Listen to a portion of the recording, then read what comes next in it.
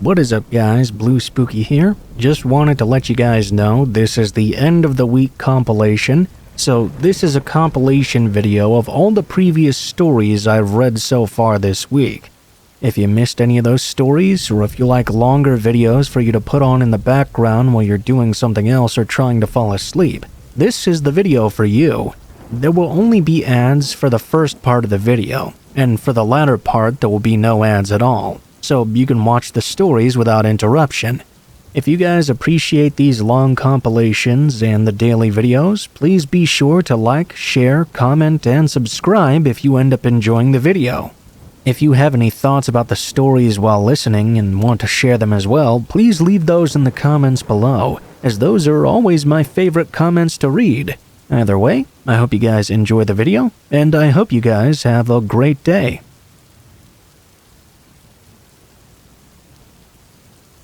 Before I tell you this story, I want to point out that I was much younger and less mature than I am now when this takes place. Since this experience, I've learned quite a lot. At the time, I was only 20 years old and had just recently moved out on my own. I was living in an apartment and had a job as well. I had saved up just enough money to buy myself a car. My budget was low, and I knew the only car I would likely be able to buy was an older vehicle with a lot of miles on it. As long as it was durable and ran well though, I really didn't care.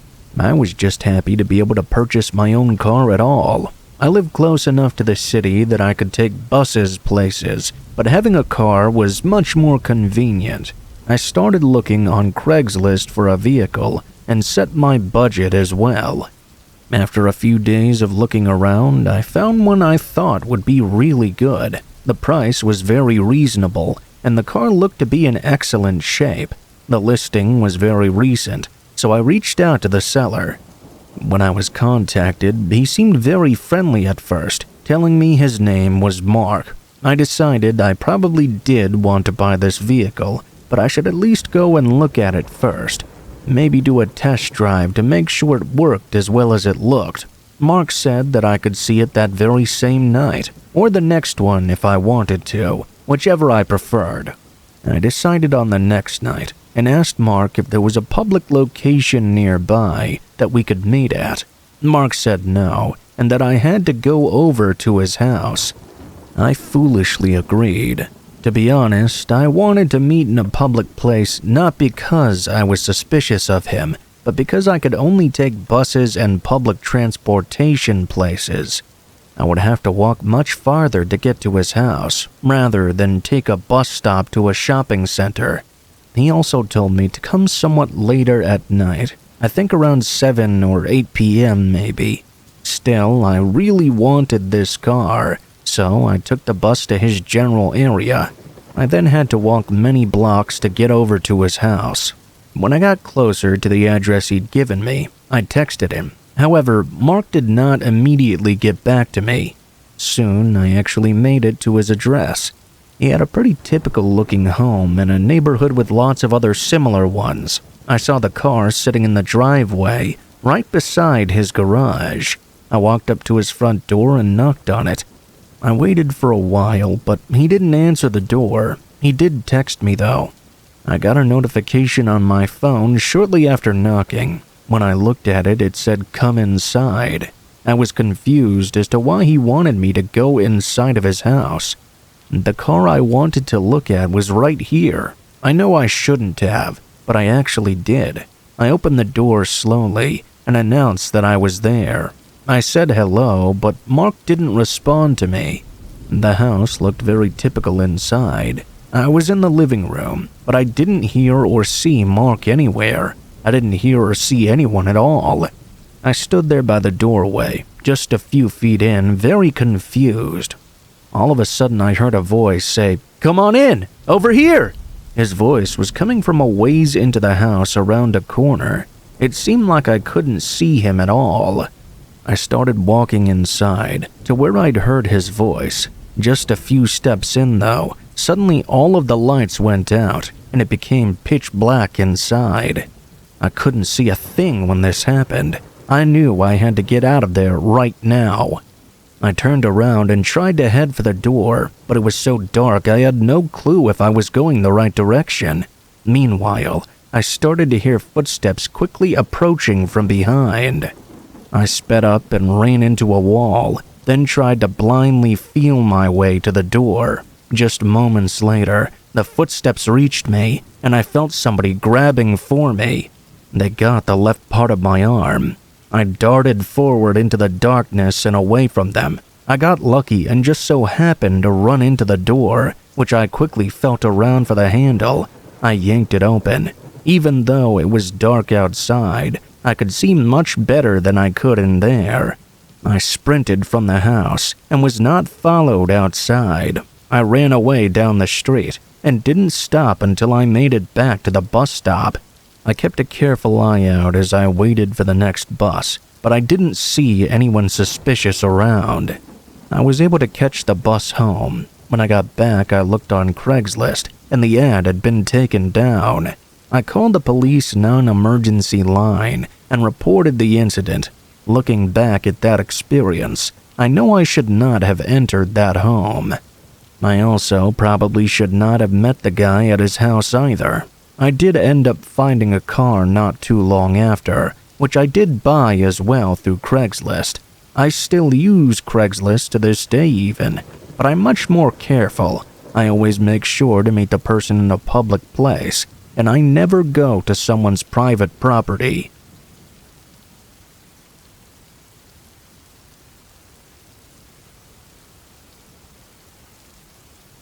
Shortly after I entered high school, my mother disappeared. After school, my dad sat me down and told me in a very serious tone about what happened. He said that my mom had been having an affair, and she had a boyfriend that none of us knew about for several years apparently. I remember that moment where I felt my heart sink. It was when my dad said she had abandoned him and I. He hung his head low after he said that, and it's a moment that my mind keeps replaying from time to time. I decided in that moment that I would make efforts to show him just how much he meant to me, to cherish him just as much as I had cherished my mother. Strange goings-on began to happen at my home after that day. I can't say all of them are unexplainable, because a house suddenly without a mother to a high school girl would certainly take some adjusting. There were some things going on for sure, though. We kept finding hair everywhere, long black hair. I had short dyed brown hair at the time, so it certainly wasn't mine, and my dad didn't have long hair either. It was weird as hell. In addition to the strange hair, we noticed that doors which we were certain we had closed would be opened, and certain things around the house went missing. My dad said he was concerned that my mom was getting in and out of the house while we were away, but I didn't know what to think. I don't know why, but my first thought was something closer to my mom is dead. I guess because of all that was happening in our home, it felt close to some sort of paranormal activity, rather than some random person breaking in. I kept thinking about it and pondering what was going on. Not many days had passed at this point, from the time that my dad had told me my mom had left. One day, something clicked with me. It was the sight of a certain pair of shoes that were right by the door. They were very sentimental and belonged to my mother. Surely, if she had just planned on running away from her family, she would have left wearing those, or at least taking them with her. So why were they still there? My mind produced a strange and frightening thought. If that's still there, and I discovered various other items belonging to her tucked away as well, then what happened to my mom? Why did she leave all these things behind? I suppose it's possible I just could have been trying to cope with the thought of her having abandoned me. But why had this all happened? I had lots of thoughts and emotions to process, and I certainly doubted my theory. My gut didn't doubt it as much as my head, though. It niggled away at me and ate away. I felt the urge to question my father further, but then I went against it. I had already lost my mother. If I got my father in trouble or pushed him away from me, then who would take care of me? I'd have no parents to protect me. I knew that my dad loved my mom, and I didn't think he would lie to me. Why would he do anything to her anyway? If I was wrong about my strange theory, then I don't know how I could ever look my dad in the eye again after accusing him of something like that. So, I carried on like normal, despite my strange gut feeling. However, all the strange goings-on at home continued. I remember waking up in the middle of the night to the sound of footsteps, and I knew they weren't my father's. I could just tell by the weight of them. I was extremely frightened. I lay there in bed, praying they didn't come to my room. I pulled the covers up and tightened them over my head, but the covers couldn't drown out the sound of footsteps approaching. Despite my best wishes, they appeared to enter my bedroom. I really hope my dad wasn't right about this actually being intruders. I heard the footsteps stop at the side of my bed and felt a presence come close to my cheek. I opened my eyes and thought I could see my mother standing by the side of my bed. Whether this was real or just a dream, the figure looked me in the eyes and said 2 words, "Get out." I was terrified. I screwed my eyes shut and turned over on my side. After a few seconds, though, I couldn't fight the urge to keep my eyes shut, so I opened them. I looked around, but the figure was gone. I asked myself if it was ever really there at all. Maybe it had just been a hallucination from stress, or maybe I was dreaming, and this was my subconscious trying to tell me something. I guess my theory about my father was really weighing on me. I couldn't live in that house, and I had to move out. I knew I wouldn't be able to tell my father why I was moving, though. On top of that, I wasn't anywhere near old enough to be living alone. I seemed to be the only one in the house who'd had such a strange encounter. My father was moving on as if nothing had happened. Ever since my mom went missing, my father had switched to working at home, doing all the chores and trying to give me the best upbringing I could have hoped for. When I sat down with him at dinner, it felt very awkward to have these doubts in my mind. I could do little more than pretend that nothing was happening. I fell asleep on the sofa one afternoon and woke up to a strange feeling in my stomach. I looked over and noticed an old school bag of mine that I hadn't touched in a while. My dad was busy cooking in the kitchen and yelled at me, asking what was wrong. I quickly replied that nothing was the matter. I just remembered I had some homework to do. He replied that dinner was almost ready, and I looked over towards the bag. I wondered why I was getting this strange feeling. I got up and went over to it. It was a bag I used to use a while ago, and hadn't touched it ever since my mom had gone away. I started digging through it, thinking maybe I was feeling nostalgic for a time when my mother was there. There was obviously nothing stored in the main compartment of the bag, but I just so happened to open up one of the side pockets and found something inside. What was in there was a small folded note. It had been folded into quarters and been stuffed right into the bottom. I unfolded it and instantly recognized the handwriting. It was a note from my mother, saying that if anything happened to her, then it was my dad's responsibility. I realized that I didn't have the capacity to deal with all this, and so I ran away. I have no idea if the eerie feelings I had in my gut or my theory was true, but I just couldn't stay there anymore. Obviously, I've not been in contact with my father since then, and I've been doing my best to make my way as I go.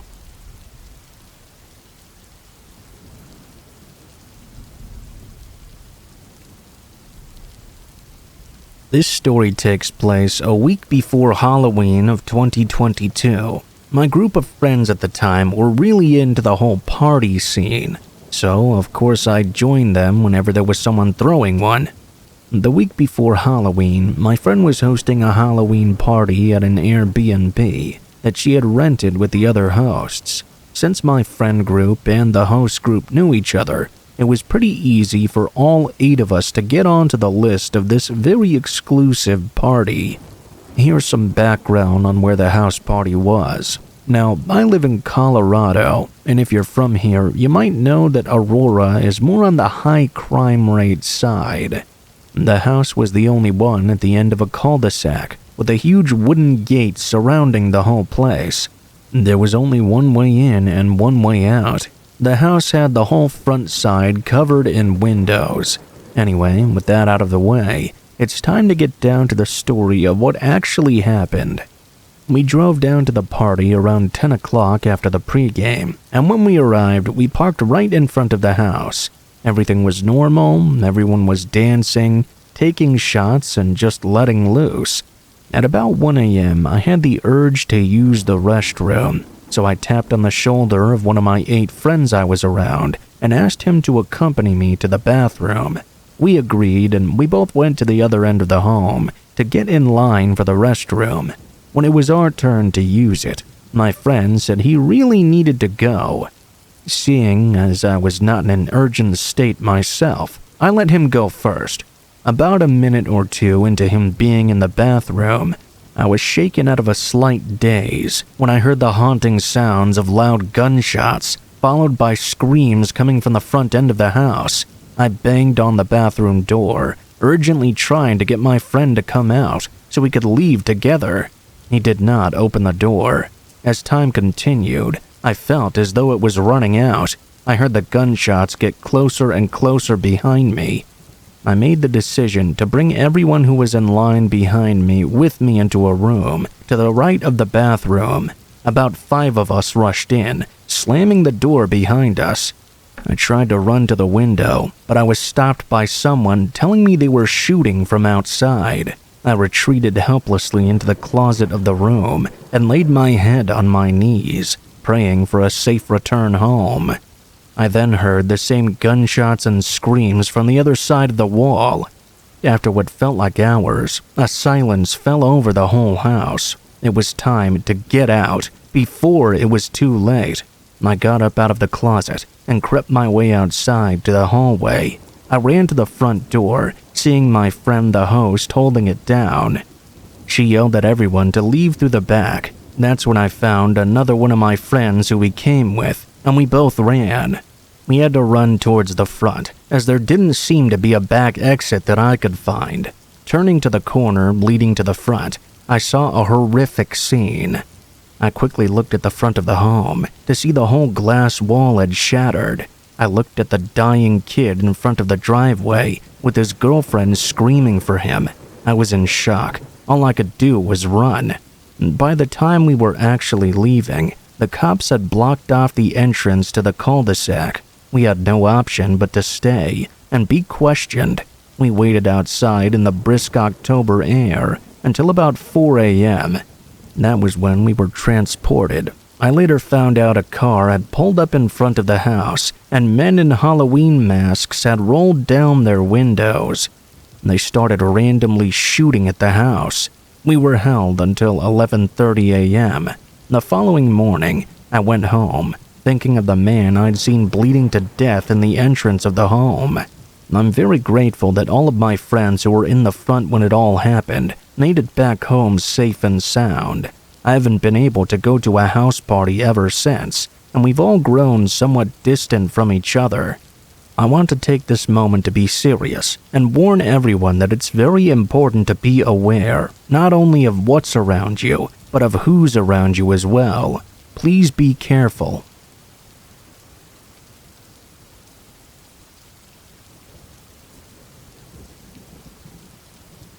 So this just happened to me today. I'm submitting this story while it's still fresh in my mind, and before I get too busy to do so. This is more of a creepy, unexplainable story than anything else. This happened this morning, around 6:30 a.m.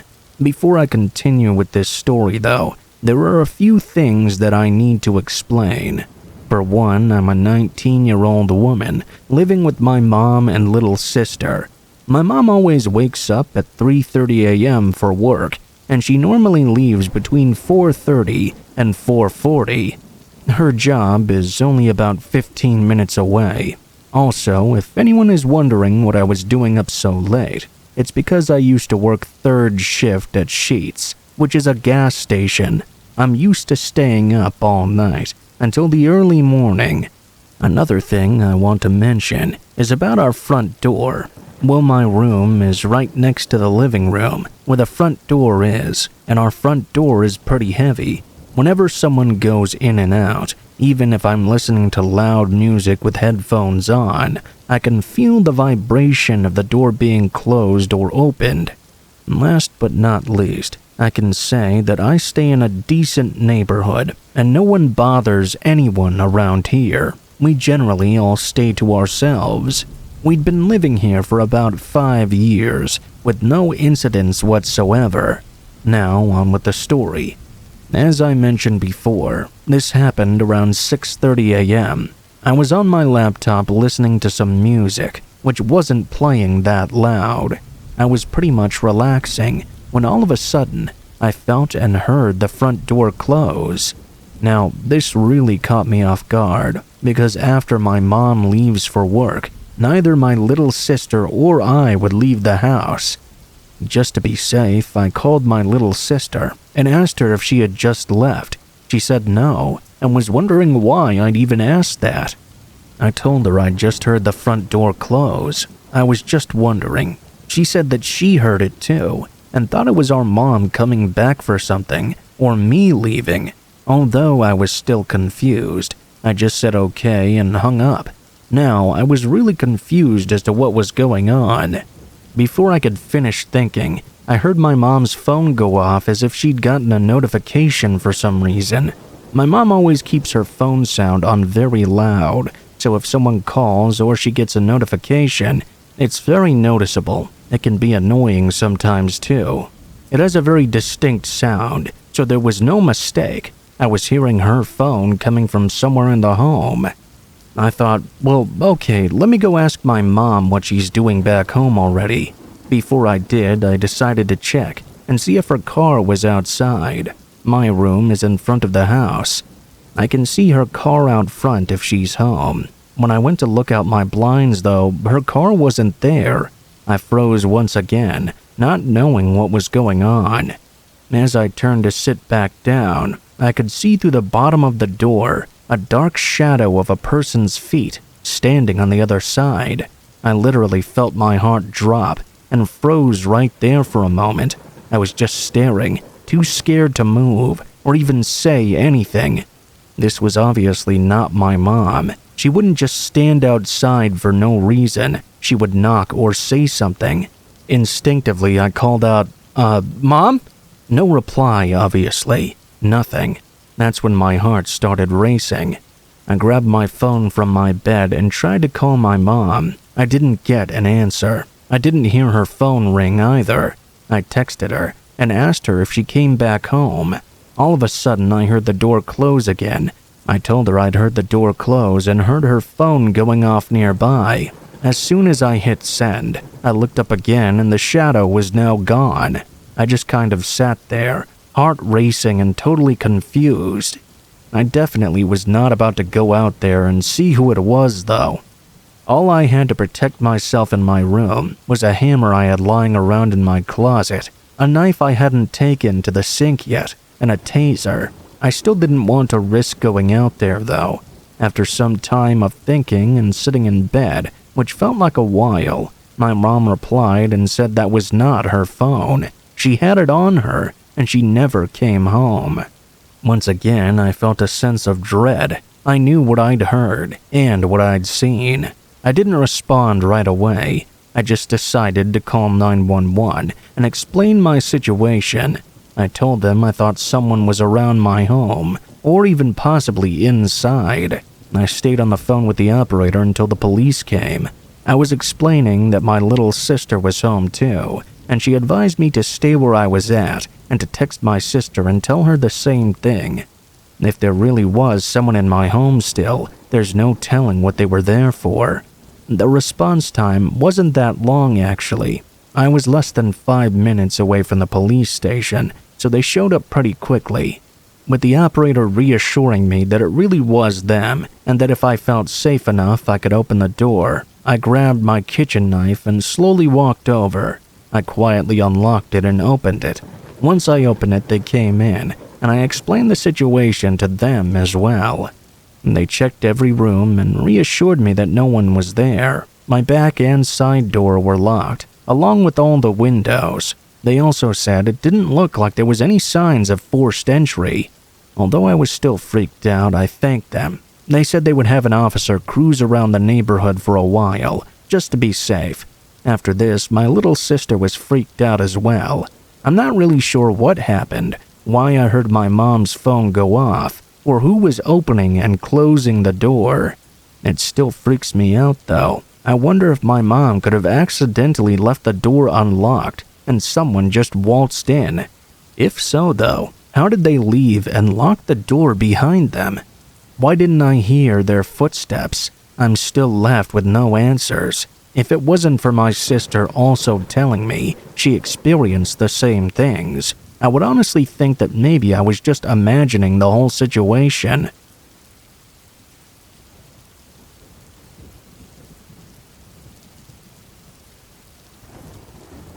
I have a job in the city. It's a major city with all the tall buildings and everything you would expect. My house is about a 20-minute drive away. I commute to and from work every day. It isn't too bad, but there often is rush hour traffic, especially on the way home. This event took place about 4 months ago. After a long day of work, I got done at about 5 p.m. or so, which is when many other people do as well. Many times I'm able to leave a little bit earlier, but on this day I didn't get to. There was rush hour traffic and many other cars on the freeway. I would take the freeway for about 10 minutes. Then the final 10 minutes of my drive would be on quieter roads. Just about 5 minutes in, things were starting to get really backed up. We were crawling along the freeway. I was in the far right lane of 4 total lanes. The one in the left was the carpool lane. We started moving a little bit, getting up to maybe 40 miles per hour. It was still slow, but faster than we had been moving up to that point. There was a little bit of open space in the lanes next to me. I saw a car come up from behind about 2 lanes over. When it got about even with me, it changed into the lane next to me without a turn signal, then kept going and cut into my lane right in front of me. I had maybe a car and a half length between the car in front of me, so I had to slam on my brakes to avoid impacting this guy. He had no turn signal on, so I hadn't even known that he was intent on turning. I honked my horn and was pretty ticked off. The guy was now right in front of me. I cooled off after a minute or so, as traffic continued to lighten up. Cars moved around a little, and the guy that cut me off went out of sight, passing by some other cars. I also switched lanes to pass a semi. After that, though, traffic started to slow down again and get very congested. Just a couple of minutes later, I saw the same car who'd cut me off again. He had gotten stuck behind a semi-truck, and there were a line of cars passing him by. That was in the lane I was. I noticed a bit of a gap between myself and the car in front of me, so I sped up, not wanting to let him in. I remembered how he'd screwed me before. He started trying to move over in front of me, but couldn't get by. I passed him and he got in line behind me. Unfortunately, the person behind me was nice and let him slip in. As soon as traffic lightened up a little more, we got moving again. The guy swerved around me. It was borderline reckless driving.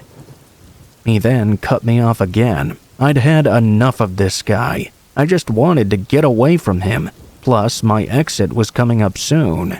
I switched lanes to the right. I saw the guy slow down.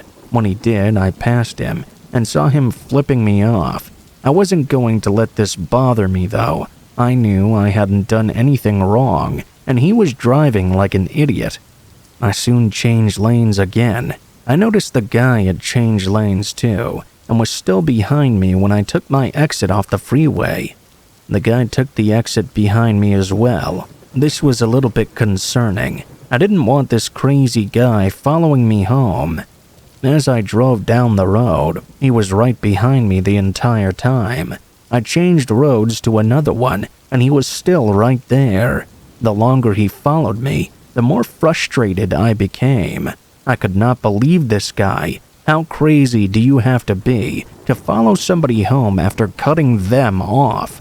When I got to my street, I wanted to confront him and give him a piece of my mind.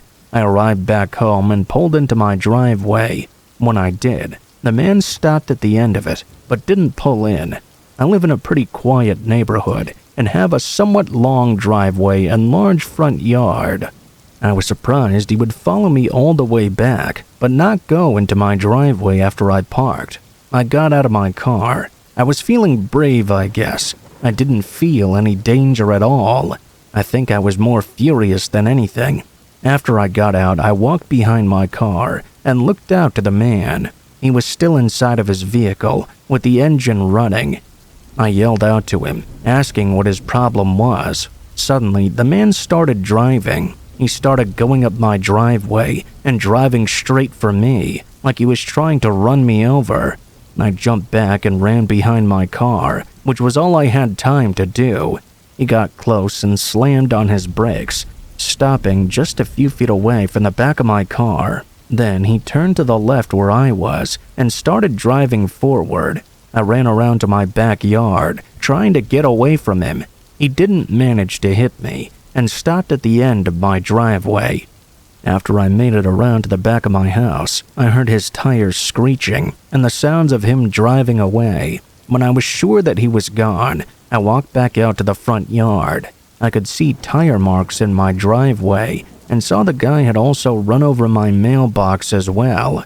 Other than that, everything was fine. Of course, I called the police and reported him. Unfortunately, in the midst of all of this, I didn't remember his license plate number. Since that experience, I feel I've become more of a defensive driver. Luckily, I haven't had any more problems with people on the road. I also haven't seen that guy since then.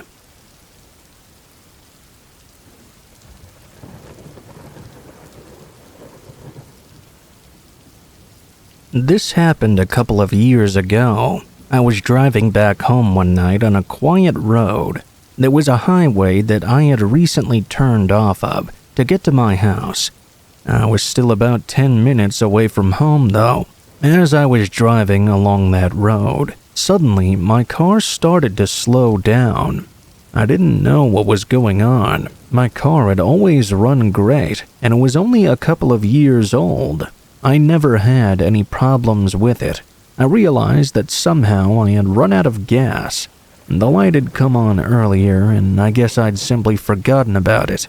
My car came to a stop, and I felt really stupid about making such an obvious mistake. My first thought was to call a friend and ask them to grab me some gas. When I took out my phone, though, I wasn't getting a signal in this area. It wasn't that big of a surprise. I tried and tried for 10 minutes, but it just wouldn't work. It was pretty late at night, too, almost midnight or so. Even if I could get my phone to work now, my friends were probably already asleep. I knew the area really well and knew there was a gas station just about a mile away. It would be a 20-minute walk on foot, but the weather was nice, so I decided to go walk and grab some gas, then bring it back to my car. It really wasn't all that big of a deal. I got out of my vehicle and luckily had a small gas container in the back. It was empty, but I kept it in my car mainly to buy gas for my lawnmower. After getting out of my car, I started to walk along the side of the road. Now, the roads were very quiet. Since my car had run out of gas, maybe one or two other vehicles had passed me by. I hadn't even really noticed. The road did not have a sidewalk or anything, so I was just walking a few feet off the shoulder. The grass surrounding the roads on both sides was somewhat dense. There were woods as well. I remember that when I got a ways up from my car, I heard a car starting to come down the road behind me. It was coming from the opposite direction, back where my car was.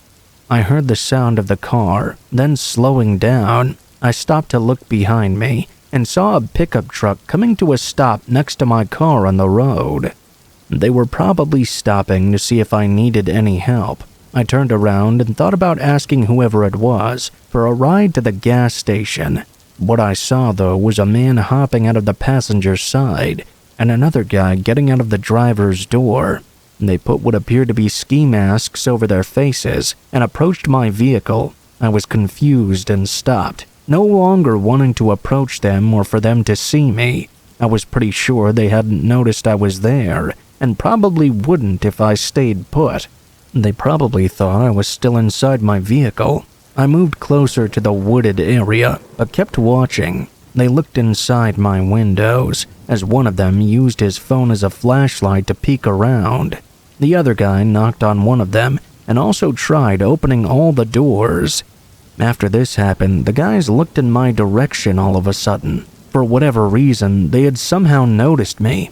Right after, one of the guys began walking over to me, and the other walked back over to their truck. As I saw this, I turned to keep walking to the gas station. I heard the sound of one of the men begin running, and I looked back to see the first guy now sprinting. The other guy was inside of the truck and began driving toward me. I had no other choice but to go off into the woods. I darted to the right and went into the forest like a deer. I just started running like crazy. It was really thick. There were all kinds of trees and bushes and branches. I heard the first guy enter the woods a ways back from me. I kept running though, not knowing where these woods led or anything. After 2 minutes straight of running as fast as I could through the woods, I reached the other side. I saw a house with a massive yard. I kept running and no longer heard the guy behind me. When I made it closer to the home, I ran behind it and hid. There I caught my breath and tried to figure out what I was going to do. At this hour, I didn't want to knock on the front door of the home. I didn't think they would answer. I waited for several minutes, then carefully headed back down their driveway to the street. It was a really long driveway. Eventually, I did get back to the street I'd been walking on. The men and the truck were nowhere to be seen. I continued with my walk to the gas station, but walked extremely close to the edge of the woods.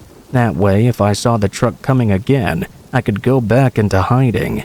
In fact, I did hear a car coming not long after I started walking again. I jumped into the woods and hid, and waited for it to pass by. Because of this, I couldn't tell if it was the truck or not. I have no way of knowing if it actually was. I wasn't going to take any chances, though. Eventually, I did make it to the gas station. Then I walked back to my car and filled up my tank with what I'd bought. I made it home after a very memorable night. Looking back, I don't know what those men wanted or who they were. I'm really glad I got away from them, though.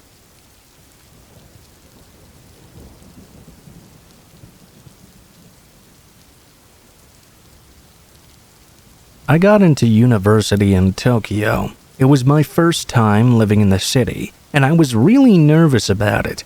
I thought I would have a hard time adjusting to life there. I didn't realize that my problems had nothing to do with living in the city, though. This happened when I was living alone. I had an apartment rental on the first floor of an apartment block. I can't lie, it was pretty horrible. It was cramped and dirty and not nice at all. I had just enough room for a bed and a desk. I remember there being only 1 or 2 electrical outlets as well. I had to get loads of extension cords to even get the setup I wanted. You need a lot of electricity. I had no idea how much. Wi-Fi routers, chargers, cooking appliances, it all adds up. I loved being online back then, and the first thing I got sorted was the internet connection. I spent many a night surfing the net in that apartment. It was on one of those nights fairly early into the tenancy of that room that I found a weird link online. I came across it on a bulletin board, and the enticing title made me click on it. It was something as simple and dumb as, "This video is crazy, check it out." I knew that message board had good or funny content, so I thought I would find something interesting if I clicked it. I wasn't ready for what I witnessed, though. The content of the video began to play. It was extremely brutal. It seemed to be footage of some sort of gang attack. A foreign gang from what I could tell. I couldn't make out any of the words being said, but I understood the screams of pain and saw the sharp and pointy weapons the gang wielded. They went at one guy with a machete and turned him into sashimi. It was horrible. There was blood and severed limbs. The worst part, though, was the disturbing screams of horror and pain. It was heart-wrenching and psychologically damaging. I only watched for a second or two before I shut it off. I turned my whole computer off and wanted nothing more to do with the internet that night. Nothing else happened, and I felt a little disturbed and shocked, but that was pretty much it. If the story ended there, then I'd have nothing more to say. The next day, though, something else happened. My laptop had been working perfectly fine until I watched that horrible video. Suddenly, it wasn't working anymore. It wouldn't turn on at all. My first thought was, oh great, I must have got a virus from that horrible link as well. I guessed it might have also been a malfunction of some kind. I wasn't sure. I phoned up customer support, but they were of course of no help. I remember testing the USB ports to see if it would at least charge my phone or not. Nothing worked. Did something trip the breaker, I wondered? Maybe there was a power outage in our building. I looked all over, but couldn't find a good enough reason as to why my laptop was no longer working. I don't know what exactly happened, but no word of a lie at all, every electronic item I tried to connect to that outlet that was plugged in when I watched that horrible video suddenly no longer worked anymore. The computer, the plugs, the charger, they were all broken now, and no matter what I tried, they were not repairable. They were all dead. It may sound weird, but I thought on occasion that something that video did had something to do with why my electronics became permanently damaged. I don't care if it sounds stupid, and I'm not a spiritual person, but sometimes I wonder if the resentment and hate of that victim in the video for what happened to them might have carried some grudge for those who watched it. I know maybe that doesn't make the most sense, but that's all I got as a theory. I don't understand otherwise why everything would just stop working all of a sudden.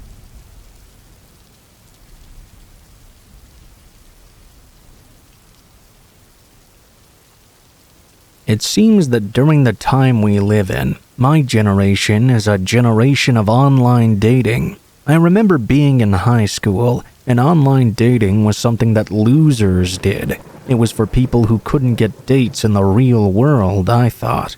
When I was in college, though, not only was that previous statement incorrect, but it was now the primary way my generation met people for dates and various other activities. I was even a frequent user myself by my mid-20s. My favorite one to use was Tinder, obviously. I just found that most of the time on the app, I found people that were into going out, grabbing a drink, and hanging out. One of my more unique stories on meeting people from Tinder was the night I met Felicia. That chick was awesome. We started messaging earlier in the day and agreed to hit up one of the bars near her house that night. We met up and started vibing right away. As the night progressed, I saw her mood and expression instantly change, getting to the point where I couldn't ignore it anymore. I asked her if she was all right, and she said in a whisper that I could barely even hear, "You see that guy with the Yankees hat across the bar? That's my ex's best friend. He's been staring over here for the last hour." My ex, well, he's not a good guy. I'm sure he probably texted him. I'm just nervous about him being here. I didn't care about her ex at all. I've dealt with crazy exes before, and I reassured her that it was okay. I could take care of myself. She gave me a half smile and asked if we could leave. Of course I agreed, and we decided we could go back to my place for the night. On our way out the door, her ex's friend confronted us, not even acknowledging my existence. He looked right at Felicia and started yelling, "What, you can't say hi to me? You leaving already? Well, that's crazy. Why don't you just come back in and buy me a drink, huh?" She said no thank you, and he started begging like a child. Before she could answer, I stepped in front, extended my hand, and introduced myself. He looked right past me at Felicia, laughed, and said, "Really?" Then walked away laughing. Ordinarily, that would make me quite mad, but I didn't let it bother me. I could see how much the interaction was worrying her. We went back to my place and nothing crazy happened. We actually played Mario Party on the Nintendo Switch and had a couple more drinks. We fell asleep together cuddling, and when we woke up, we were both happy and agreed to see each other again. I watched the happiness disappear from her face, though, when she looked down at her phone. She had a message from a friend of hers that was at the bar that night. Apparently not long after we left, her ex had showed up. She started to apologize to me again and told me she understood if I didn't want to see her anymore because of his craziness. I reassured her I was not scared of him. We went on a few more dates and never went back to that bar. Specifically, the rest of our dates had been to outdoor places, like parks and beaches. She started staying over at my house a few nights a week. I was really starting to fall for this girl, and I believe she was falling for me as well. I remember asking her if she wanted to stay at her place one night. She said something along the lines of she had too many roommates or something, and we wouldn't have any privacy. Worked for me because I'd rather stay home anyway.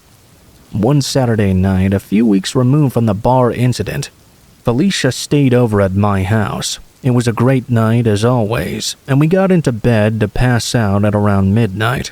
I'm not sure how much longer it was, but I woke up to Felicia screaming on the phone.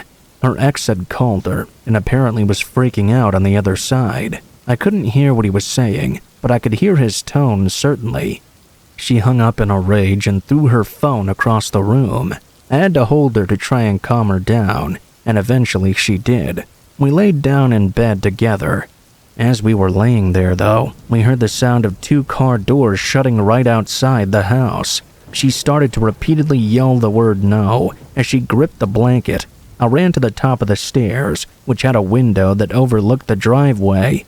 I could see a large man in a Yankees hat and another large man with a short buzzed haircut. As they got closer, I could clearly tell the one guy was the guy from the bar.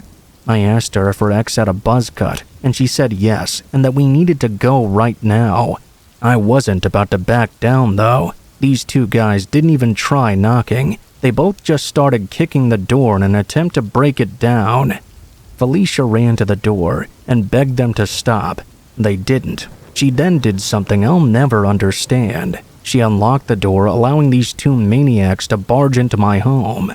Once I saw them run inside, I hid in the closet. I'm a strong guy, but I'm not about to win a fight against 2 dudes bigger than me. Her ex started freaking out, instantly demanding I show myself.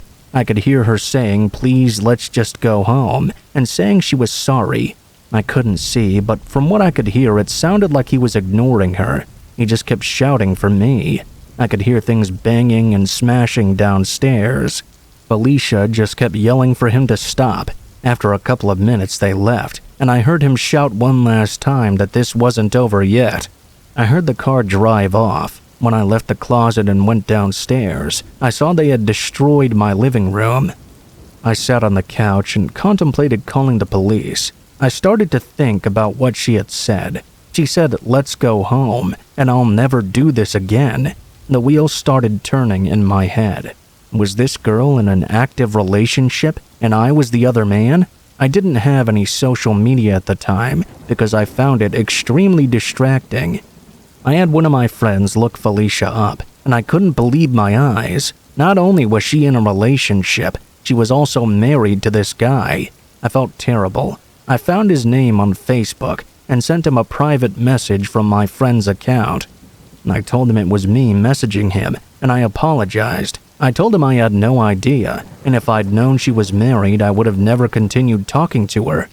Believe it or not, the guy actually was pretty calm and accepted my apology. He also apologized for breaking into my home and agreed to pay for any damage to it. I agreed to never talk to Felicia again. Not that I wanted to anyway. I blocked her number. I don't even know if she tried to reach out to me again. I definitely think the dude overreacted, but I'll be honest, I do get it. When something like that happens to you, it makes you do some wild things. Someone told me that he saw them out together recently, so maybe they did fix up their marriage. It's just crazy to me. So many signs were right in front of my face, and I was completely blind to them. Apparently, he worked overnights, which is why she spent so many nights with me. She did an excellent job of convincing me this guy was her ex, but my advice out there to anyone using Tinder, or really any dating service, is to be careful.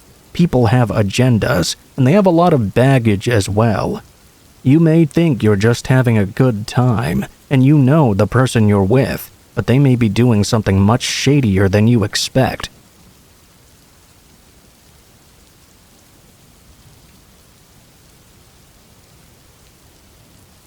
By 2022, I'd had my fair share of Tinder dates, some great ones and some I'd rather never think about again.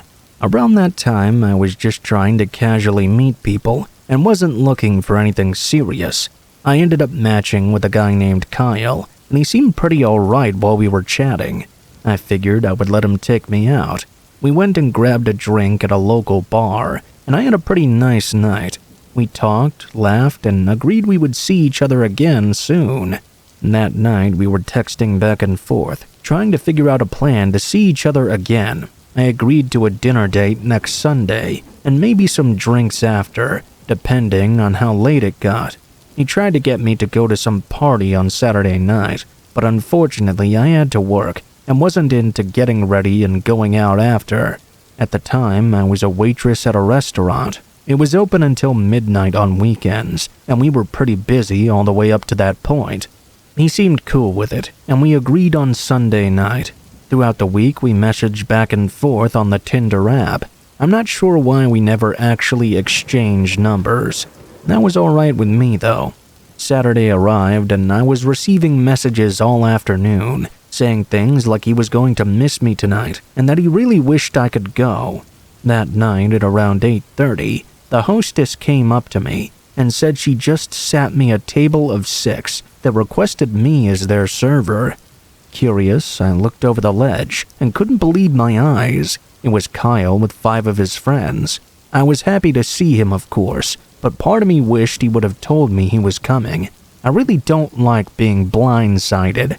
I did appreciate the effort, though.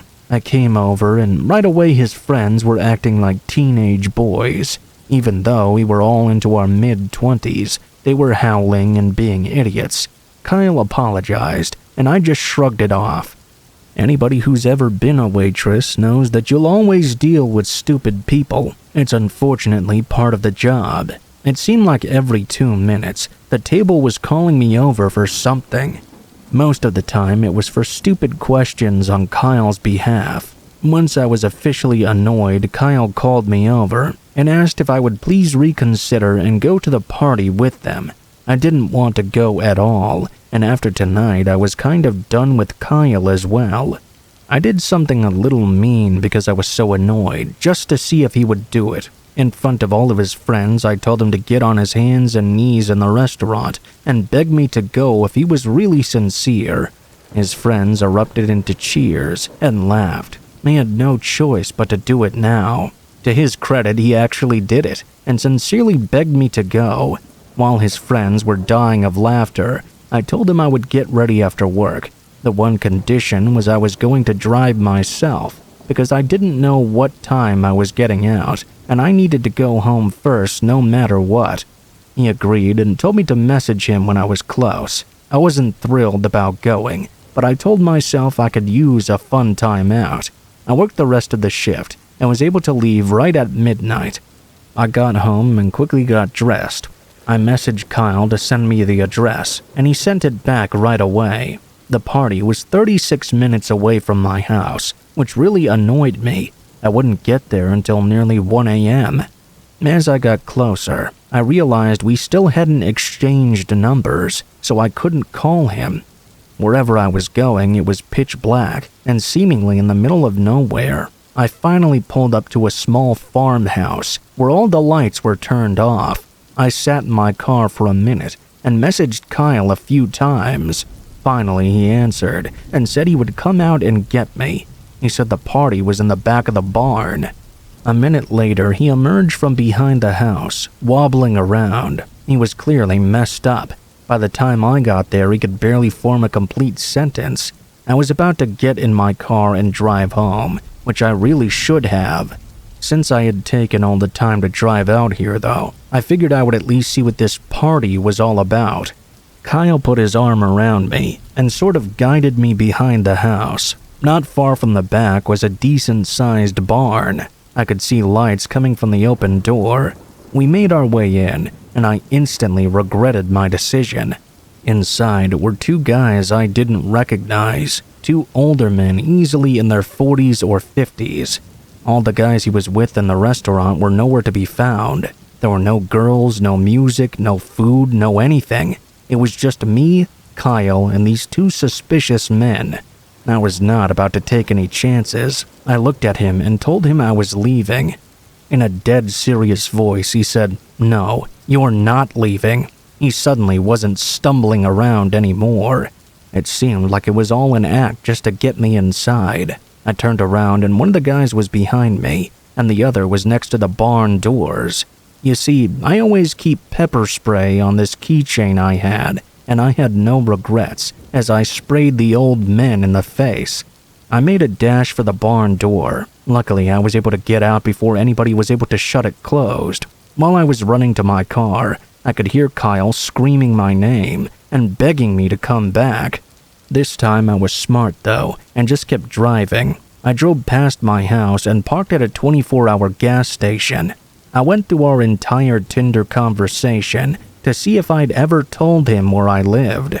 Thankfully, I'd never shared that information. I didn't go home that night. Instead, I drove to my parents' house and crashed there on the couch. The next day, I told my parents about what had happened, and we alerted the authorities just to see if there was anything that could be done. The Tinder account had been deactivated, and since I never had a phone number or anything, I couldn't give the police any information. Since nothing physically happened to me, they didn't seem all too interested. I guess they did check out that farm, but they found nothing suspicious other than an elderly man who lived there. To this day, I've never seen Kyle or any of his friends again. I don't know what was going to happen, and I don't know if anything even would have happened. I often go back to that night mentally and try to see if I was misremembering anything.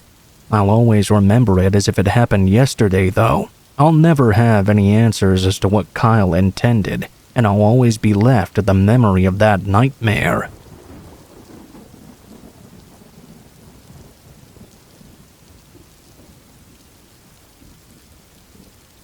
When I was about 11, we moved to this really old pre-war house. My room was in the attic. Great at first because it was really big. Each night I laid down, my eyes were drawn to the opposite corner of the room. I would just stare at the wall and become really freaked out for some reason. It took me a couple of weeks to tell anyone because nothing had really happened to me. One night I tried to explain to my dad what was wrong. He walked over to the wall and knocked on it to show there was nothing weird about it at all. Well, needless to say, he was very surprised when one of his bangs sounded very different. It sounded like it was just board instead of brick. He investigated and found a small square board, papered over and flush with the wall around it. We pulled it off and pulled out some debris as well.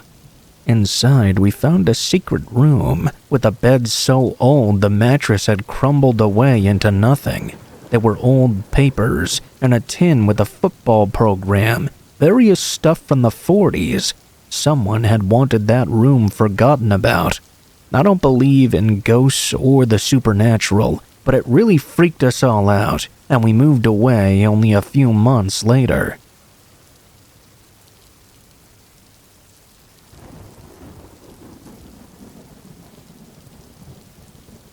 A couple of years ago when I was in college, something scary happened to me as I was playing video games. Many nights, if I didn't have homework, or even if I did have homework for that matter, I would play video games in my room. I lived in a small house with one other roommate that we rented together. The house was older and somewhat run down. There were 2 bedrooms and a bathroom upstairs, and a living room and kitchen downstairs. That was basically it. I met my roommate Kevin in the dorms the previous year. We lived across the hall from each other and also had a couple of classes together. We became pretty good friends, and it worked out well for us to rent the house together. I remember that semester, we also had a class together as well. Other than that, our schedules were a bit different though. We would be gone at different times of day sometimes, and with school, it could get pretty busy on the schedule. One night, after a long day of classes and homework, I decided to unwind and play some Call of Duty. The time was about 9 p.m. or so, and it was dark outside. I had been locked away in a room for at least the past 3 hours, trying to get my assignment done. Thankfully, I had been able to finish it. I put on my headset and started gaming.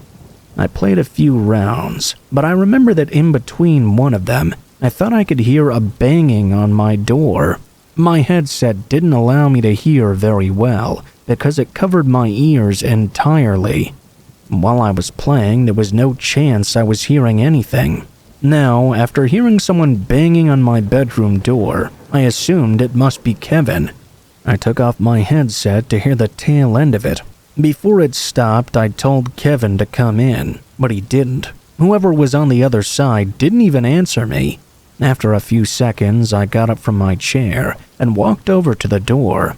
When I opened it, I did not see Kevin out in the hallway. Actually, no one was there at all.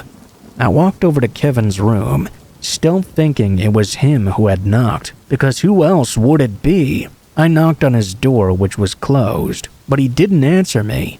I thought about just walking into his room, but decided that might not be the best idea. Maybe he had gone downstairs or something. I walked downstairs and checked all around the house, but Kevin was nowhere to be seen. I figured he must be in his room. I went back to my bedroom and sat down at my chair to continue playing the game. I played Call of Duty for the next 30 minutes or so. I was right in the middle of a round when for some reason I thought I saw something out of the corner of my eye. My TV and gaming chair that I was sitting on were in the right corner of my room. Directly to the left on the other side was the bedroom door. It seemed to be moving. Of course, I couldn't hear anything due to my headset being on. I looked over and saw my bedroom door slowly opening. It was extremely slow and deliberate, and it really creeped me out. Outside of my room, it was pitch black because all the lights were off. We often kept them off to save on the electricity bill. I could just barely see the part of someone for just a second before they moved away. My door was now open 3 or 4 inches. It had been completely closed before. I got the chills from seeing this. I was hoping it was just Kevin, but I had a bad feeling it was not him. I picked up my phone and sent Kevin a message asking him if he was home. He responded almost instantly, saying he was at the school gym working out. My creeped out feeling got 10 times worse. Somebody was in our home, and I didn't know who or why. My mind started racing. I was afraid the person inside might be dangerous. I couldn't bring myself to leave my room. It seemed like a big risk to me. I had no kinds of weapons or anything. I told Kevin about the situation, and he said that I should leave if I could. I was on the 2nd floor, though, so that was going to be difficult. After several minutes of sitting in my chair and thinking of what to do, I got up and carefully closed the door again. It was just then that I could hear the sound of somebody walking around downstairs in our home. Whoever this was, they were now in the kitchen area. I walked back over to my chair and sat down.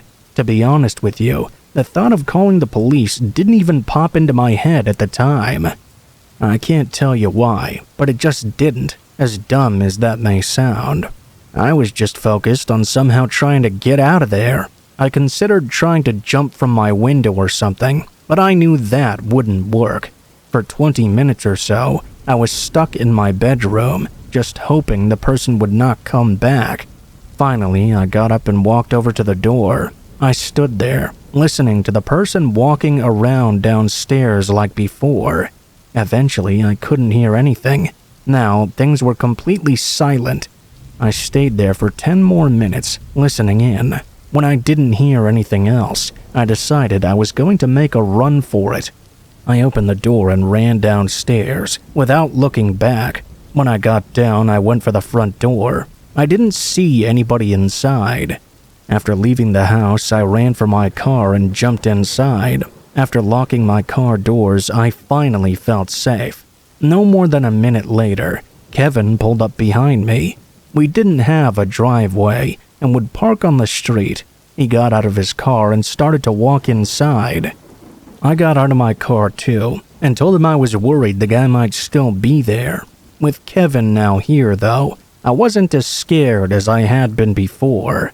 Now I wasn't alone. I decided to go into the house with him. When we both opened the door, we yelled that whoever was inside needed to leave. There was only silence. Slowly, one by one, we turned on each light in the home and searched every room. The place was not very big, so it didn't take long. Soon, we found that whoever had been inside was already gone.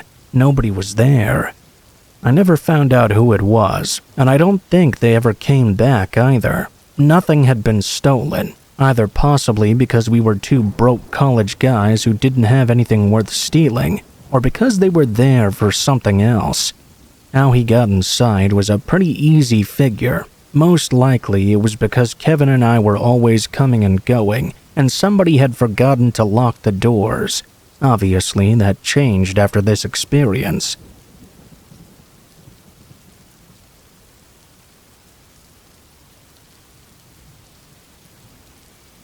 This is one I heard happen to a friend of a friend. I don't know if that makes it an urban legend or what, but I thought I would share it here because it's really spooky.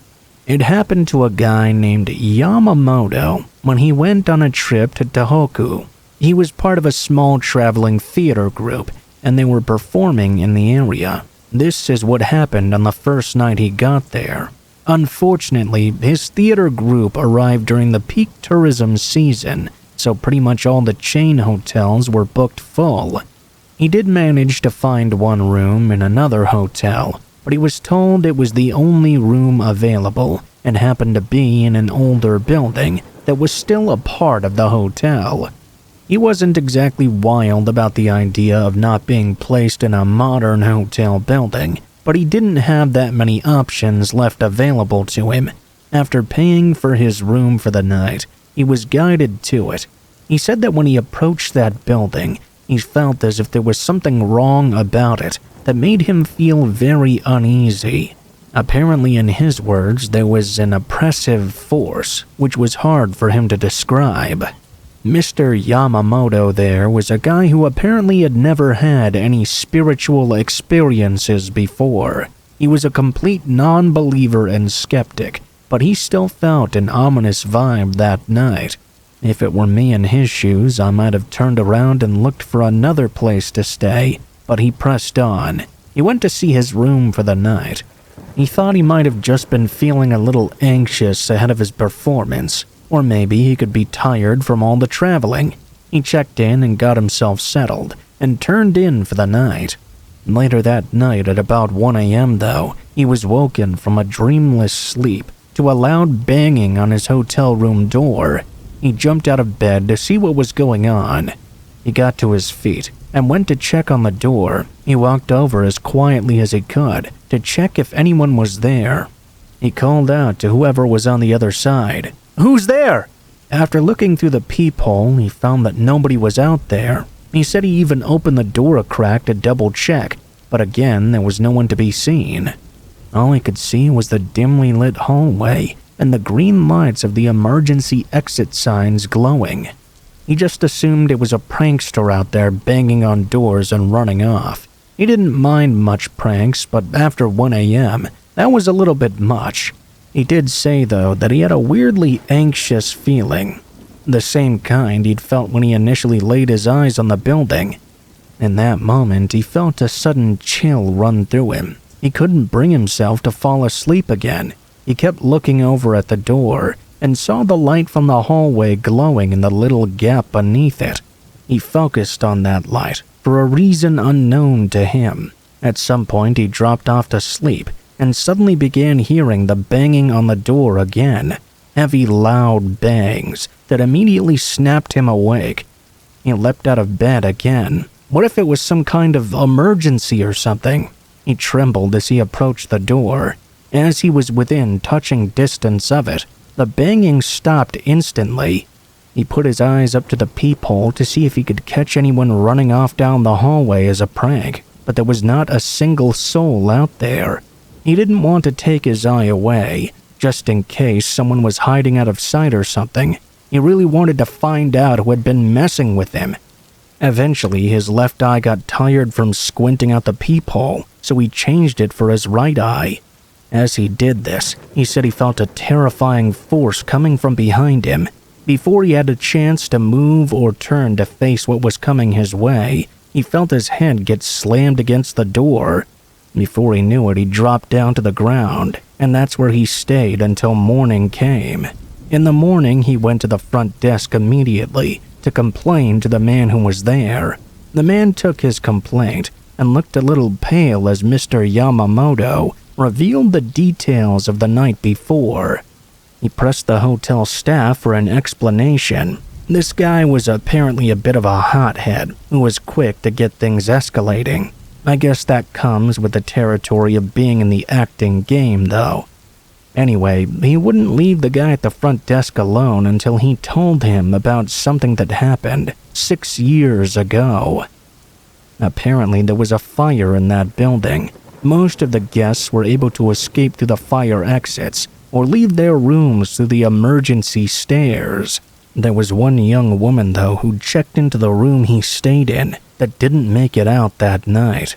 The fire alarms were blaring in each room and the halls, but for some reason she managed to sleep through them. When she finally woke up and realized that something was wrong, her room was filling with smoke, seeping in through the crack beneath the door. As she crawled to the door to escape, she found she had locked it and put the chain on from the night before. It was too hot for her to touch, and in the end she passed out due to a lack of oxygen. That made Mr. Yamamoto feel pale and really sent shivers coursing through his body. That didn't scare him as much as what he realized a couple of moments later, though. As he thought back on it, he realized the banging sound he had heard had not been coming from outside his room. It had been coming from the inside. He suspects it was likely the residual energy of that young woman's spirit, desperately trying to escape her hotel room even in the afterlife. How sad.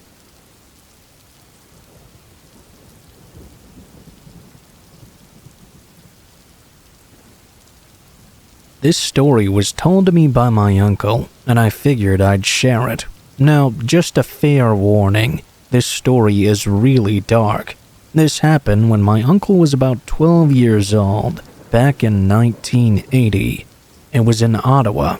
My dad and aunt were all little kids at the time, and had been living in the house my grandfather had built about 5 years prior.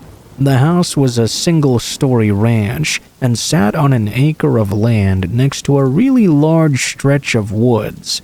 It was a warm summer evening, at about 10 p.m. or so. My uncle and dad were in their bedroom, with the windows open since it was so warm. Suddenly, they were awoken by the sound of distant screaming coming from the woods. My uncle and dad shot up from their beds and ran to go tell my grandfather. He got up, and my grandmother, aunt, uncle, and dad all followed him outside to the front porch. He used a flashlight and shined it out toward the woods. It was really dark, and he couldn't see anything. That is, except for a very faint orange glow deep in the distance. He went back inside and used the phone in the kitchen. He called some of his buddies to come over. Like a scene right out of a horror movie, 18 minutes later, 2 pickup trucks full of guys with shotguns then arrived. My grandfather made my grandmother, my uncle, dad, and aunt wait inside the house while they all went to investigate the woods.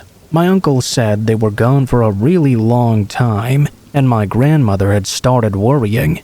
At about 1 a.m., the guys finally returned, but they were all really pale and wouldn't say much about what they had seen. When my grandmother asked about what happened, my grandfather made the kids go back to bed. He took her to the garage on the other side of the house to talk to her. He didn't tell my uncle what happened until years later, and it's no wonder that he didn't want to. When they went into the woods after walking deep inside, they found an abandoned campsite with a smoldering fire. There were beer cans and moonshine everywhere. On a nearby tree was a terrifying sight. A naked black man, beaten and hung with a noose, with a KKK flag stitched to his chest. There's more, of course, but I'm going to leave that out. It was truly graphic and disgusting. My grandfather said it was the most horrifying thing he'd ever seen. They immediately turned around and left. He went back in daylight a few days later, but the body had been buried, with another KKK flag being used as the marker. Now, you're probably hoping some sick people were arrested and justice was brought to the family of this person, but unfortunately no. My grandfather never called the sheriff about this. Unfortunately, the Monroe County sheriffs are extremely corrupt, and some of them are even KKK members themselves. Some still are to this day. The sheriff is even part of a well-known biker gang, so no report was ever made. It would have just gotten thrown out, and probably would have put a huge target on the back of my grandfather, as well as his buddies. You won't find the story online, because it was never reported. A lot of people probably don't want this out there, but I just had to share it, so there's some record of it. Just please don't go investigating this in person. It might really piss off some people in those parts. If you ask any of the locals that lived there for a really long time though, they'll tell you those woods were a well-known hangout for the KKK back in the day. I'm just really glad that time is now over.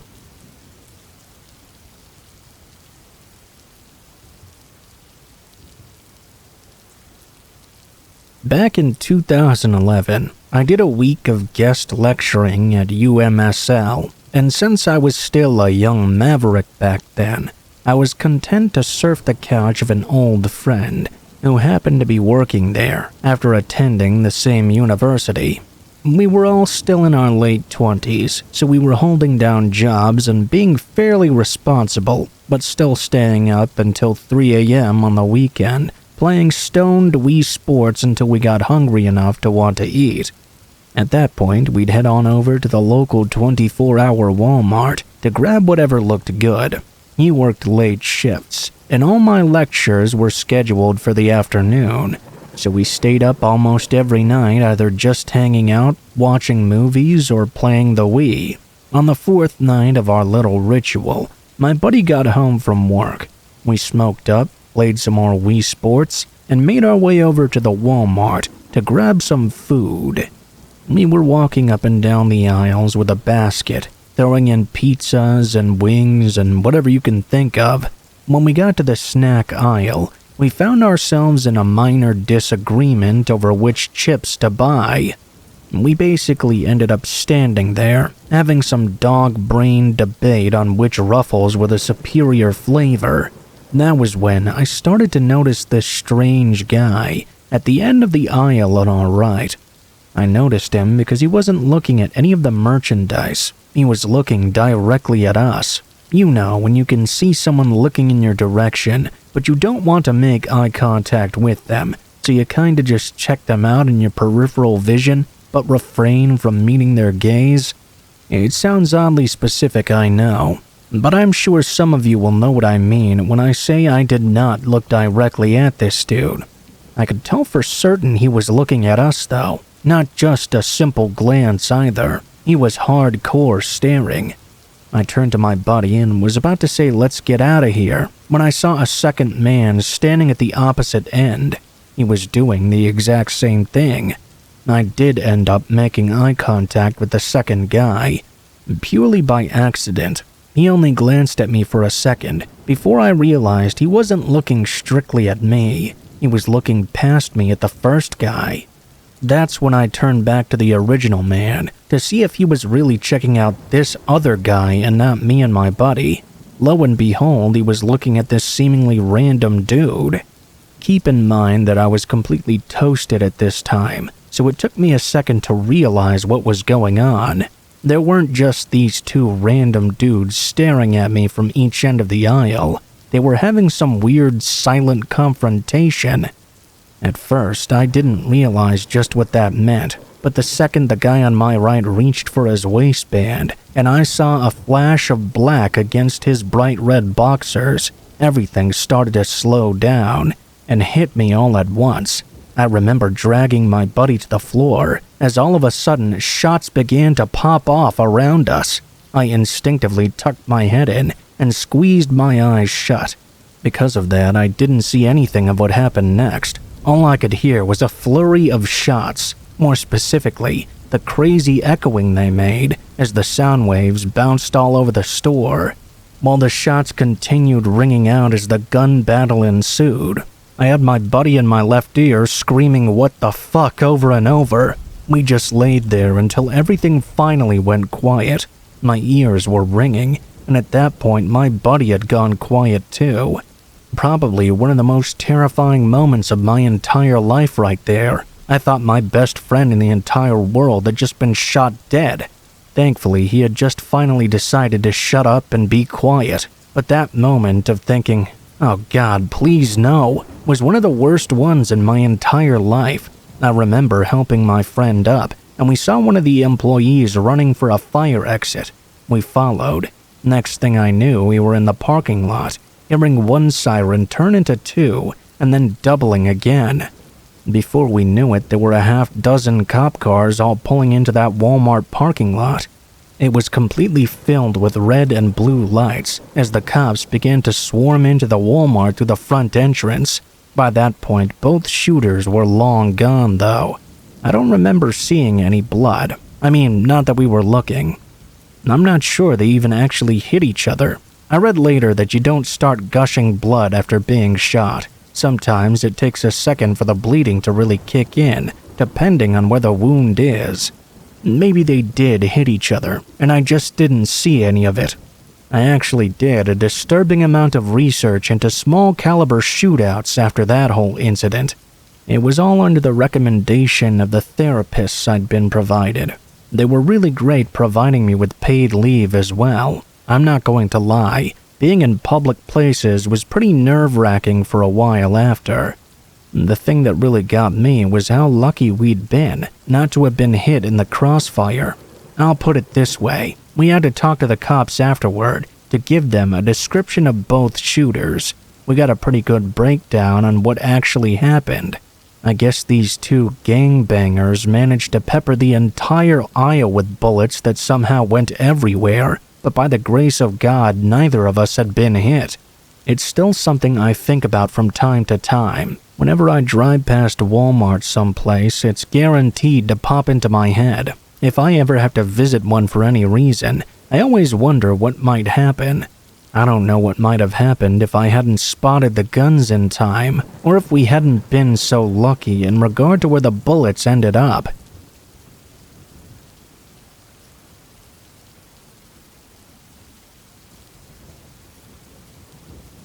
I go to Target all the time. It's the main place where I do most of my shopping.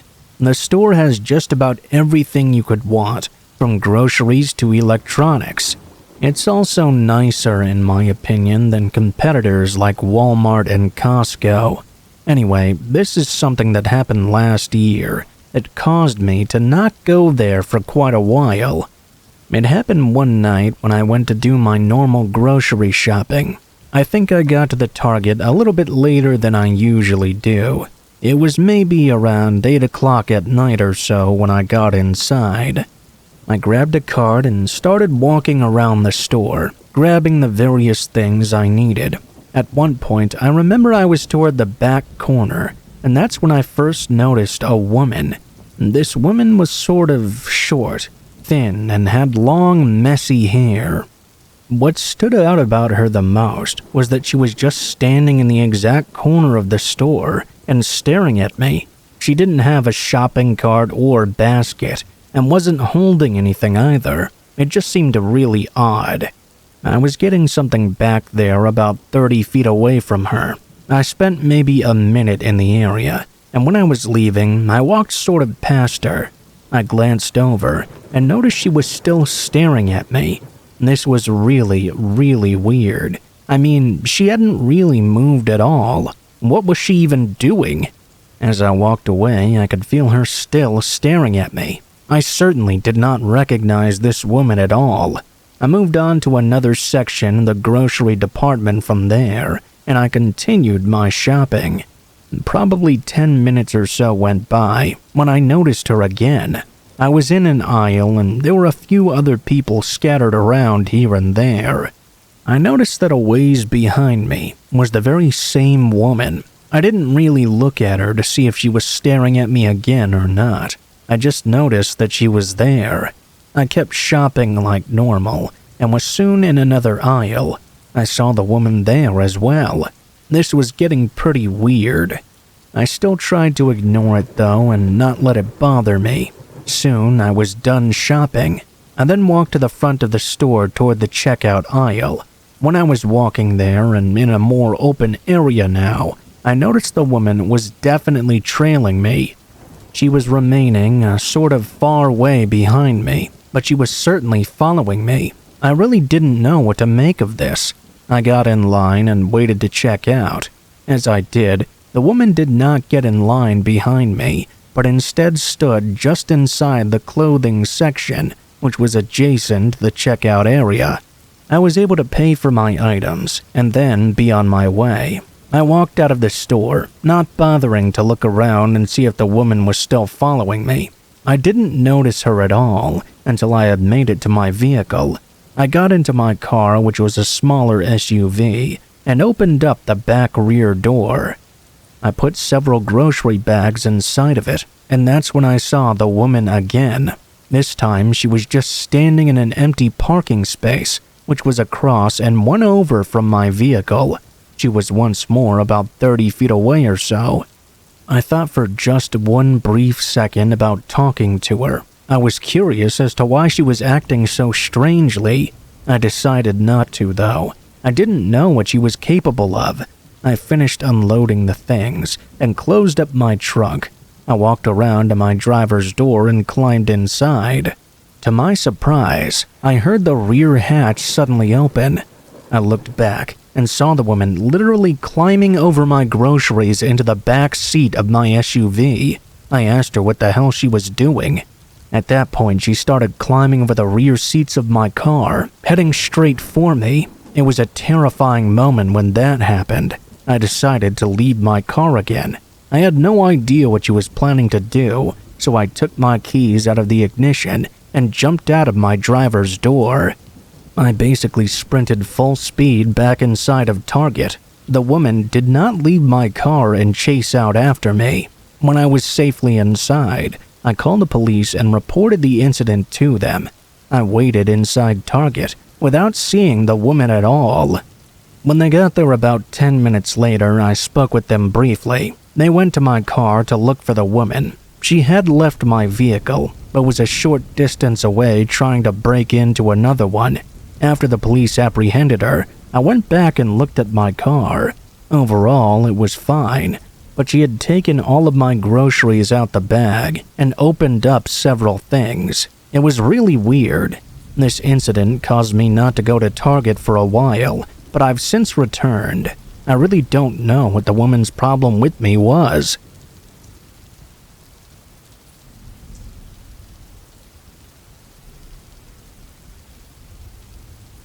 I had a really strange experience during high school. It's so strange that I don't think anyone I've told actually believes me. They just kind of nod and listen along, but I can assure you, it's 100% true.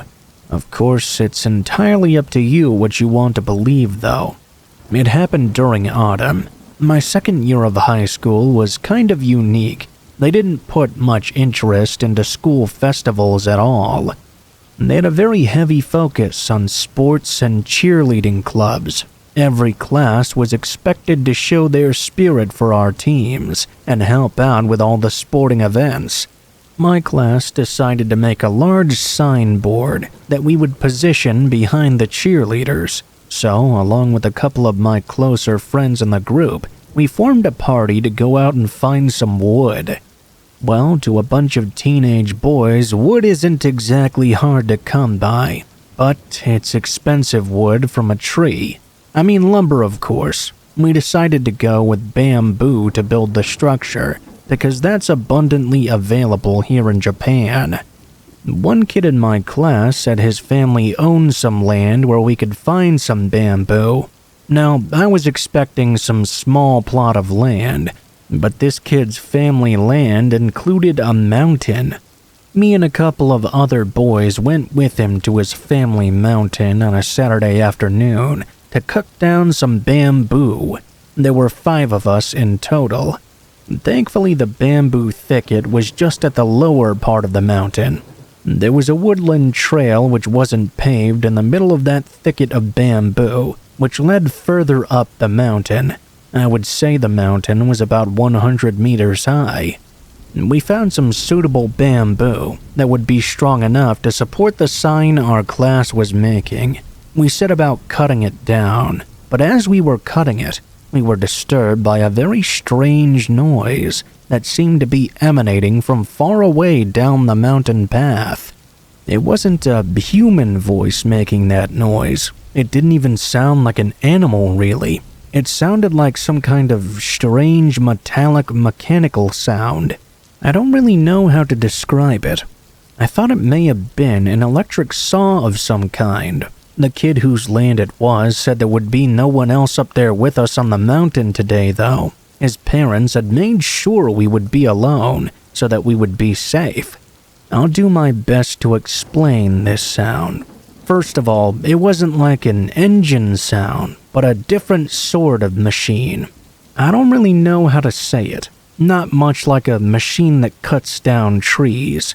More like a machine that uses gears to move things back and forth or something. I don't know. It wasn't the kind of machinery you'd expect to hear in the mountains.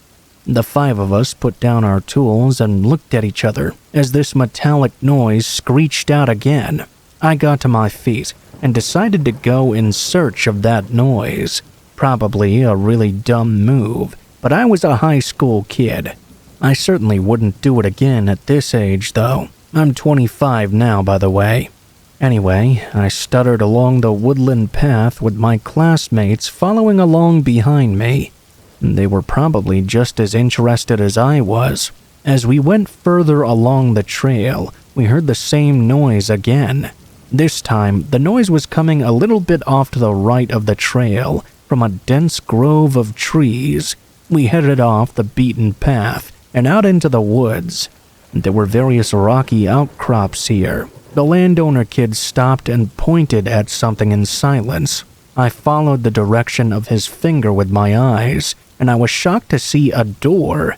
There was a door attached to one of these rocky outcroppings. I couldn't believe what I was seeing. It was like someone had built a secret base out here, but this couldn't just be the work of some kids or some homeless person.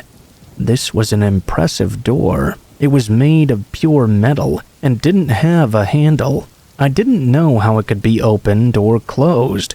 This strange door in the middle of the woods was a hell of a sight, especially when that metal was the only non-natural thing in the vicinity, the only man-made thing out here. The door was actually partly open, and we could see darkness spilling out of it. I couldn't make out what was in there, but it looked like some kind of large passageway. I turned to the landowner kid. "Hey, what's with this door here? I have no clue. I had no idea this was here." He took a couple of steps closer and kept saying over and over he had no clue what this was. He turned back to us. "Hey, why don't we look inside?" As soon as he said that, all I could think of was how horrible it would be if the door suddenly closed when we were all inside. We would be trapped in there. We needed to take measures of precaution, so I suggested we find a big rock or something to wedge the door open. Only 3 of us wanted to go in out of the 5. The others were too scared. We found a rock big enough to hold the door open, and I asked the other 2 to stand on guard for us and yell if something happened. With the rock in place, the 3 of us headed in. My heart was beating in my chest. I was filled with a mix of excitement and fear. It was pitch black inside, made it difficult to see what was directly in front of us. Since us 3 were secret smokers, we all whipped out our Zippo lighters. I headed the expedition into the tunnel, with my 2 other friends to my left and right, making a sort of triangle formation. I touched the walls of the passage at one point, and they felt like they were made of rock, like the mountain had been carved out. It was very clear to me this was not a natural occurrence in nature. This passageway had been created by some kind of machinery. It was wide enough for a couple people to pass through. It was making me a little claustrophobic. The fear began to outweigh the excitement. I'd say we'd gone about 10 meters into the passageway, when at that point it opened up into a wider area. There was nothing in this room area though, no signs of life, just an empty space. We couldn't see where the wall ended. We talked about it briefly with one another, and were considering whether to keep exploring or head back out. Our friends outside made up our minds for us. Their voices echoed into the passageway as they shouted for us to come back. They sounded panicked and frightened, and were really worked up. They were screaming themselves hoarse. Something had seriously scared them, and thus scared us 3. Panic came like a wave and washed over us. We all freaked out and ran for it. We needed to get out of that passageway. We hurried back toward the doorway. To our utter disbelief, the door was moving on its own. The rock alone wasn't enough to hold the door open. The 2 others were holding it back best as they could, but it seemed too strong even for them. We sprinted to the exit, and I saw they were losing their battle with the door. I was at the back on the way out, since I had been the first in. I watched as the first kid I was with got out and joined the others in holding the door open. The second kid helped when he got out as well. If they hadn't done that with their quick thinking, I would have likely been trapped in that passageway. I made it out just in the nick of time, as the door closed behind me. As everyone let go, I moved away from the door. It made that mechanical sound we had heard earlier. The rock we had wedged it open with cracked and rolled down the passageway into the dark before the door slammed shut. It was clear to us now that the sound we'd heard before was the door opening and closing.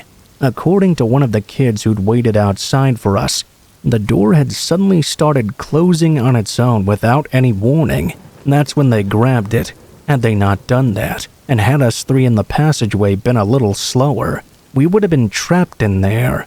I couldn't help but imagine the image of a Venus flytrap. When that realization came to me, we tried to calm ourselves down. It was getting a little dark out now, so we made plans to go back and investigate the following day.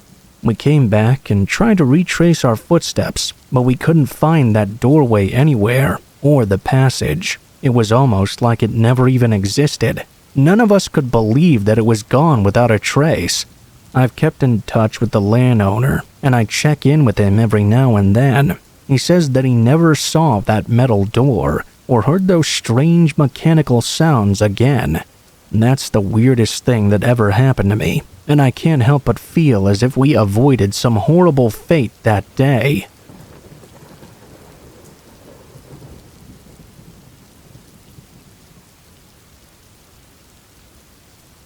Before I begin this story, I just want to say in advance to all those that are supportive through this post that I greatly appreciate it. I do not condone violence, and I do not support sending your kid to school with guns, although I'm glad my dad didn't see it that way at the time. For those of you who don't believe me, I don't blame you. Everyone lies on the internet, and it's always good to be a skeptic. It's been 15 years, and it's definitely brought back some more emotions than I've been wanting to admit. I grew up in a DC suburb. We rarely have crime, and when we do, it's typically a crime of abundance. Kids getting busted with coke, drunk driving, graffiti to look cool. You get the picture. I always considered it a super safe place until my life changed in an instant. My parents are immigrants, and I'm first gen. I speak the language of my parents' fatherland, and both my parents are naturalized citizens. Essentially, my family did everything to fit into America, and they were able to achieve economic success in their own right.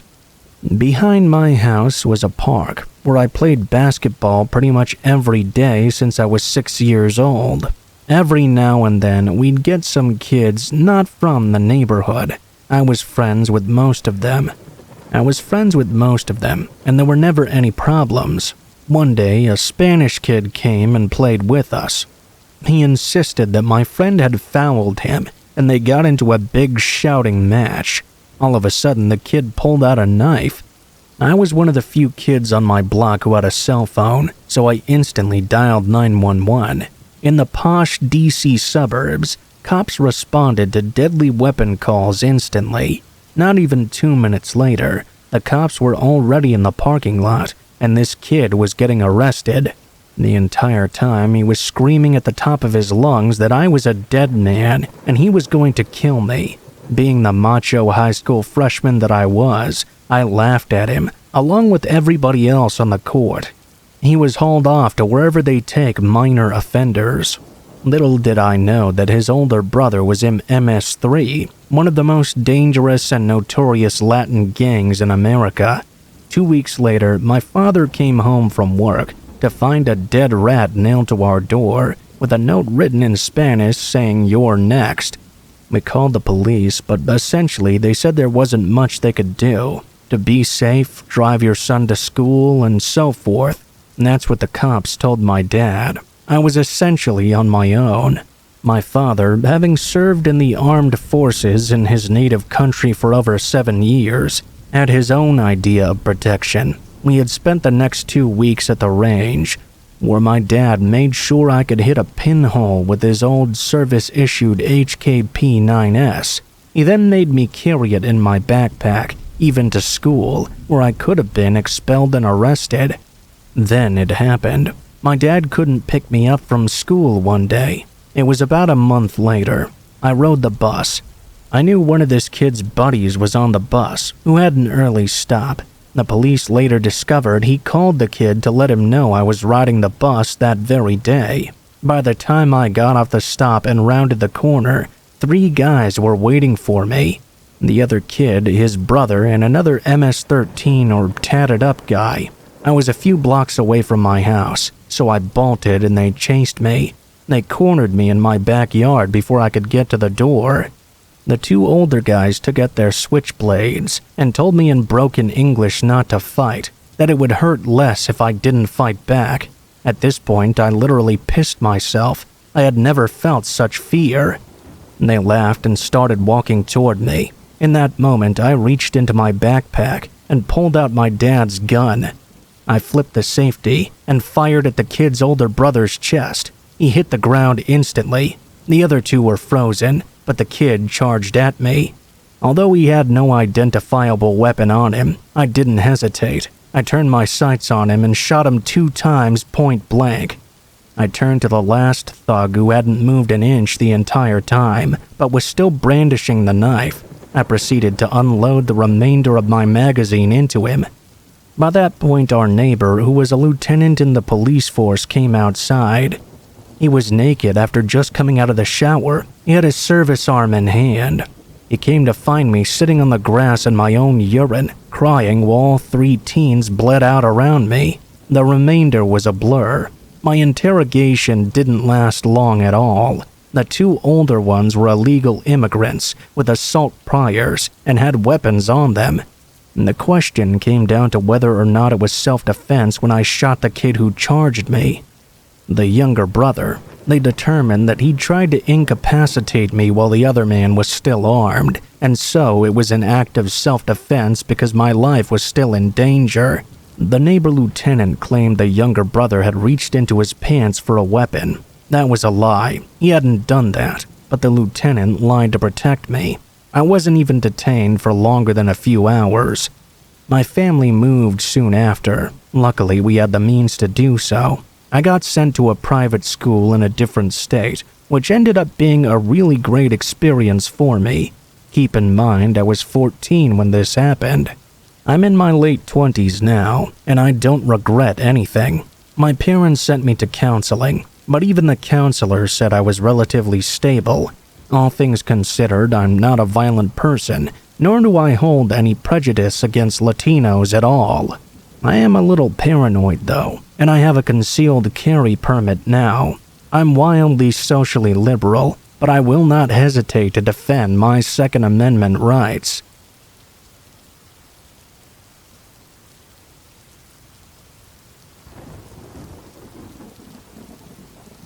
At the time of the story, I was 21 and living in a major Midwestern city near the university there.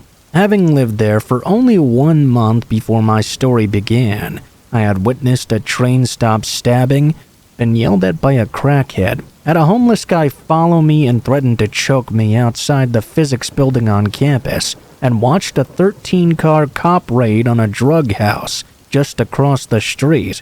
The area around the university was known for being rough and had a notoriously high rate of crime. We would get a few texts a week from the campus police saying things like there had been a robbery or a break-in, an assault, a stalking, an attempted kidnapping, etc. I always ignored these texts, thinking foolishly that I would never be a victim. I was smart enough to stay out of trouble, not go out alone late at night, and all of those cliches. I seriously regret that behavior now, and to anyone listening to this, please never think you're 100% safe, no matter your level of preparedness. Always do your best to stay observant and be careful. The first incident wasn't too unusual. I was just a block or two away from my apartment building. It was in the early evening. It was still light outside. I was walking my dog Sesame, a cute Shiba Inu who looks like a fluffy, goofy puppy and has never been frightening or particularly protective in his life. As I was heading back home, I passed a small parking lot, and in it was a large van. I could see a man in his early 60s, sitting in the driver's seat smoking a cigarette. He stared at me as I passed by, and actually leaned out of his car and called out to me, "Hey, you there! That's a cute dog. What's its name?" I should mention this isn't even my first story like this. I have a pretty intense fear of strangers, and actually struggle with PTSD from other incidents in my life. Being pretty wary, I decided to ignore him and just walked faster. I heard a car door shut behind me and turned around to see that he'd gotten out of his van and was making his way toward me. He called out to me again, "Hey, baby, I just want to see your dog. Come back here." His phrasing pissed me off. I gripped my dog's leash and started to speed walk away from him. I was starting to feel nervous. My heart was beginning to pound, but I kept telling myself over and over that I was overreacting. It was just my paranoia acting up. There was nothing to worry about. Boy, was I wrong. I managed to turn the corner and was about to cross the final park before getting to my apartment. And my fear over the van guy. I wasn't paying as much attention as I usually do to what's in front of me. I looked back over my shoulder, and the guy had stopped following me. He was standing in the middle of the sidewalk with a big creepy grin on his face. I whirled back around, with my eyes glued to the building. I only needed to walk another half a block, and I'd be home then. I was going to get away from him and his creepy van. Just when I thought I was safe, though, a group of 5 or 6 men emerged from the side of the park I wasn't watching. They were all tall and intimidating in stature, and all of them were laughing and looking right at me. Out of the corner of my eye, the van guy started moving toward me as well. I remember he was whistling. I again picked up my pace and desperately searched for my keys in my pockets as I hurried to the door. A group of men then veered toward me, partially cutting me off. In all my stupid politeness, I stopped. They grinned at me with sick, perverted smiles, obviously checking me out, looking up and down my body. It made me feel sick. I tried not to panic and inched closer to my apartment. "Hey, what's your name? Where you going? What's your Snapchat? Is this your apartment? Can we come over?" They all barraged me with questions, one after another. I tried to refuse them. I saw the van guy come and join their group, leering at me while I inched away. They moved closer, and one of them reached out for me, his fingers actually touching my arm. I leapt back, trying not to start crying. All of a sudden, Sesame lunged at them with his teeth bared and a horrifying snarl ripping from his throat. Every bit of his cute Shiba personality was completely gone, and he looked like he wanted to tear these guys' throats out. It startled them enough that I was able to turn around and sprint the final distance to my building, locking the door behind me. I fell to the floor inside, hugging Sesame. The entire front of my building, however, was made of glass, and to my horror and disbelief, the group of men came and stood in front of the windows, grinning at me, laughing and making kissing faces and lewd gestures. The apartment manager came out and called the cops on them, but they ran away. I made it back home and scrubbed myself in the shower, crying and shaking with fear. Sesame got a special dinner that night, and I kept telling myself they just wanted to mess with me. I was never in any real danger. Stupid of me, I know. About a month later, when I finally managed to be able to walk outside my apartment without severe anxiety, I actually planned on moving a bit further away from campus. I was still going to be in the sketchy neighborhood, but the thought of those men knowing where I lived kept me up at night. My apartment actually hired a security guard to be there 24/7 after someone had broken into the building, smashed all the windows, destroyed some of the furniture, and stolen a bunch of bikes. Of course, my bike had gotten stolen as well. Anyway, I was heading home from class. It was a beautiful day, and I felt pretty happy for once. I put my earbuds in on the last few blocks before I got home. After a block or so, I started to feel like someone was watching me, though. My palms started sweating, and I glanced behind me, trying not to look obvious. A tall man was 20 feet behind me, staring straight at my head. I snapped my head back around and ripped out my earbuds. No, I thought. It can't be one of them. I was just jumping to conclusions, giving my anxiety disorder and paranoia fuel. There was something familiar about him, though. My heart started racing, as I hoped to God the others weren't waiting for me around the corner of my building, ready to ambush me. I walked faster, wishing Sesame was with me. I was too afraid to look back at the man as I fumbled with my keys and wrenched the door open as hard as I could. This turned out to be a crucial mistake. I ran to the elevator, trying to breathe a sigh of relief, but when I looked back, I saw with absolute horror that the man had managed to catch the door and had thrown it wide open. He was slowly coming into the building with me. He paused, standing away from me but close enough that I could hear his ragged breath and the smell of alcohol coming off him. My heart was thudding in my chest now. I struggled to think clearly. The apartment manager was already home for the day, and I was completely alone in the lobby. There were no other doors out of that room, and the stranger was blocking my way. The security guard, who was supposed to be keeping an eye on the building, was nowhere to be seen.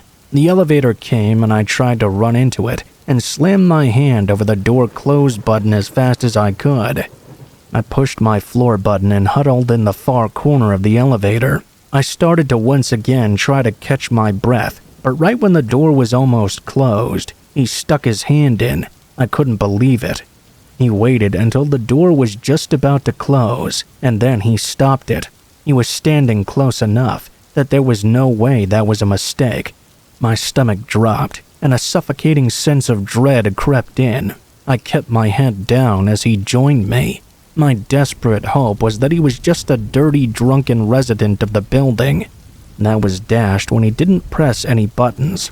I don't know why I didn't run out of the elevator or try to leave the building again. I was paralyzed with fear, and all I could do was watch as the door closed and sealed my fate. The elevator was filled with a stench of alcohol. If I wasn't so terrified, I may have gagged. It was nauseating. I couldn't look at him. I couldn't even move. I screamed at myself in my head to press the wrong button and try to escape him, but I was petrified. He leaned over me, and I heard him breathe in deeply and quietly sigh. I felt tears well up in my eyes. The seconds it took to reach the top floor where I lived felt like hours. I saw no way I could escape this drunk guy who was smelling me. In the reflection of the elevator walls, I could make out his disgusting smile. He was staring directly at me, his hands in his pockets, clearly holding on to something. I'm not religious, but I prayed I could make it to my door in time. I realized he probably was not going to attack me in the elevator. There was a large camera in the ceiling. I looked up at it, feeling tears spill out of my eyes. As I did so, I hoped that whoever saw the tape later would eventually identify this man. The worst part of this all was that I've trained in martial arts and self-defense since I was about 8 years old. I thought myself as braver and stronger than I was acting. I should know what to do. I should be strong enough to do it. But no matter how many times I had disarmed, thrown, or choked out attackers in the studio, nothing prepares you for the dread of a real-life situation. As the elevator reached my floor, I managed to snap out of my stupor long enough to dash out the door and run to my apartment unit. I nearly missed the keyhole, but threw the door open. I was nearly through when my backpack snagged on the handle of the door. I heard the man running over, a little bit of a chuckle building in his throat as he watched me panic and struggle to get free. Eventually, I gave up and shoved my arms through the straps, abandoning my backpack. As I did so, the man suddenly reached out for me. I was able to slam the door shut and deadbolt it. The gust of the air from the door slamming brought his disgusting smell in with me. I looked through the peephole. There he was, staring right at it, pressing his forehead against the door. His mouth was in a furious scowl. He swore at me and ripped my backpack off the handle of the door. He slammed it to the ground. I winced as I heard my laptop thud. I was still too terrified to say anything. I grabbed the knife I kept by my door, ready in my hand if he tried anything further.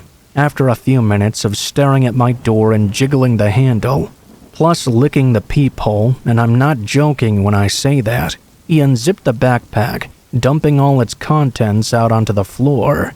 He picked up my bag and began sniffing it, leering at the peephole as he did so, like he knew I was still watching him.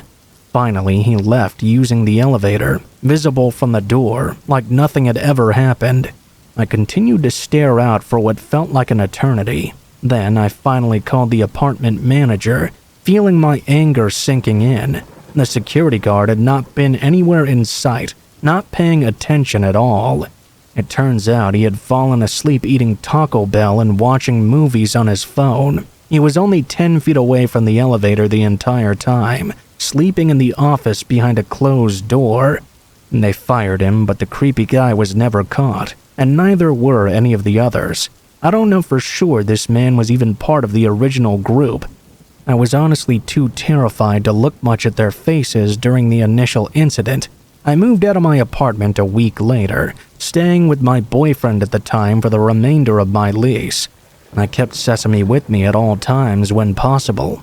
A few more things happened while I lived in that city, from having to call in a gunfight outside my new apartment window to having to pick up my friend who was being followed by a van.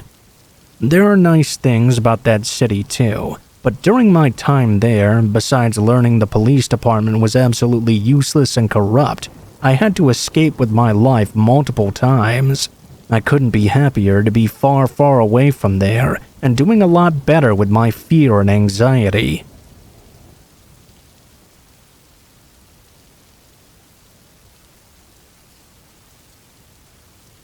About a year ago, when I became single for the first time in years, I was very reluctant to get back into the dating scene.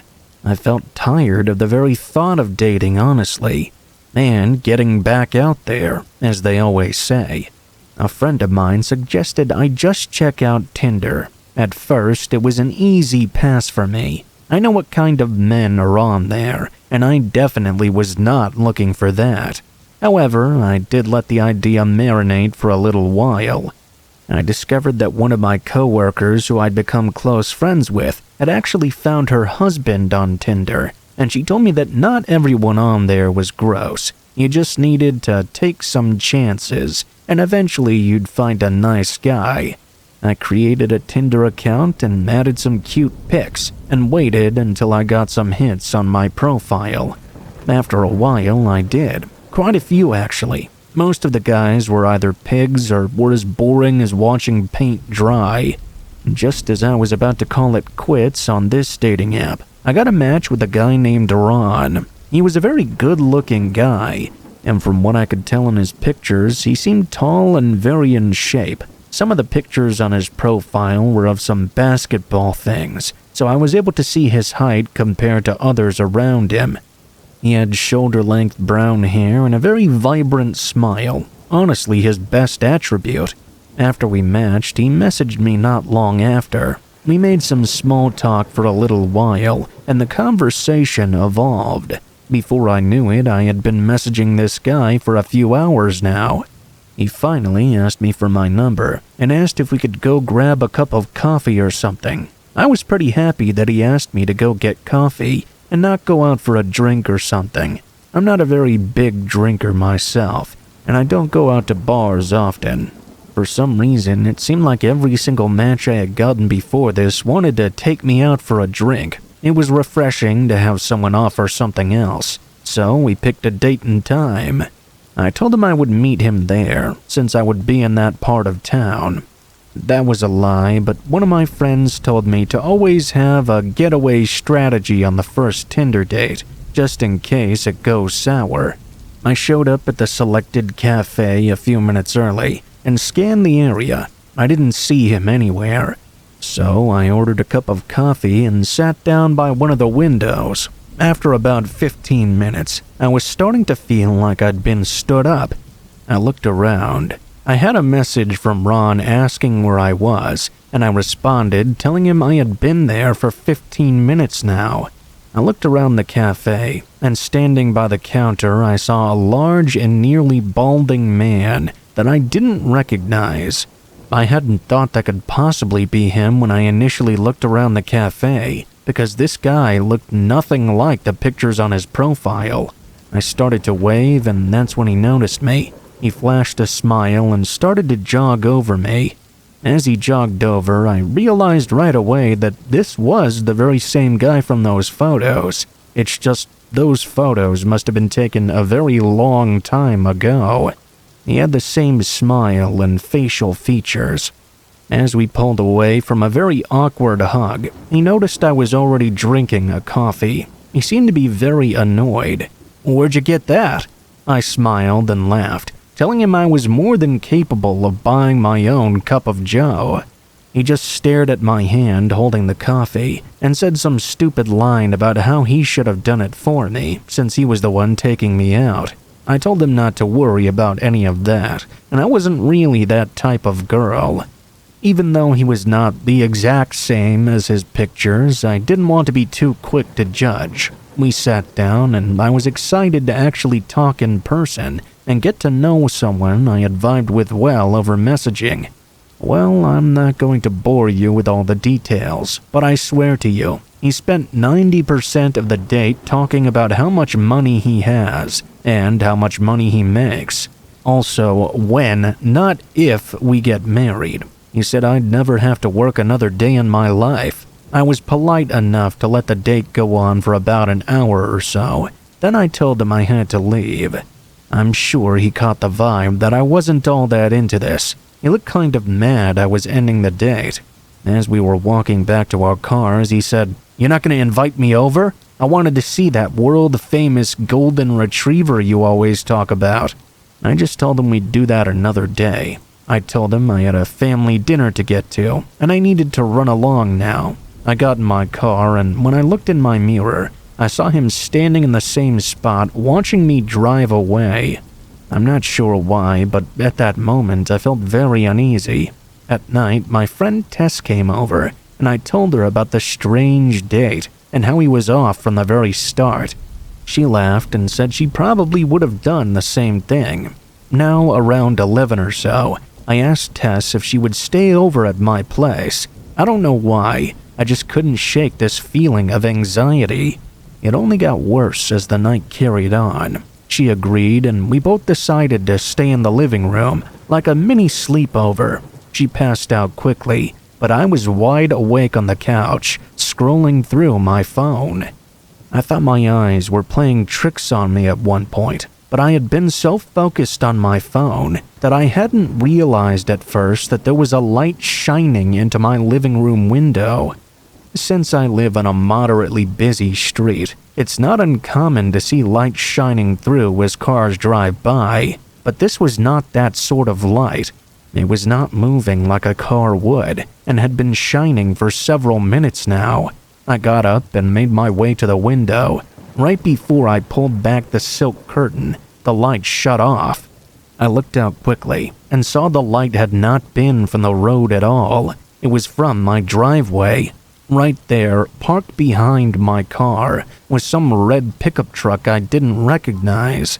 I ducked down and peeked out from the corner of the window, trying to see if I could identify who the driver was. I figured they must have been lost or something. Right at that moment, I got a message from Ron saying, "Are you kidding me?" I had no idea what he was talking about. I didn't respond. Seconds later, the truck turned back on and pulled out of my driveway. As I watched the truck driving away, it clicked that I'd seen a picture of it before, back on Ron's Tinder profile. It was in the last picture of him, standing next to that very same truck. I messaged him back a question mark and asked if that was him at my house.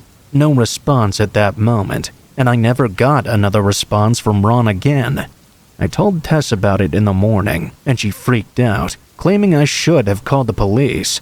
I was scared and not thinking straight though, and I really didn't think the cops could do anything about it. I mean, what if it was just a coincidence? I don't believe it was, but I also don't have 100% proof it was him either. The reason I'm writing this story now, though, is that I started seeing someone new, and coincidentally, I started seeing that red pickup truck everywhere I go. I can't ever seem to get a glimpse of the driver, but a few nights back I saw it parked across the street from my house the entire night. I haven't reported it yet, but I'm very close to acting. I tried reaching out to Ron one more time, but I think he blocked my number or something. If anything else happens, I'll update this story and share it with you. But until then, be careful meeting people online. You never know who can truly be a creep.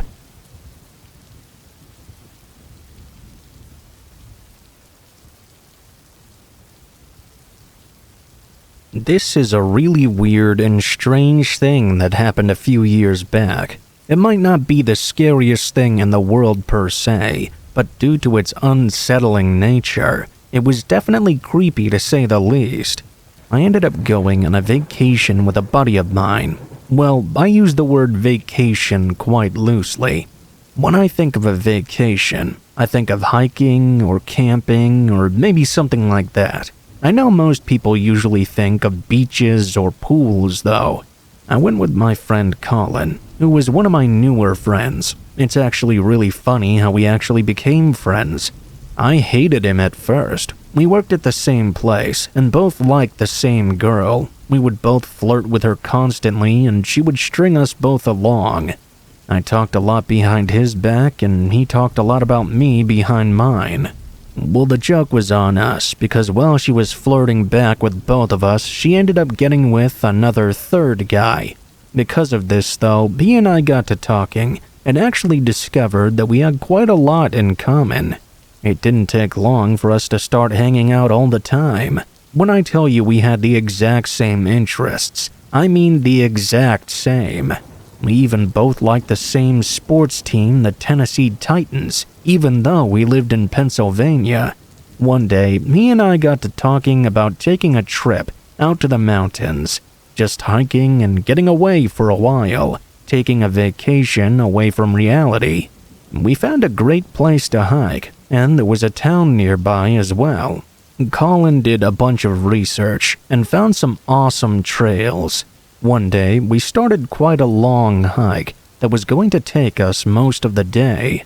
About an hour or so in, we heard something behind us and turned around, only to see a very strange-looking and short man. He was power-walking with his arms in full swing and swooped by us. He was wearing a shirt that was like a windbreaker material, so he was super loud as he passed us by. We both kind of laughed just because of how absurd and out of place this looked. He almost reminded me of a cartoon character or something. That's how strange his outfit was. Another few hours went by, and we completely forgot about the guy. We continued walking, but Colin gasped. His sudden panic freaked me out, so I asked him what was wrong. He didn't say anything at first, and just pointed to some thick bushes that lined this part of the path. The man's windbreaker shirt was sticking out of a bush. I admit I laughed when I saw it. In my mind, I was thinking to myself, what the heck is this dude doing? Colin had a completely different idea. The shirt was all ripped up and thrown into the bushes. He expected the worst. We talked about it for a few minutes, and Colin decided that maybe we should call it in. Due to where we were, we had no cell service whatsoever. We were about halfway there, so I told Colin we should finish up the hike with some pep in our step and keep checking our phones to see if we'd get some service. He agreed, and we started to move quickly along the trail. Probably 20 minutes after discovering the abandoned shirt, we could hear a noise. We both paused and tried to focus on this sound. Within seconds, it became quite clear it was the sound of running. As we looked up, we could see the strange man from before, now running towards us at full speed. We both went into a defensive posture, not really knowing what was going on. As he closed in on us, he kept yelling something like, "I'm gonna get ya! I'm gonna get ya!" He just kept saying it over and over. As he was really close, I was ready to start swinging if I needed to, but he just ran right by us. As he started to fade into the distance, we could hear the echo of his voice for a few more minutes. We both started to burst out laughing, just out of how outrageous this really was. We decided to walk back the way we came and follow the path to this insane guy. Our logic was that we wanted to be good people by making sure this man made it out of the forest without hurting himself. When we were about an hour away from the trailhead, we were suddenly startled by the strange man once more. He jumped down from a tree and was now standing right in front of us, swinging around a thick tree branch at us. Colin tried pleading with this weirdo, but he still kept repeating his mantra, "I'm gonna get you." I started to feel tense standing there with this guy. I didn't know what to do. Clearly, this guy was not right in the head, so I didn't want to hurt him. The flip side, though, was that this guy was clearly ready to hurt us, it seemed like. The now shirtless man was swinging his tree branch and hit Colin right on the side of the arm. He ran right through us, still shouting. As he ran away this time, I noticed that in the waistband of his pants, there was the handle of what looked to be some sort of hunting knife. I told Colin that we seriously needed to go now. I didn't want to encounter this creep again. It was only a matter of time before he introduced us to that knife, and that was something I did not want to experience on my vacation. We basically ran back. As soon as we hit the main road, Colin called the park ranger and told her everything we experienced. She sighed and said this was the third call they'd gotten about the strange man this week. Apparently, the man was running around in the woods assaulting people, but they hadn't been able to track him down at all. It wasn't until months later that I was home and thinking about that day.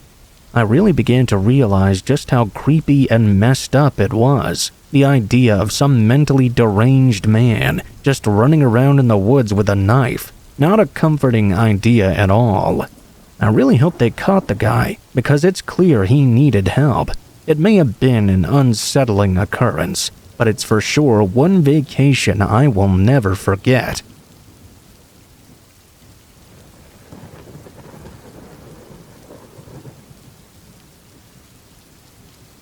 About 7 years ago, I was on one of my first cruises with a group of friends. I was going to be rooming with my friend Sarah, who had been my best friend ever since we were 6 years old. I had never been on a cruise before, so I was both excited and nervous. I know a lot of people get motion sickness while on a cruise. I was worried that I wouldn't feel good and would have to spend the entire trip in the room. We had the fast check-in for the boat, so we were able to pretty much get on the ship in less than an hour. The first night started out really fun. We had some good drinks, checked out our rooms, and started touring the ship. When we sat down for dinner, we were actually able to get a table that seated all 8 of us who knew each other on the cruise. I could tell Sarah was being quiet though. When I asked what was wrong, she said she was fine. About 10 minutes later, she said she was feeling nauseous and was going back to the room. I told her that I would go with her, but she said she would be okay. She insisted I stay and have something to eat. I did so and had dinner, but I had my mind on Sarah the entire time. I asked the waiter if I could take a meal to go for my friend, who couldn't stay for dinner earlier. He said absolutely, and gave me one to bring to the room. I remember it was just like some chicken and vegetables or something. I asked for the blandest option they had. Thankfully, Sarah was feeling a little better when I got back to the room and did her best to try and get down some of her dinner. She took some motion sickness medication we'd brought just in case, and slowly but surely she started feeling better. We decided to join everyone for trivia later that evening. Everyone was happy to see Sarah feeling better and back with the group. Trivia was really fun.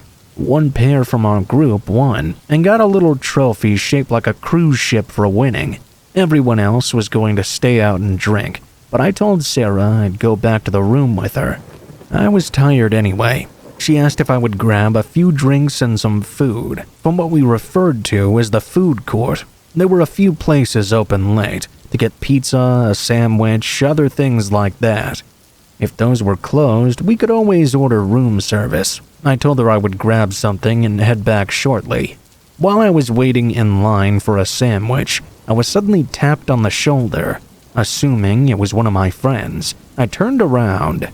As I did, I noticed it was not my friend. It was a complete stranger, a younger guy, maybe in his mid-20s. He had pretty patchy facial hair and a very excited expression on his face. "Hey, I noticed you during trivia. You seem really smart, and you're easy on the eyes as well." I said thanks and turned around. Hey, he tapped me again. "Maybe we could grab a drink or something?" I turned around and told him my boyfriend was waiting for me.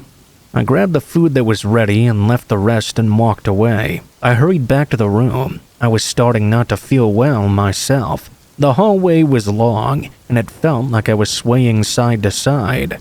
As I got to the room and tried to regain my composure to unlock the door, I looked to my right and about halfway down the hall, saw what I thought was the same guy from the food court. I shuffled into the room and locked it, and gave the food to Sarah. What I'd estimate was about 5 minutes later, we heard someone outside. We both jumped in surprise, and I got up to go look through the peephole and see who it was. I was half expecting it to be one of our other friends, but instead it was that same guy from before. As I looked out, he was just standing at the door. He didn't say anything. He was just standing there staring at the door. After 45 seconds, he left, and Sarah asked me who it was. I lied and said I didn't know. Must have been someone at the wrong room. The next few days went on without issue, and we were actually having a really good time. I think it was the 4th day, and we were going to be getting back on the 5th. We went to one of the ship shows, kind of like a short Broadway production type thing. When it was over, it was still somewhat dark, and trying to get out of the rows of seats was a little bit difficult. Then I heard someone call out to me, "Hey, funny meeting you again." I turned my head to see the very same guy from a few days earlier. He was wearing the exact same outfit too. I just tried to ignore him. "Hey, I'm talking to you!" At this point, all my friends turned around. My friends Jesse and Mike asked me who this person was. I told them I didn't know. He had been following me around for a long time and trying to talk to me. They told us to go ahead and out the aisle, and they would talk to him once they made it back out. They said not to worry about him, and he wouldn't be bothering me again. At this point, I just wanted to get off this cruise and go home. I couldn't sleep that night. I was anxious to wake up in the morning and gather up to begin the process of letting everyone off the boat. Every time someone walked by the door, I held my breath, thinking that guy was going to knock again.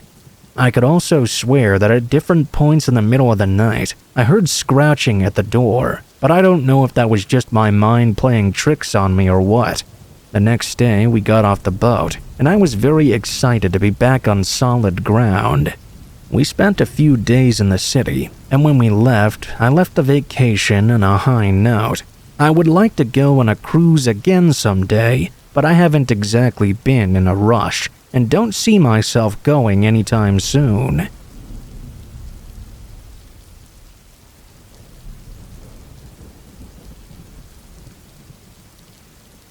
Back in 2019, I won tickets backstage to one of my favorite bands, only because I don't really know if I can get in trouble for legal reasons. I'm not going to mention the name of the band.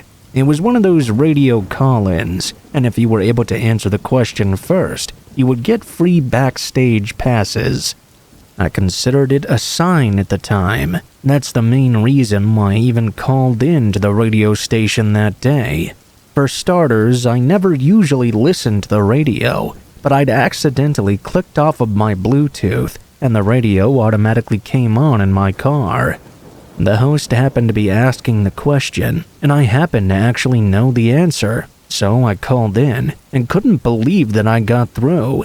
I answered the question, and sure enough, I was rewarded with those backstage passes. It was scheduled for a concert at the end of the month. I was pumped, honestly. I never really do anything out of my comfort zone. The next day at work, I gave them notice and told them I was going to be taking my vacation time at the end of the month. Thankfully, they were very cool with it. The concert venue was about an hour from where I lived, and I decided to make a weekend vacation trip out of it. I arrived there on Friday and spent the day in the city. I went out to a local bar that night. Saturday night came, and I had to be at the show at a certain time. When I arrived, I was blown away. Being backstage at one of those shows was almost indescribable. There were a bunch of us there backstage, and we all mingled and hung out for most of the night. We were going to meet the band, of course, but we would have to wait until after the show. There was some lady who was directing us all night. I'm not sure if she was like a manager or a publicist or what. I'm honestly clueless in this sort of world, so I have no idea what her title was.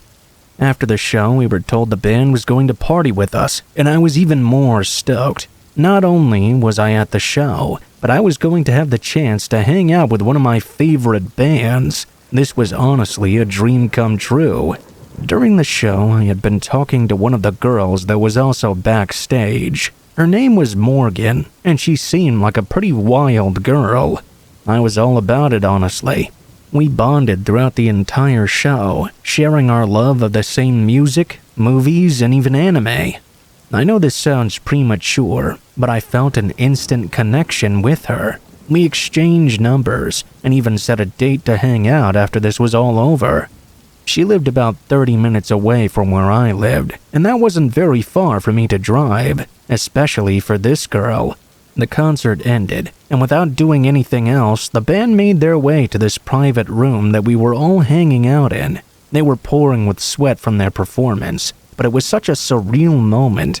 Standing just inches away from me was a handful of my idols. Just as I was getting ready to talk with them, Morgan stepped out in front of me and introduced herself to the band. She kept rubbing the lead singer's arm, and he wasn't having it. I could tell he wasn't trying to be rude, but I could also tell he didn't like her touching him. He kept awkwardly shifting around. Then Morgan said probably the weirdest thing she could have in that moment. In the most confident voice possible, she said, "Oh, don't worry about him." She pointed at me and then continued talking. "That's my husband. He's okay with me touching your arm. You don't have to be creeped out." I didn't even know how to react. I didn't say anything out loud. I was so confused that she'd called me her husband out of nowhere. The singer of the band just sort of laughed and said, "Okay, right on, brother." He then awkwardly walked away. Minutes later, the band left the room. After that, the manager lady came back in and said the band was having a long way to travel, so unfortunately they needed to go early. I was so upset. They were only there for like 5 minutes. I didn't even get to talk to them, and it was all because of Morgan being weird and creepy. The fact that she spoke for me and I didn't even get to say hi made me very angry. Obviously, everyone else in the room was upset too, but that was life, I guess. We all started making our way to the exit, but that's when Morgan lost it without any warning. Suddenly, she threw a punch at the back of my head and knocked me to the ground. She got down on the ground and started to hit me, and started to verbally roast me. She claimed it was all my fault the band had left, and that if I wasn't so creepy, I wouldn't have scared them off. I quickly got up to my feet and tried to move to the door. I didn't want to deal with any of what was going on here. She started to follow me and continued to verbally harass me, saying things like I was a piece of garbage, and telling everyone there that I'm the reason they left early. It got ugly. Eventually, I was escorted out by security. Yes, I was escorted out.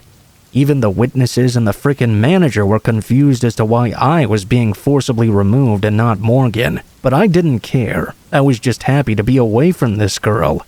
I remember going back to my room that night and thinking about how strange the night had been so far. When I really thought back on the details, it kind of blew my mind. The next morning, I left early to head home. I saw I had about 23 messages from Morgan when I woke up. Every message was completely different.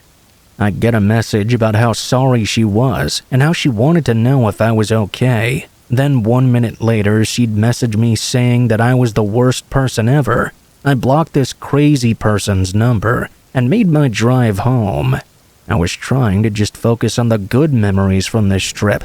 When I got there, I was surprised to see a car in my driveway that I didn't recognize. Needless to say, I was very confused. Slowly, I approached the door. When I got there, I saw it was already open and slightly ajar. Instead of instantly calling the police, I decided to peek inside.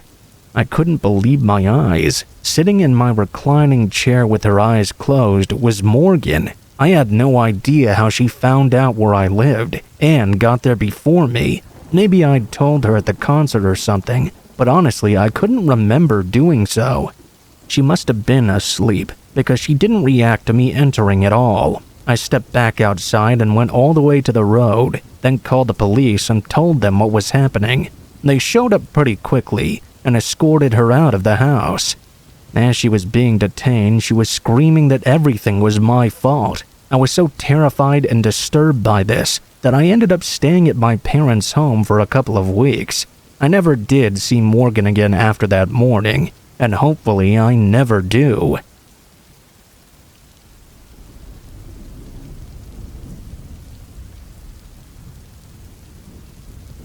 This is an experience I had when I stayed with my family in a guest house way out in the mountains. My daughter was quite young when this happened. I believe she was about 4 years old.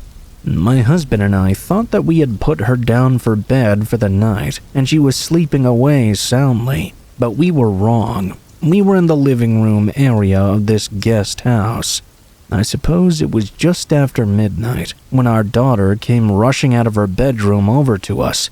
"What's wrong, sweetie? Do you need to use the bathroom?" I asked her. She shook her head. I remember she looked really shaken up. It was definitely a rare look for a girl her age. She told me that the lady outside had been asking to let her in, but she couldn't reach the lock on the window. She asked if I could do it for her. I sat there staring at her, unable to comprehend what she had just said. We were literally in the middle of nowhere.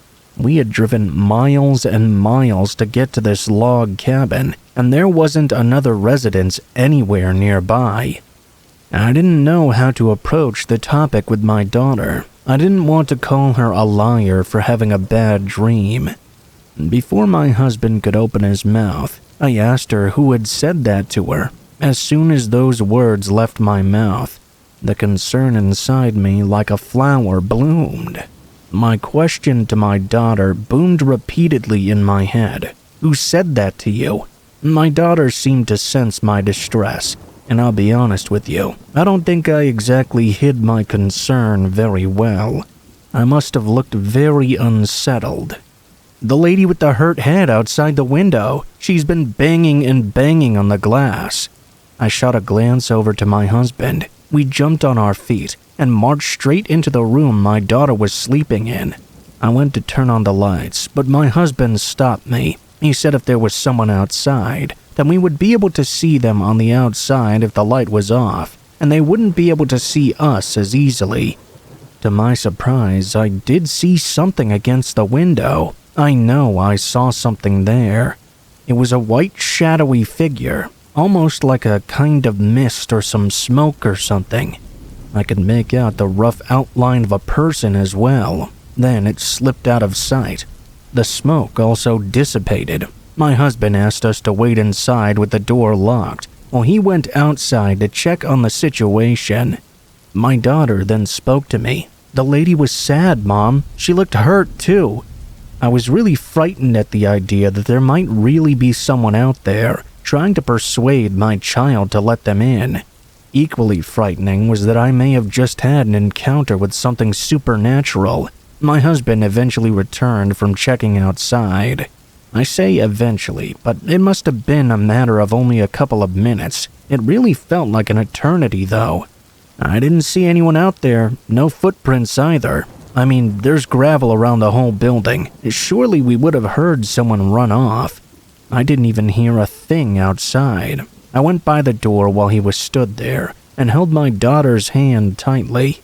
As I approached, the door was open, and my husband went to close it. I stopped him. I wanted to take one last good look out there. All that I could see was a dark sea of trees. The tree line was about 20 feet from the cabin. All I could think of was what could be hiding within that tree line. I could hear the bugs chirping and the wind blowing. It was at that point I shut the door.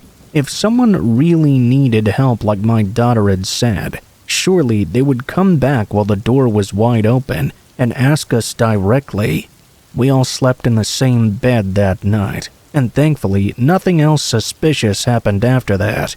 I will say I was completely on edge until we left that cabin. It's the scariest thing that's ever happened to me. I always wonder who that hurt lady was and why she wanted my daughter to let her in.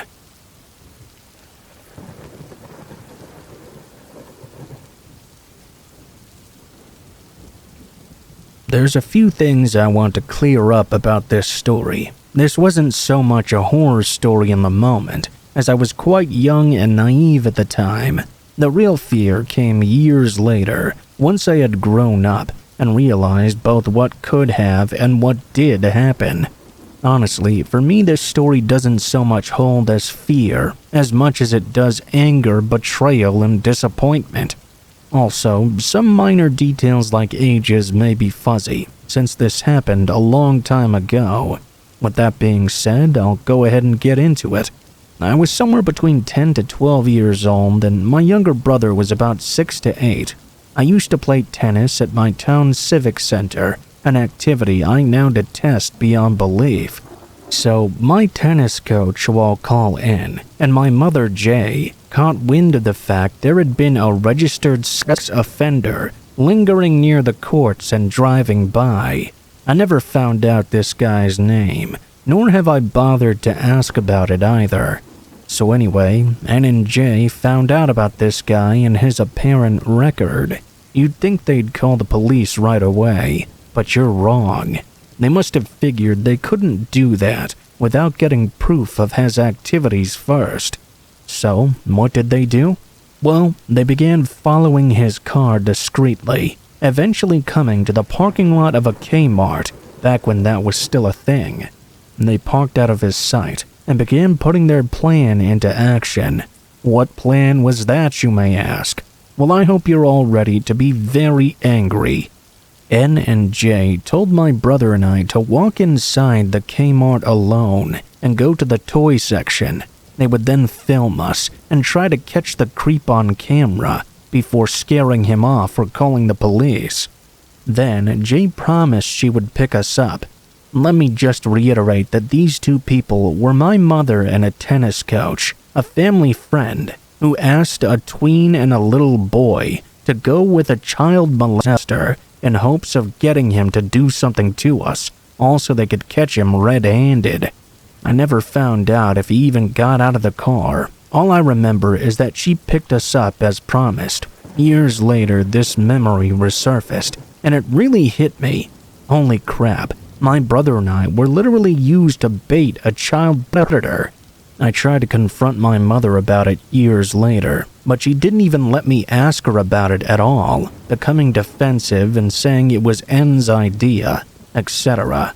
Imagine being that defensive over using your own kids as bait. I've been thinking about broaching this topic again once more, confidently this time, either with her, N, or both. I need to get some kind of closure about this matter. It really had an impact on my feelings about my own mother and that coach. I don't know if I can ever forgive either of them. I know that some of you might be saying, it happened a long time ago and you didn't even get hurt. How's this even a horror story? Well, it's a horror story because two people, one of whom brought my brother and I into this world, used us children they claim to love as bait for the worst kind of person, and then they just ignored it as if nothing ever happened. Like I said, I don't know if I can forgive them for this, but even if I did, it would be for my sake, not theirs. The reason I'm sharing this is because I'm tired of carrying it all by myself. I've told a few other people, all of whom have expressed outrage, rightly so. Anyway, that's my story. Thank you all for listening.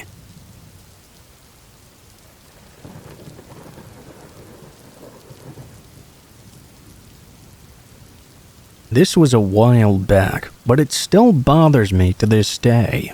It was 2016, and me, 22 at the time, and my husband, who was 28, were moving into a rental home. I was 6 months pregnant, and we were thrilled to move into a nice community. Before, we had lived in a pretty sketchy part of town. We didn't know much about this rental, except it was in a good school district in a low-crime area, and within our budget as well. Time passed by without any problems, and soon our son was born. His birth was textbook, and he slept well in the hospital. This all changed, though, when we brought him home. The first night home was awful. Every time we sat him in his crib, he screamed and cried. I'm not talking about a normal I'm hungry or need a new diaper cry either. It was a legitimate scream like he was in terrible pain. My husband and I had to take shifts at night, so one of us could be with him and the other could sleep a little. My shift was always second and started around 2 to 3 in the morning. I tried my best to sleep, but shortly after my son's birth, I began having horrible nightmares. I would dream nightly about my son being injured or needing me, and I couldn't get to him. At my 6-week checkup, I told my OBGYN, and she believed I was having postpartum anxiety. She prescribed me some medicine and recommended I see a counselor. Weeks passed by since starting the medication and counseling, and I was still having these nightmares. My son was still screaming all night long as well. His pediatrician told us that it was colic, and we needed to wait everything out. Everything changed when he turned 3 months old. My screaming continued, but started to be all day instead of just at night. My nightmares became much more specific as well. One night I dreamed I walked into my son's room and he was on fire screaming. Though I was in his room, my feet were stuck inside his doorway and I couldn't move or speak. I woke up screaming and hyperventilating. My husband ran into our room and tried to console me. In the next few days, I could not sleep at all. I spent most of my days at work and my evenings sitting on my front porch and talking to my next-door neighbor. She was the sweetest old lady who had lived in this neighborhood since it was originally built in the 70s. I guess she could tell something was wrong and asked me if I was okay. Reluctantly, I told her about how my baby had been acting and how I was having horrible nightmares. She was sympathetic and asked me to elaborate. I didn't feel comfortable telling her the details, so I just told her I'd had dreams about fires in the house. Her face quickly changed from caring and concerned to horrified. Seconds of quiet felt like hours before she spoke again. "Do you know what happened at this house?" she said. I told her no. She sighed and looked down, then looked at me. She went on to tell me that a few years ago, there was a fire at the home due to some faulty wiring. There was a young family with a 3-month-old baby living there, and unfortunately the baby passed away in the fire. She said the couple moved away, and the house was renovated and put up for rent after. At that moment, I was in complete shock. I ran inside to my husband holding our baby and told him that we needed to leave. He must have seen the fear in my eyes, since he didn't ask me to explain myself. When we got in the car, I explained what happened and how I felt like my dreams were warnings that we needed to leave before something happened to our baby. Luckily, my brother-in-law lived in the next town over, so we stayed there. The very first night we stayed in this new home, our son slept through the entire night with not a single peep. I checked on him every hour, since it was so unusual for him to sleep this well. From then on, apart from normal baby stuff, my son never screamed again like he did in that house. My husband packed up our stuff and we stayed with my brother-in-law until we were able to get out of our lease and rent a new place. I never went back, and I will never go back. I just pray for whoever moves in there next.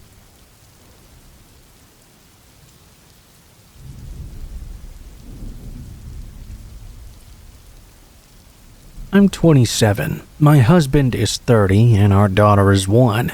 This story happened just last night, so I'm running off like 2 hours of sleep. My daughter wasn't into the idea of sleeping in this morning. Now to start, my husband, our 1-year-old, and myself live in a rental and have been there for 3 years now.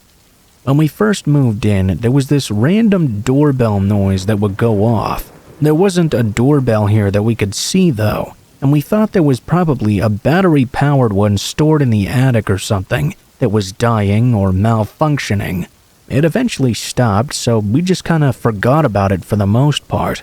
My husband also used to see what he called shadow people and hear footsteps and have horrible sleep paralysis dreams. I always chalked it up to his mind playing tricks on him or him trying to scare me.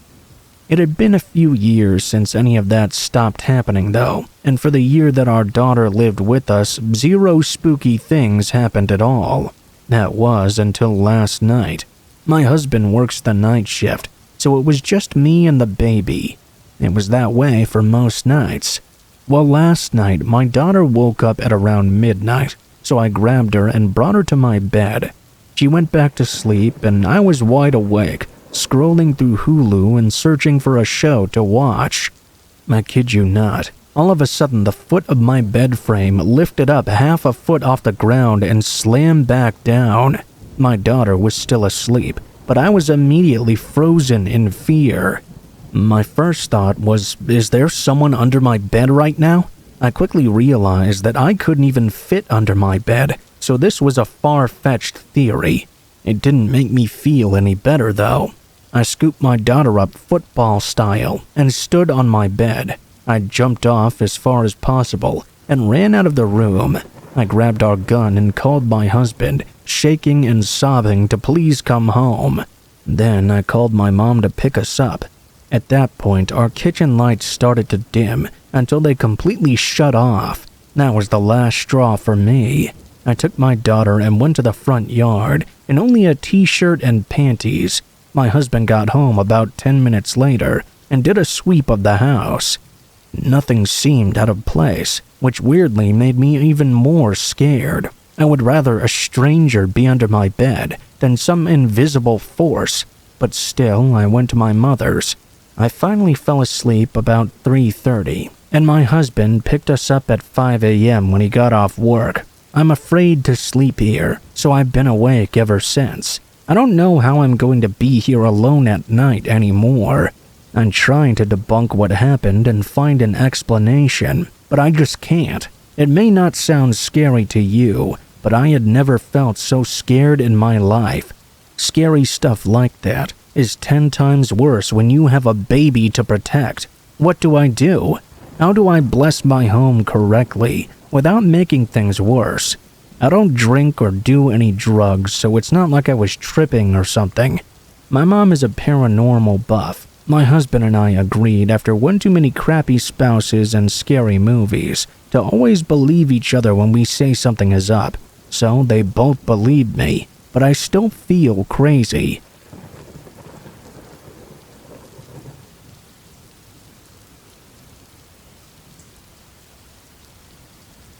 This happened in college. At the time, I was 18 and a sophomore. I had just recently gotten out of a 6-year relationship and was starting to get back into the dating scene. I downloaded Tinder and got to swiping. For some background, I didn't want to talk to someone that went to my university, because thinking about running into someone I was talking to out in the wild made me really anxious. I ended up matching with this guy we'll call Marco.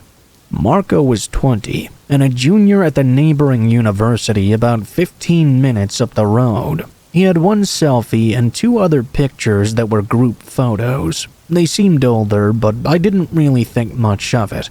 We started chatting, and he very quickly asked for my phone number. I would say it's a little too early for that, but he kept insisting, so eventually I gave in. After about 2 days of talking, he started asking for pictures of me, so I sent him some selfies. He tried to ask for more provocative pictures, but I shut him down. I told him I wasn't interested in that sort of thing, and I just wanted to see where things went. Marco would say how he couldn't wait to meet me, so he could kiss me and touch me. Every time he would say that, I would change the subject. We planned a date after a week of talking. He said he knew a good Indian restaurant over by his school, and we could walk in the downtown area after. I agreed, as it would be a public place. The day came for the date, and again I started to get a weird feeling. I told my roommate what we had planned, and she said she would keep her phone on her if I needed her. A few hours before the date, I got cold feet and told him my car wouldn't start. I asked for a reschedule. He offered to pick me up, and I kept telling him no, and that we would reschedule for another time. He kept insisting and started to make me feel guilty. He was saying how much he was looking forward to it for the past few days, and I was really hurting his feelings. He would be more than willing to come get me, but I wouldn't give him the chance. Well, I caved in, and it was the worst decision ever. Despite the feelings I was having, I gave him the information to get to the lot outside my dorm. Right when I got into the car, I realized this was going to be a horrible date. Right away, he tried to grab my hand and asked to give me a kiss as well.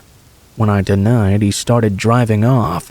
On the way to our destination, he said that he was no longer going to the restaurant at all. We were going back to his apartment instead, and he was going to cook me dinner. At that point, my heart sunk, and I started to have a small panic attack. I texted my roommate and let her know what was going on. She was worried and said she would come get me if I needed. We arrived at his place, and when I say his apartment was disgusting, I mean it was covered in trash, dirty clothes, and dishes. He said that we had to go into his room, because his roommate was home, and he didn't like it when he had company. His bedroom was even worse than the common area. There was only a single pad to the bed, and the bathroom was so dirty. We sat on his bed and he turned on a movie. I can't remember what it was. All I remember was the nauseating stench of the room and him trying to make advances on me. He started touching my back and shoulders, and I scooted away to put some distance between us. After a few minutes, he tried to force himself on me. He started to kiss me and shoved me down. He climbed on top of me and forced his entire body weight on me, and I couldn't move a single inch. I was paralyzed by fear. Thankfully, he didn't get any further than that. Just as quickly as he jumped on me, he was running to his restroom and began vomiting everywhere. I've never been so thankful. I don't know why he got sick even. When he came out, he apologized and said it happened all the time, then said I needed to get out. Trembling, I straightened myself up and followed him out. I still didn't know if he was going to try anything else, and I didn't want to aggravate him or say anything wrong. I tried to act like everything was okay, to get home safely. When we pulled up to my building, he told me he wanted to make it up to me. I just nodded and said goodnight, and jumped out of the car. Once inside, I blocked him, reported him on Tinder, and deleted the app as well. I also took extra measures to block him on any social media I could find. I didn't tell anyone at first what happened. I was embarrassed because I put myself in that position. When I started getting calls from random numbers, though, whenever I answered, there wouldn't be anyone on the other line. I would block the number and a new one would immediately begin calling. It got to the point where my phone was ringing constantly. Along with the phone calls were random Facebook and Instagram messages from accounts I didn't recognize. They would all say things like, "Why are you ignoring me? Why aren't you talking to me?" They started getting more aggressive and threatening. My roommate started getting messages as well, and I had to tell her everything. She told me I needed to report him, or at least tell my parents. I didn't do either because I was scared of what would happen. That is, until I started receiving random pictures of myself. They would be of me walking on campus, in the dining hall, in class. I even got one of me in my dorm room, taken through my window, which was on the second floor. The main street was on a hill at the same level as my window that my room faced, and my bed was right there. I told my roommate, and she made me tell our RA. The RA was very concerned and ended up calling the campus police. I made a report with them. The messages continued, and so did the photos. That was until one day when he suddenly ambushed me on campus. He grabbed me by the arm and tried to drag me to his car. I started to yell and scream, and luckily there was a campus officer nearby. He was arrested and banned from the campus altogether, and I didn't hear from him again. This was in 2014, so some of my memories aren't as vivid. I've tried to block this part of my past out. Not many people know what happened to me. To this day, my family doesn't even know. The only people that do are my college roommate, the RA, the campus police, my therapist, and as of the other night, my fiancé. I want to spread awareness of the dangers of online dating. Always trust your gut. If something doesn't seem right, it probably isn't. Not all online dating has consequences, though. I met my fiancé a few years later on Facebook dating. Your gut is usually right, though, and sometimes it's very crucial to listen to it.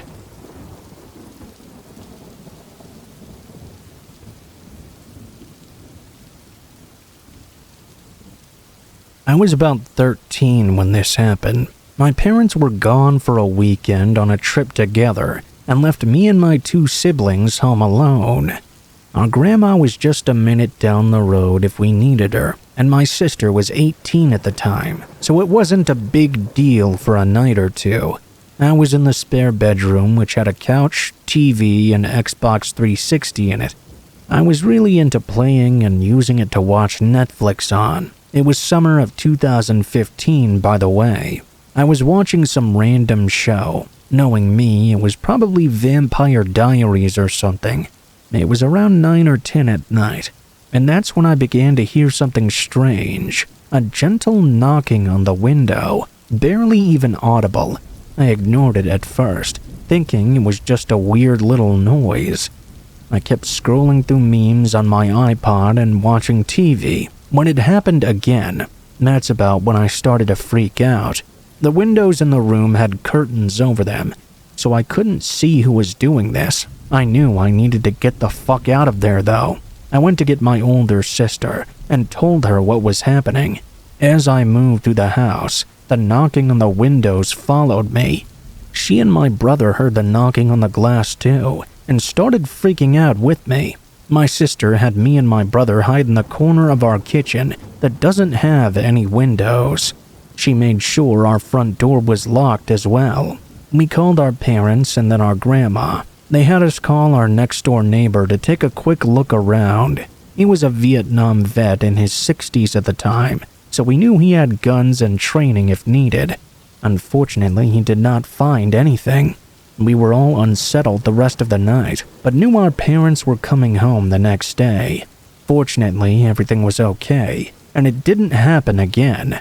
To this day, about a decade later, it still bothers me not knowing who it was.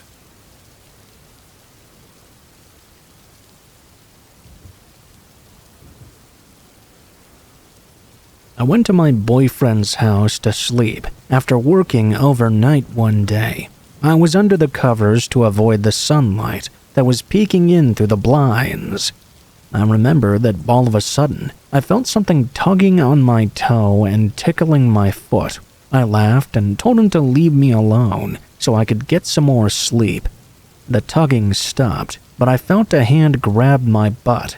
I started to doze off back to sleep, assuming that my boyfriend had come home early from work and was messing with me as usual. Hours later, I woke up to find that I was all alone. I texted my boyfriend and asked him where he'd gone. He responded that he was still at work and had been there ever since 5 a.m.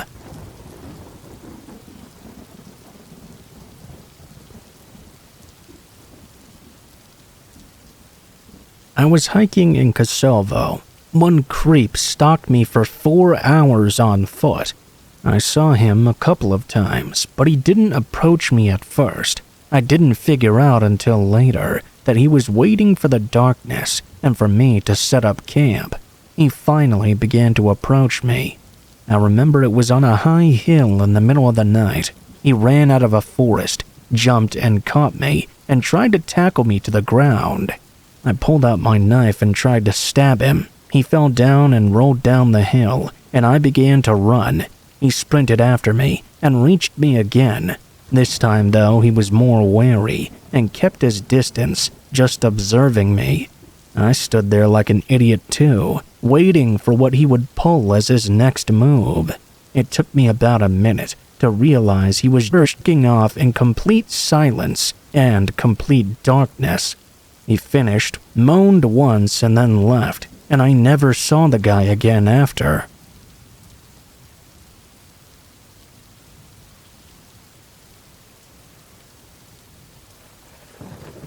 This happened a couple of years ago. One night, I was driving to go pick up my girlfriend from her job. She did have a car, but it was in the shop getting some repairs. She worked late that night, until about 11 p.m. or so. I drove the 20-minute drive to get there, and then she climbed into my vehicle. We started driving back, and the roads were really quiet. Because it was so late at night, there was almost nobody out and about. As we were on the way back, almost halfway there, my car ironically began to break down. It was a somewhat old car and hadn't been running that great, but I still didn't expect it to break down on the side of the road like it did. With it being so late at night, neither of us knew anybody that could give us a ride. I tried restarting the car myself several times, but I was unsuccessful. So there we were, sitting on the side of this dead quiet road. Within the first 5 minutes of sitting there, maybe just 2 or 3 cars drove by. We finally decided to call roadside assistance, thinking they should be able to help us out. After calling, we were told they would come, but it might be a 45-minute wait. Well, that was disappointing, but at least they would be there eventually. The place where my car was broken down was a quiet road that had mostly wild land on both sides. It was very dark and hard to see much of anything at all. My girlfriend and I were just chatting and going on our phones while we waited. Not long into this wait, though, we saw the headlights of a car coming down the road behind us. We didn't think much of it, as other cars had passed us by before. As it approached, though, we noticed it was going pretty slow. The car passed us by, and I noticed it was an old white work van, probably from some time in the 1980s. It was pretty old and creepy looking. The way it was driving so slow was a little strange too.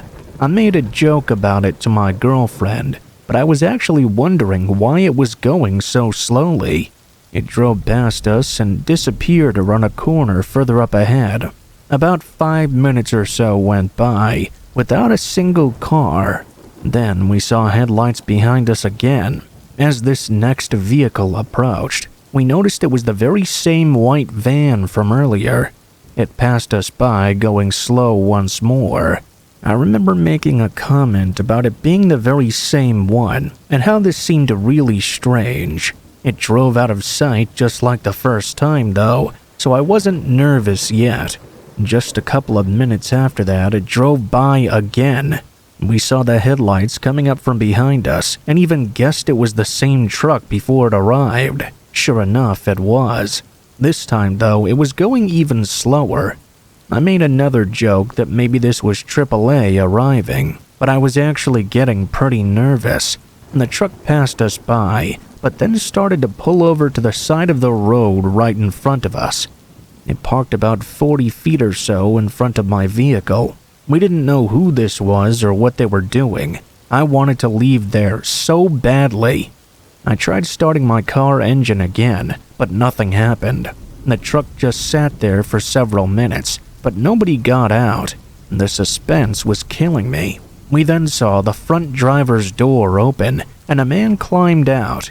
He walked around the front of his truck into the passenger side. I didn't get a good look at him at all. After he got to the passenger side, we couldn't really see what he was doing. He was mostly out of our line of sight.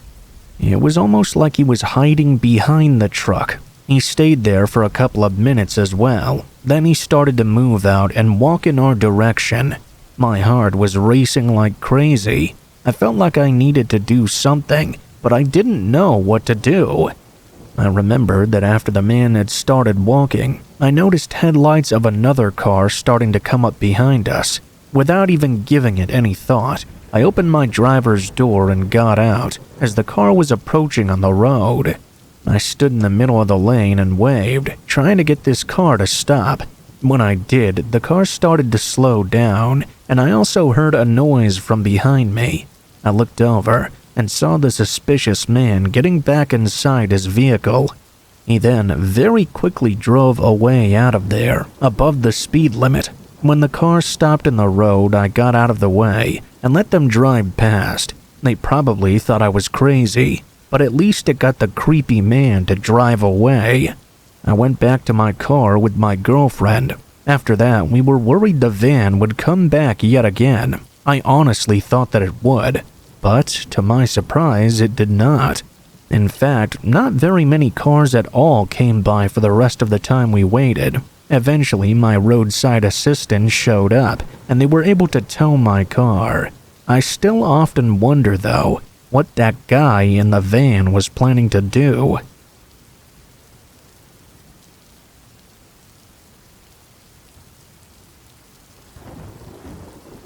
This happened when I was in elementary school a long time ago. I used to be part of this school club called the Forestry School. They held a lot of events for kids, and this experience takes place when I was in year 6. They had this one event which was a 2-night trip to stay out in the elements. We would be sleeping out in the forest in the shade of the mountains. It was in a place called the something Boys Nature House. I can't exactly remember the specific name at the moment. It seemed really fun at the time though. All us kids pitched in to make dinner that evening, and it was really great. Didn't even feel like a chore at all really. It was good, amazing tasting. After dinner was over, we had a great time just sat around the campfire. It was a really chill night, but only up until that point. Things started to go downhill after that. The teacher, or leader if you will, of the forestry school event told us kids that we would have to take an uphill walk to the dormitory we would be staying in that very same night. I think he said it was going to be a 300-meter climb, and that made a few of us kids grumble a little. I think one of the teachers picked up on this and tried to make the uphill walk a little bit more fun by saying it would be a spooky walk. We should see it as a test of our collective courage to walk up the hill through the forest in the dark. The plan was for us kids to pair up and walk with flashlights. I guess this would allow the teachers to keep attendance of us by head count. Although it was phrased as a kind of spooky walk, there were no hidden surprises or anything like that. No one was going to jump out on us wearing any ghost costumes or make wailing sounds in the woods. We had our flashlights in hand and we were ready to be on our way. There were no street lights that far out in the woods, obviously. I heard from my brother that they'd done this the year before, and some of the kids in his group had found it really scary, so I was kinda looking forward to it. The teachers on the trip were stood at different points on the opposite sides of the path, in approximately equal intervals. And that was just in case the students got lost or had any issues. We were lined up by surnames. I was right at the back because my surname starts with W. I found out that because we had an odd number of students on the trip, I would be doing the creepy walk alone. The teachers thought I wouldn't mind, since I was a little older than some of the other kids. To be honest though, I would have really preferred to have been buddied up with someone else. When I get to the end of my experience, I think you'll understand why that would have been better than going alone. I don't really know why they didn't allow me to be in a group of 3 instead of going by myself. Maybe it was offered to me and I just wasn't paying attention, or maybe they didn't think of it. One good thing was as soon as I passed the first of the 6 teachers at the start of the route, he would follow on behind. The one thing that was annoying, though, was the fact that I had to wait 5 good minutes after the last pair before I could start walking. I had to wait. As soon as they went up around a right turn and out of sight, about 50 meters ahead, I started walking along the path, swinging my flashlight left to right over the trees and bushes. It was pretty creepy. Even though I knew I wasn't, it felt like I was the only person out there in the woods that night. After a while, I saw the first teacher at the first curve coming up and gave him a little nod. As soon as I climbed that right curve, I noticed there was a sharp incline. There was a guardrail to the left, and beyond that guardrail was a row of trees. I saw another teacher stood just beyond the guardrail. I couldn't really see their face very well, due to how dark the area they were standing in was. I didn't exactly want to shine my flashlight in the teacher's face, since that's a bad thing to do and it could easily hurt their eyes. I didn't recognize them from what I could see, but that wasn't all that unusual. I didn't know all the teachers on this particular trip. This guy was stood at the break in the guardrail. There looked to be a forest trail behind where he was. It looked like it was the path or route we should be walking down. I thought that was the right way to go, so I started walking toward the figure. They even started beckoning me to come with them, so I followed as he disappeared down the forest path. I started going with him, but was suddenly stopped in my tracks from someone shouting behind me. I froze and felt an adult hand grab me on the shoulder and pull me backwards. I could hear someone running down the forest trail ahead of me. As I was stopped, I turned to face whoever had stopped me and saw it was the first teacher, who had been at the first curve. He had a very serious expression on his face. I asked him what was wrong, but he didn't say anything. He gripped my hand tight and walked away with me from that gap in the guardrail. He stuck right by my side for the rest of the way toward the dormitory and didn't exactly tell me what happened. That night, I spent all night thinking I had done something wrong. It wasn't until I was much older that I fully realized what the situation was. I think there are a couple of possibilities that could explain my experience, and I would like to ask for your opinions on my theories. One is that I might have seen some kind of spirit. Some kids I told my experience to said they saw wilted flowers by the side of the road, and with the guardrail having a hole in it, it might have been caused by an accident at some point in time. Some people think it was a spirit jealous of the living, trying to lead me away to the afterlife. I don't know about that, but it is a theory certainly. The second and much more frightening option, in my opinion, is that there was really a person out there in the woods that night. They might have been aware that there would be many kids out there because it was an annual event. I shudder to think what might have happened to me if the actual teacher hadn't been right behind me, keeping a close eye on me. I nearly went with a total stranger down that forest trail into the middle of the dark forest. I guess I'll never truly know the answer.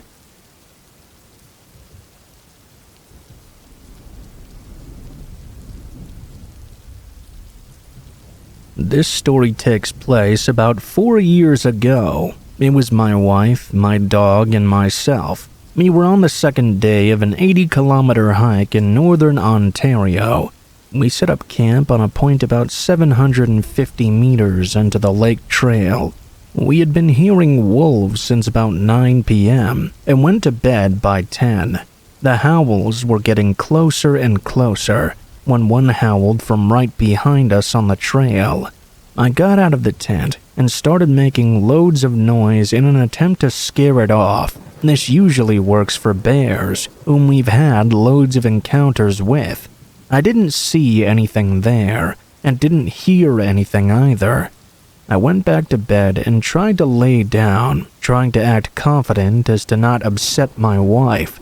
And that's when we both began to hear something outside the tent. My dog was crazy quiet, shaking in place. I opened the tent to find a wolf staring at me from about 15 feet away. I grabbed my bear spray and took aim. I didn't use it just yet, but I started screaming at the wolf. I took a few charges towards it. Again, this usually works when faced with a bear if you have no escape. The wolf didn't really seem to care that I was yelling at it though. It hung out for a few seconds, then very casually walked into the tree line, just far enough that I couldn't see it anymore. I built a fire between the tent and the bush and sat up all night. I kept my headlamp on too, and had to listen to a pack of 3 or 4 wolves howling around us all night long.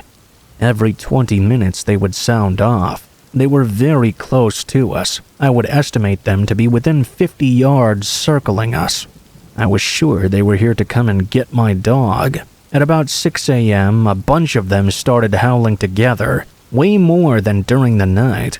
We waited until about 8 o'clock, packed all our stuff, and got out of there.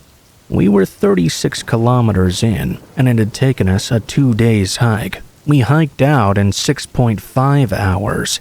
About 1.5 hours into our hike out, the wolves started circling us again. They were following us.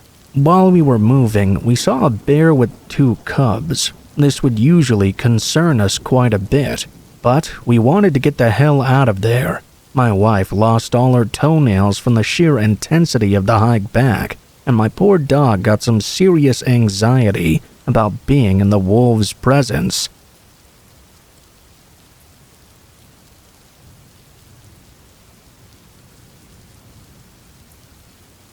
When I was younger and in college, I used to work at this shoe store. The store was part of a strip mall that was in a very large shopping area. I would work there during the summers when I was back home at my parents' house from school. One night, I worked later, until closing. I think that we closed around 10 p.m. or so. The store was not that big, and I had worked there for a while, so I was trusted to close the store by myself.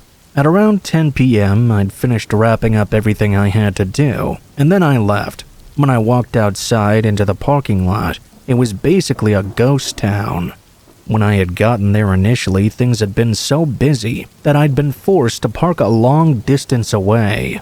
Our parking lot was shared with another business in our little strip mall. There were other stores with huge parking lots as well, and they were all connected at least a little. I guess I wasn't really that far away in the grand scheme of things. Anyway, I walked out to my car and climbed inside, but to my surprise, when I tried starting the engine, it refused to start. It made a weird noise and wouldn't turn over. I really didn't know anything about cars, and I wasn't sure what to do. I called my dad and told him it wasn't starting. He told me he would come down and see what was going on himself, and he would be there in about 30 minutes. Then I just had to sit there and wait. As I was in the parking lot, I looked all around me. Things were extremely quiet. There were no cars nearby at all. There were only a few parked extremely far away on the complete other side. I went on my phone, scrolling through social media and things like that. I remember looking up at one point, though, and noticing a man walking through the parking lot. He was wearing a hood and looking down. He kind of walked through the lot near me. Then it looked like he was starting to head directly toward my car.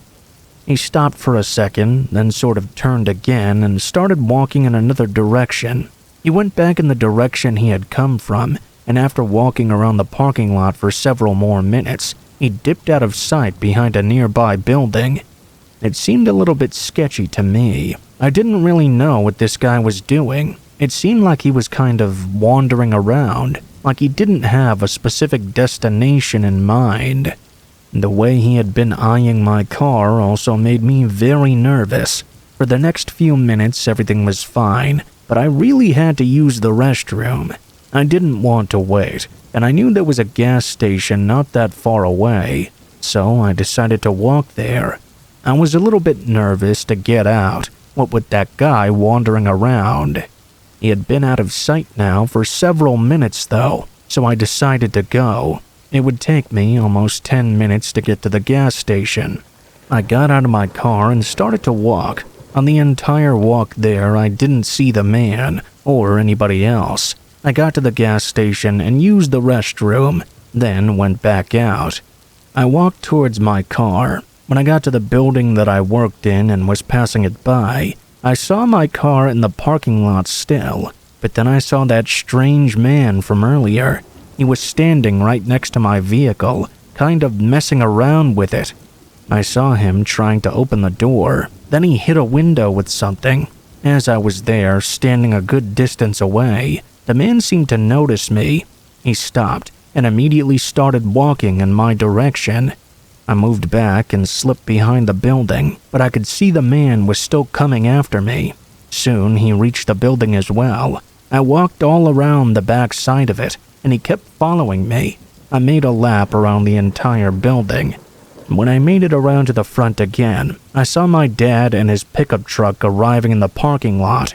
As he was driving up to my vehicle, I started to run over there. When I did, the man started to run after me from behind.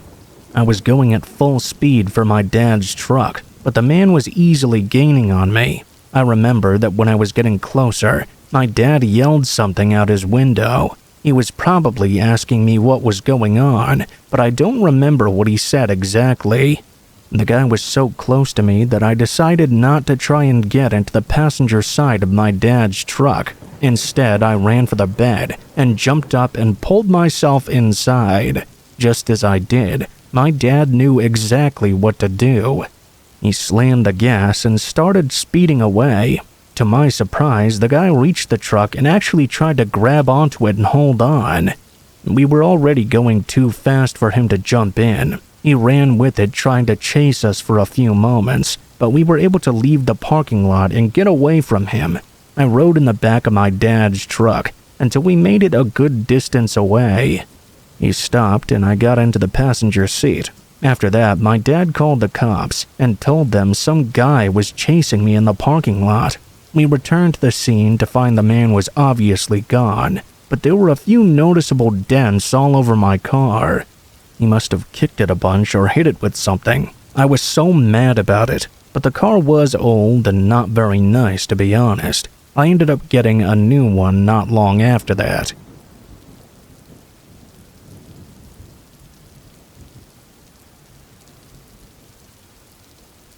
My name is Rachel. I'm 23 and I'm from Dublin, Ireland. The other day, I was on my way home from work. My route home takes me through a park that I walk through almost every single day. The path I was down cuts through the park diagonally, and there are metal benches at certain spots along the path. The other day, as I was walking through the park, there was a man sat down on one of the benches. He looked like he was just minding his own business, and him being there didn't set off any immediate alarm bells. I'm not stupid, and I've been in a handful of situations already where I'd seen creepy fellas hanging about and thought, nah, I think I'll take a cab home tonight. But in this case, I didn't get any of those vibes at all from this man. I walked down the path, and the man continued minding his own business and didn't pay me any attention at all. As I got within a few feet of him, though, I could hear him saying something to himself.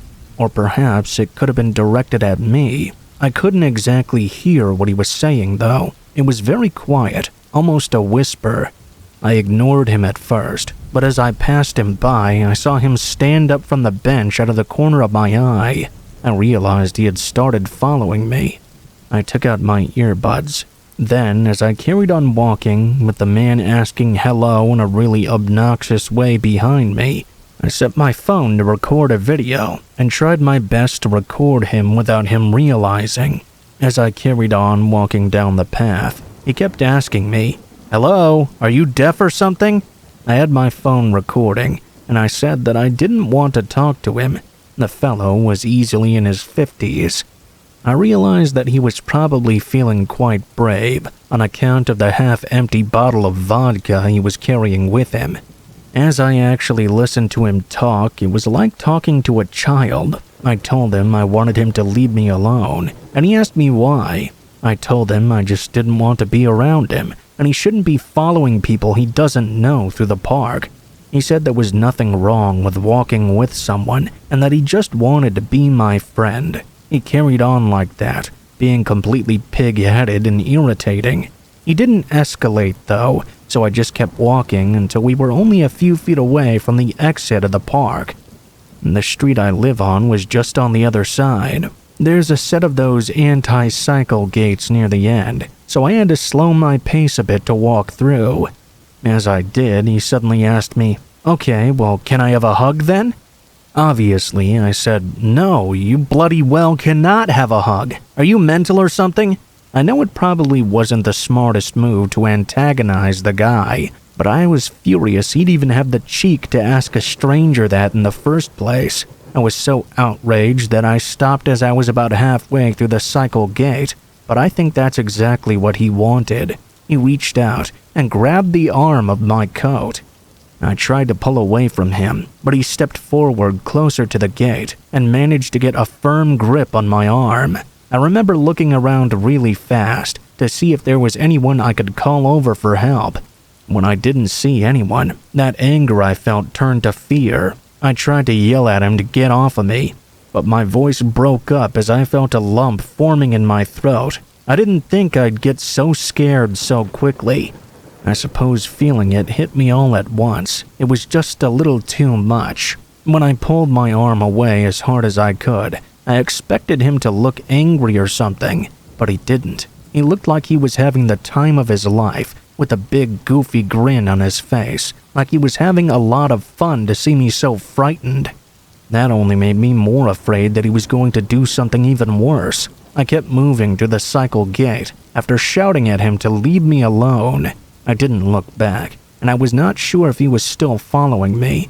All I could think to do was keep walking at an even faster pace and hope I ran into someone that I could ask to help me.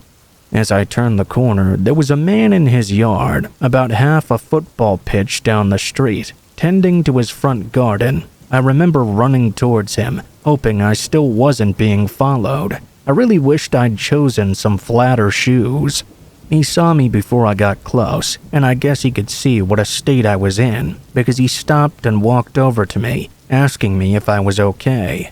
I looked behind me one last time, and felt a wave of relief as I saw the man who had been following me was gone. I'd somehow managed to keep it together until that moment, but when I realized I was safe now, the dam just burst.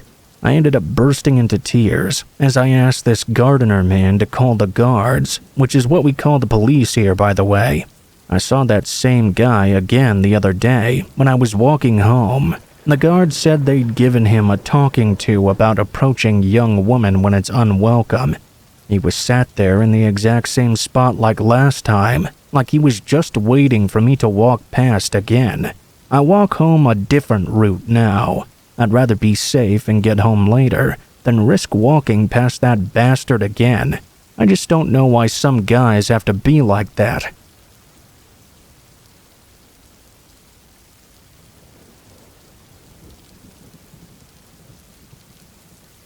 This happened a few years ago while I was living in Florida. I'm a female and around 20 years old, and had been going through a pretty rough patch in my life. I had the great idea to take a few tabs of LSD and go to St. Augustine for a day trip to take my mind off everything. St. Augustine is notorious for being insanely haunted, but it's one of my favorite places to go. I went by myself and made the 3-hour drive. This wasn't out of the ordinary for me. I often went on adventures like this all by myself, and I always had a great time. I went to the historic downtown and spent my peak looking around at all the cool shops, even made one hell of a walk to the lighthouse, passing by tons of tourists and people going on about their day. When you're tripping balls, it walks the fine line of exciting and terrifying, and I loved that feeling. As I started coming down, I went back to my car and decided to go to the beach. There was still a solid 2 hours of daylight left, and I thought being on the beach during the sunset would be amazing. I found some random pull-off area that you had to drive down a mile or so before you hit the parking lot. Not one other car was in it, which was welcomed after being amongst crowds all day. This lot was a giant circle, surrounded by trees and marshy land. Off to the side was a boardwalk that you could walk quite a few ways down to get to the beach. Once I finally got to the sand, I left my shoes by the boardwalk so I could find where it was when I came back. I was still not completely in my right mind by any means. The entrance was also pretty well hidden. I then walked for a solid 45 minutes down the beach. I found a nice spot with a big washed-up log where I could put my bag and clothes while I went for a swim. While I was in the water, I started getting to myself, thinking about all the stories about how extremely haunted the beach truly was. Not long after that, I had a very intense burning at my side. Think if you get a severe scratch or cut and put rubbing alcohol on it. Immediately, my high ass got to thinking that a ghost had just tried to drag me into the depths or something. I got out of the water as quick as possible, and upon closer inspection, I realized it was a jellyfish sting. I laughed it off. The sun was going down quickly, and I remembered I had quite a trek back to my car. The jellyfish sting was a huge damper on my mood. I grabbed up everything, and by the time I made it to the boardwalk again, it was dusk. The boardwalk was probably a half-mile walk back to my car. I had barely started walking down it when I heard someone talking. A few seconds later, I came across a dirty-looking man talking to himself and swinging a huge machete at random plants off to the side. I froze in my tracks, not knowing what the hell to do or what was going on here. He was slowly walking in the direction I was, so I decided to try and keep pace with him and follow behind as quietly as possible. This went on for about 5 minutes. When he stopped, I froze in place, not knowing what to do. I decided to just walk by, as quickly and calmly as possible. I hoped he wouldn't say anything to me, and would just keep swinging his machete at the plants around him. As soon as I passed him by, though, I heard him say something to me. He must have been on something too, because I couldn't understand what he was saying. I didn't look back, and I didn't say anything at all. I just kept walking. I heard his footsteps start to follow behind me. I picked up the pace, hoping he would lose interest. Unfortunately, that didn't happen. I heard him right behind me, following me a few feet behind. Every once in a while, he'd say something, but I ignored him and didn't look back. I was convinced that if I looked back at him, he would attack me with that machete, and it would all be over. He started saying things to me more frequently, but I refused to look back or respond in any way. He was becoming angry that I wouldn't acknowledge him and began shouting. I felt the wind from the machete swing right behind me, and I started to full-on run. At that point, I knew the parking lot wasn't too far away. I figured my heightened senses would easily allow me to outrun him. To my horror, he began chasing me. It was completely dark outside now, and my adrenaline was in full force.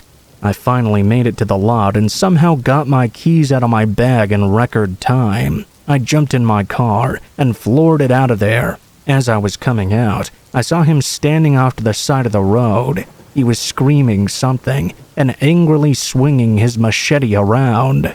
He tried to charge towards my car, but I honked the horn and drove past him, flying down the road and away from this maniac. My friends had always warned me against these little adventures, as I was a young and fairly good-looking woman. It was a running joke that I'd get murdered one day while out by myself, and that experience made me realize just how real that possibility could actually be.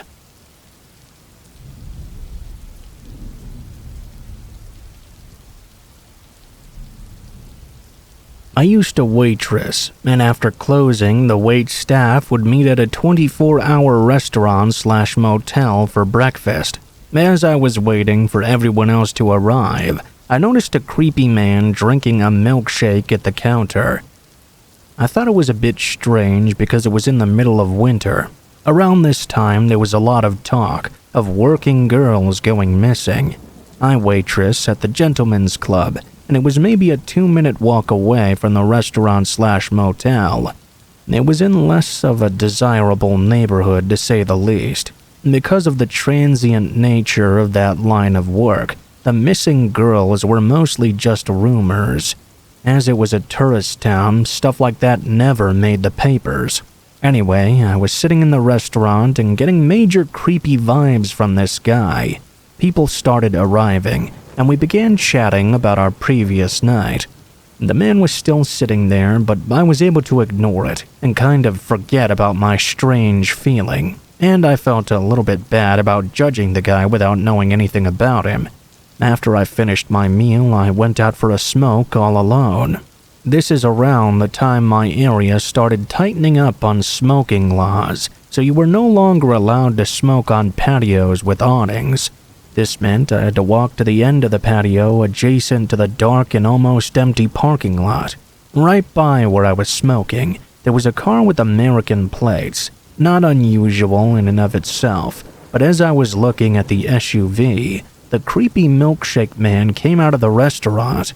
I quickly put 2 and 2 together that this car must be his. He started talking to me, saying some weird things. Needless to say, he got my attention very quickly.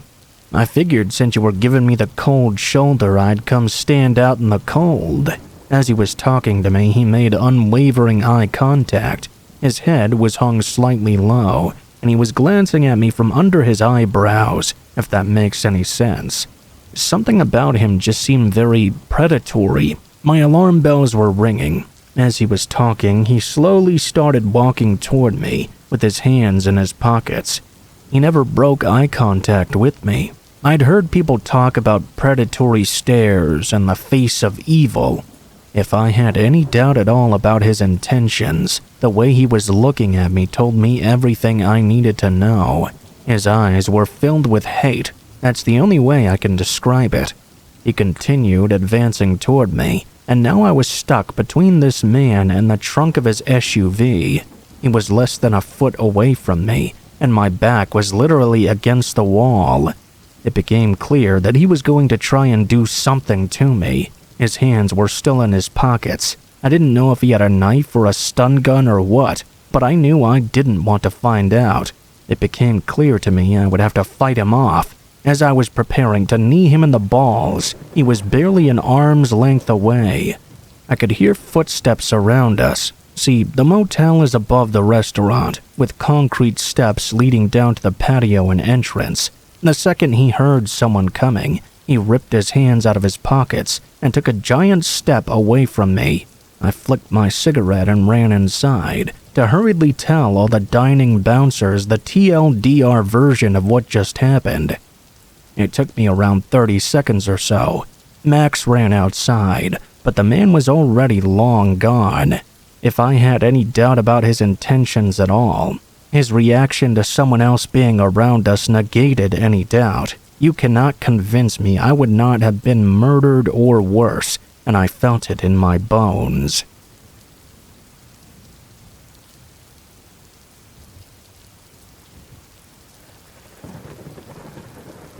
I was around 3 years old at the time. My father was a rancher, and he had found some random hunters on his property. He asked them to leave. As he was driving away, they opened fire on us. He always carried a handgun on him for badgers or coyotes, so he pulled it out and fired back while driving away. He actually landed a lucky shot and killed one of them. The other one was picked up by the sheriff an hour or so later. What leaves me in awe of my dad is that the first shot actually hit him right in the neck. Luckily, it was only a .22. There my dad was, with me, a 3-year-old child with him, struck in the neck by a bullet, but he still managed to very quickly return a few shots and drive away. He made it to the closest neighbors and waited for an ambulance to arrive. Luckily, he ended up living, and he's fine, though he has a very nasty scar on his neck. He rarely talks about the story, and I only know any of the details because my mom told me. Luckily, the courts found my father in self-defense of himself and me. The second guy got 30 years or so in prison.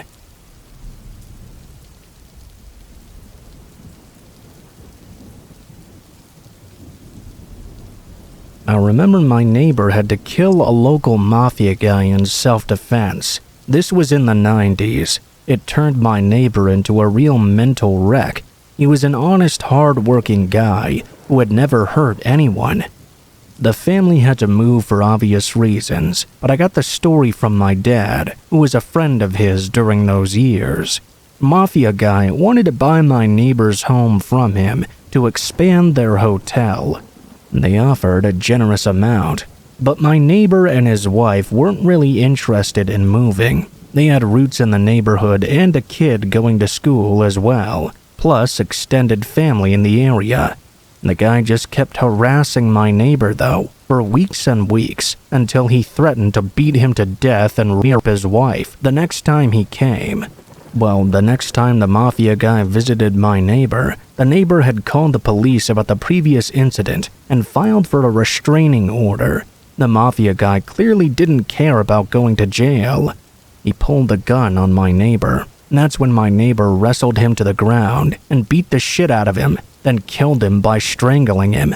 The experience really affected not just him, but his extended family as well, who also had to completely relocate after the incident.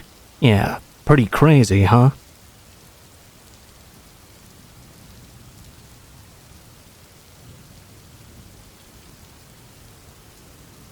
My father's family home lies deep in the mountains of Kyushu.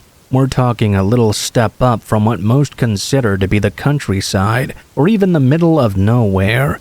We get a call from my aunt one evening, and we found out that my aunt who lived in the house my father grew up in had planned some renovations.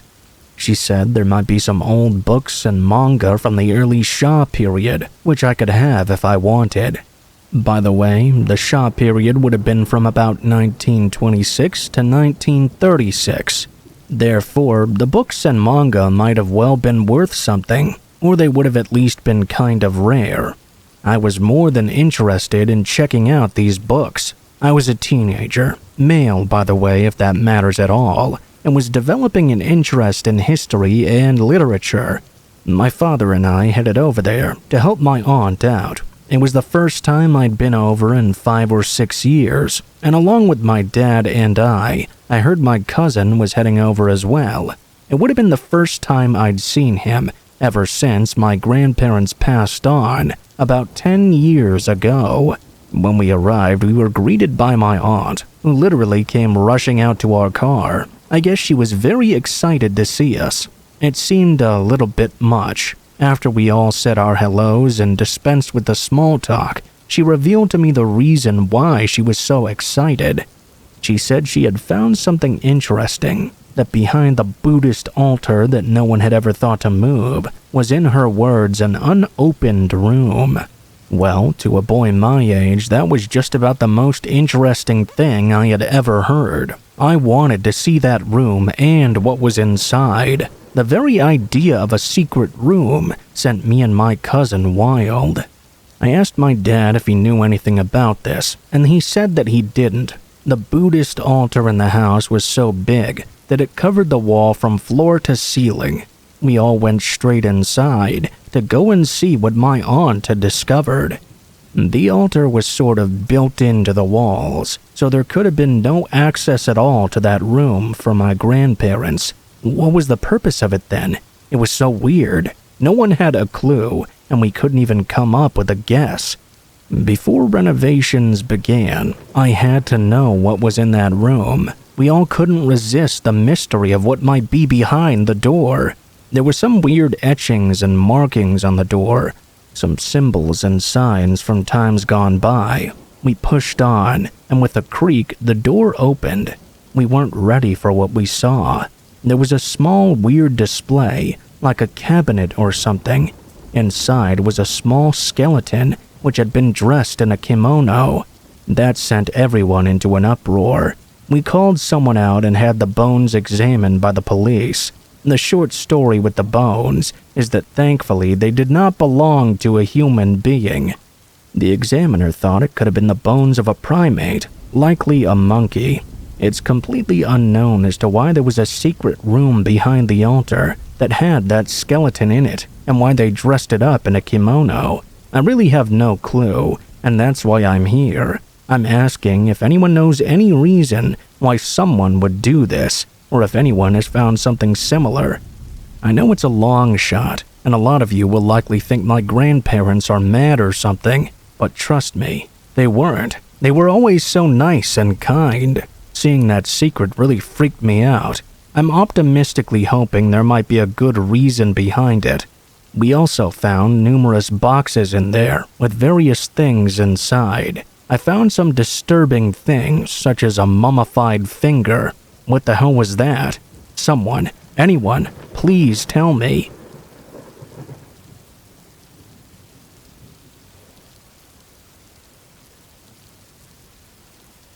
I used to work at a Target department store as a cashier. I worked there for almost 6 months, but ended up quitting. The scariest thing that happened was one random night when I was working the night shift.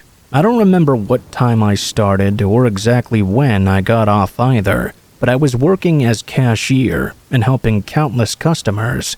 The store was decently busy, and there were a steady amount of people at my register. I remember toward the end of my shift, this guy with a big beard came into my line. I don't recall what he bought exactly, and we had a pretty normal interaction. I don't remember anything out of the ordinary at all. I remembered him just because of his very big and memorable beard. Anyway, he walked away, and then I helped the next person in line behind him. Probably 10 minutes or so after this, it was time for my final break of the night. I turned off the light to my checkout lane and helped the final customer, then left. I walked to the front of the store and went down a quiet hallway to where our break room was. The break room had several tables, chairs, a refrigerator, and a TV. I sat down at the table and was the only person inside the entire break room at that time. I went on my phone like usual and caught up in messaging my friends and whatnot. About 5 minutes later, I saw somebody else come into the break room out of the corner of my eye. I didn't really pay attention to them though. The person walked over and sat down right next to me at the table. When I looked up, I was surprised to see it was the same bearded man from just a few minutes before. I was so confused as to what he was doing here. He didn't work at Target, so why would he be in the break room with me? The man told me I had to go with him. I was asking him what the hell he was talking about. He said we should go right now and was pointing toward the exit. There was an employee's entrance down the hallway from the break room. I asked the guy who he was, and he said he would tell me later. The man stood up and said once more to leave with him now. Obviously, this seemed crazy to me. I had no intentions of doing so.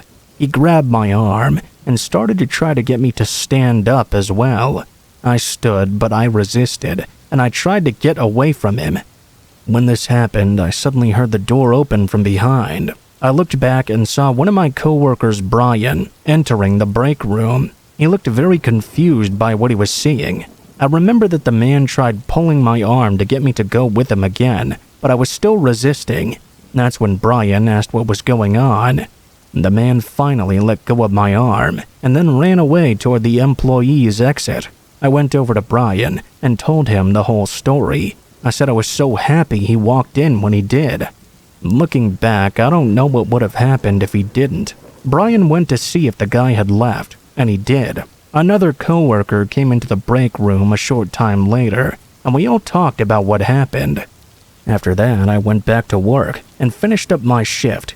For the next several days, everything was fine. I worked one other time without any kinds of problems.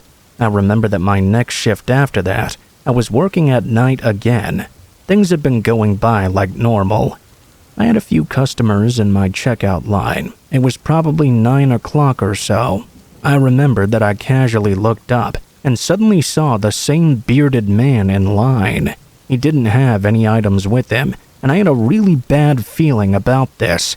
When it was his turn, I told him I was going to call the police if I ever saw him again. The man laughed a little and said he would be waiting for me when I got off.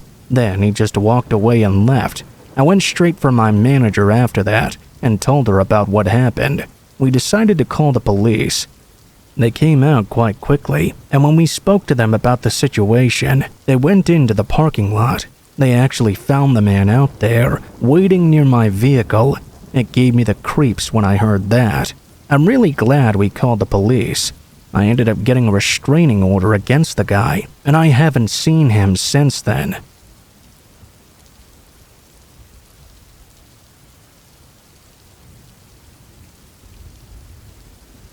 I saw the most messed up thing I ever saw in my life at the York Commons Walmart in Dayton, Ohio. I was near the pharmacy section, not in it exactly, but in one of the aisles where I could see it. That was when some guy walked past me, who smelled like a dead skunk. I didn't recognize where it was coming from at first, like he walked past me and suddenly I smelled this god-awful stench. I started to look around to see where it was coming from. I figured the guy might have farted as he walked past me, which wasn't anything to start a fight with him over. But still, who the hell even does that? Then, as I was looking at him, I thought, Jesus Christ, dude, eat a salad every once in a while. I started to notice he was not exactly very well put together. I hate to sound like an insensitive jerk here, but he had the distinct air of homelessness about him, and so, at pure morbid curiosity, I decided to stay put and see what this guy was up to. I'm not particularly proud of myself for feeling that urge, and now that I'm typing it out, it's really hitting me how weird that behavior is. It's the same kind of feeling that makes people stare at car accidents, I guess. Anyway, I just watched as the homeless-looking guy waited in line to talk to the pharmacist. The person in front of him clearly started to smell him too, because she turned around and gave him this look that said, "Take a bath already." She grabbed her pills or whatever and stepped away. Then the stinky homeless man stepped up to the counter to ask for whatever he needed. I could never have guessed how horrifying the situation actually was. It was horrifying. I was watching the homeless-looking man talking to the pharmacist, whose eyes were watering because of how close he was. I couldn't hear exactly what they were saying, but the dude seemed like he was asking the pharmacist some questions, and the pharmacist couldn't exactly understand him. The very next thing I know, the guy was leaning down, grabbing a hold of his pants leg and rolling it up real carefully, all the way to the boot and past his sock. The pharmacist leaned over the counter. That was from what I'm guessing was a slightly raised platform on the other side. When the homeless man pulled his pant leg up a little more and reached the flesh, both me and the doctor pulled back in horror. I was 10 to 15 feet away, so I couldn't really see the guy's leg well.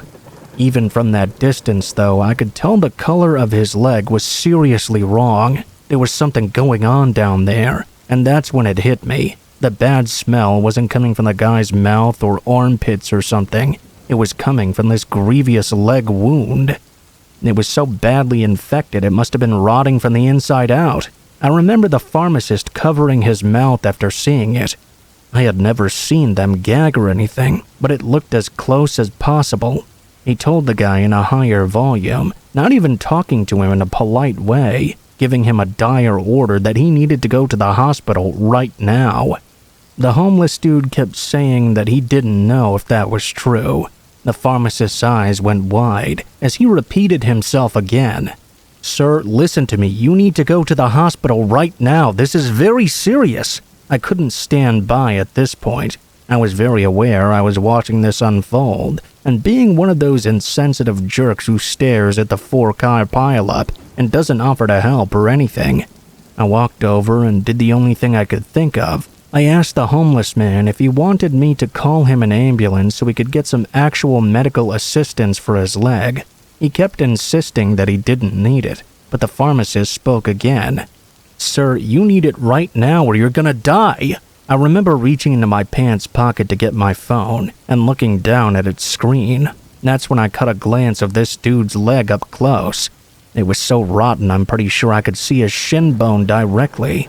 There was some kind of muscle membrane or something as well. As I was looking at it, I really started to smell it again. It was so bad I had to cover my mouth and nose with my shirt to stop myself from gagging.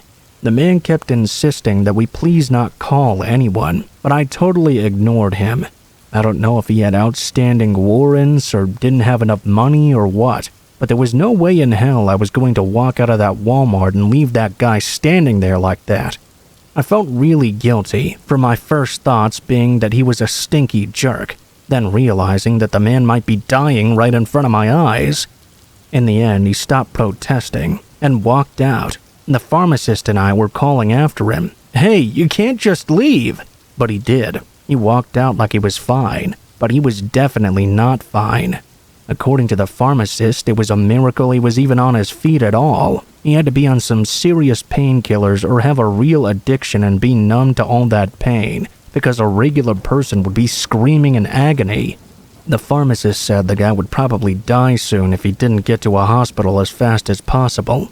A part of me wants to hope that he did, but I just kind of know that he probably didn't.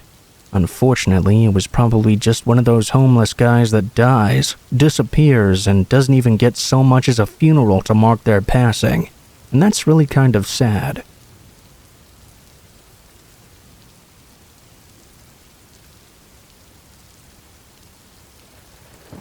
This happened to me when I was 23. One night I went to a restaurant in the city. I'm not saying which one or which city for privacy reasons, but it was a restaurant that had a bar in it as well. On this particular night, I had ordered my food and soda.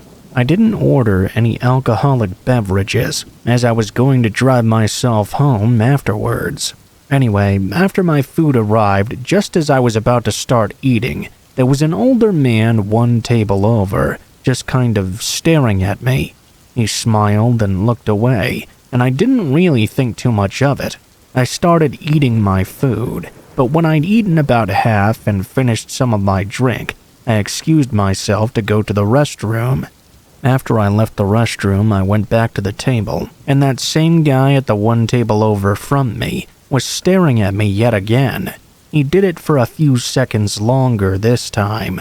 I was starting to get really creeped out, so I just went back to eating my food. When I went to take a drink of my soda though, it tasted really weird. I don't know how to describe it really. I shrugged it off and drank the small amount left, then paid and got out. When I got to my car, my stomach immediately started feeling funny. It wasn't hurting exactly. It was just a strange feeling I can't really describe. I didn't really pay much attention to it. I drove myself home and got back at about 10 p.m. When I got back to my house and went inside, I started to feel a really sharp pain in my stomach. I went and sat down on the couch, and after about a minute or so, the pain had started to settle. 5 minutes later, it started up again, only this time hurting far worse. It seriously hurt so bad that I began sobbing. I thought I must have ate something bad at the restaurant.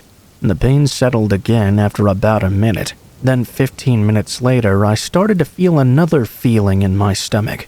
I went to the bathroom just in case something bad was about to happen.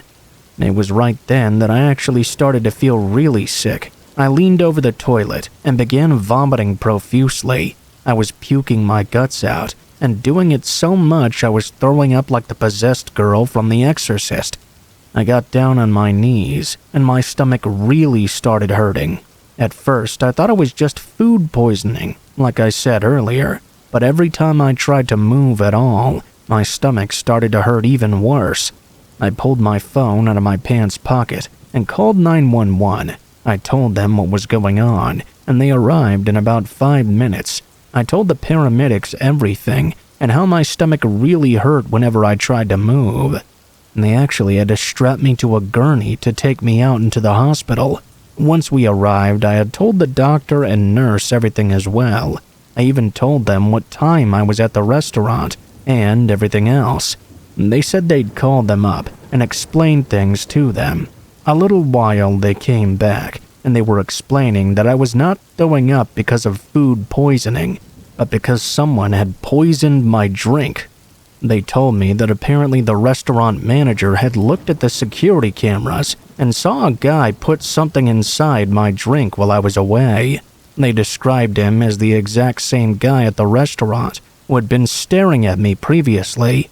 Needless to say, I was shocked. I never thought something like this would happen to me.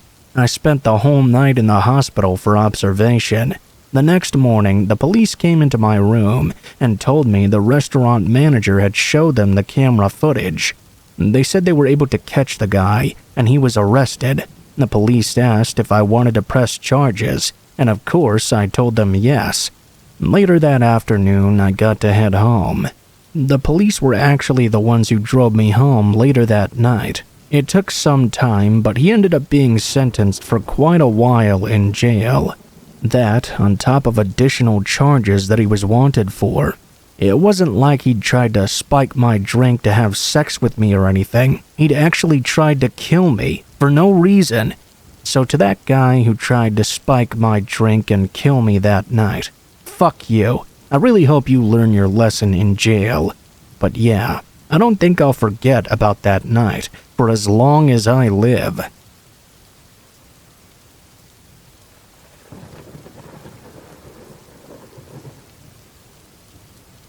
I, female and 23, was staying with my friend who's also female and 23 for a couple of weeks in the town I grew up in. She works at a restaurant, and without giving away too many details about the specific location, it's in a plaza with a river nearby.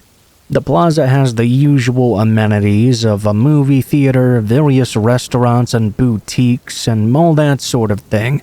We entered through the parking garage, which has 3 stories, both elevators and stairs. This is important. She had a 6-hour shift, so I decided to do some shopping, listen to music, and walk around before eating at the restaurant my friend works at. I remember I was sitting at the bar on the corner alone, listening to some music. That was when a bigger man approached me. He had a security guard beanie on that was incredibly dirty and tattered up, and he was muttering with his eyes barely open. All I could hear from his muttering was things like, "Are you? I like your... Is anyone sitting?" But keep in mind, it was incredibly muted. I'm guessing what he was trying to say was asking to sit next to me and trying to compliment me. All of this was said while he was switching back and forth between looking into my eyes and staring at my chest. I tried to tell the man multiple times that I just could not understand what he was saying. After a bit of back and forth, I put the headphones back in and he left me alone. I told my friend about what happened and tried to shake it off, hoping it was just a weird, isolated incident. If that was where the story ended, I wouldn't even be writing this. Unfortunately, though, it's obviously not. About an hour later, I see someone approach the bar to my left out of the corner of my eye and felt their gaze fixate on me. I didn't look, but somehow I immediately knew it was him. I texted my friend and told her I was feeling really sketched out. I wanted to believe that I was simply misreading things and letting my anxiety get the best of me, but I couldn't shake the feeling there was something off with this guy. 30 minutes or so later, my friend got off. As we started walking toward the parking garage stairs to get to our car, I could see him waiting on a bench nearby, waiting for me. The benches aren't super close to the elevators. The second I spotted him, my blood ran cold. He saw us walking toward the stairs to the parking garage, and all of a sudden stood up and started sprinting for us. I was face to face with him by the time we got to the top of the stairs. We booked it back to the restaurant and used the employee elevator to get to her car. An employee escorted us to the vehicle as well. The employee told us there are a lot of cases of homeless people who wander around the area. I presume he was homeless and just walking in and out of various restaurants until he saw me. I'm incredibly thankful I trusted my gut and that I spotted him. I don't know what would have happened if I didn't see him at first, but I don't want to find out.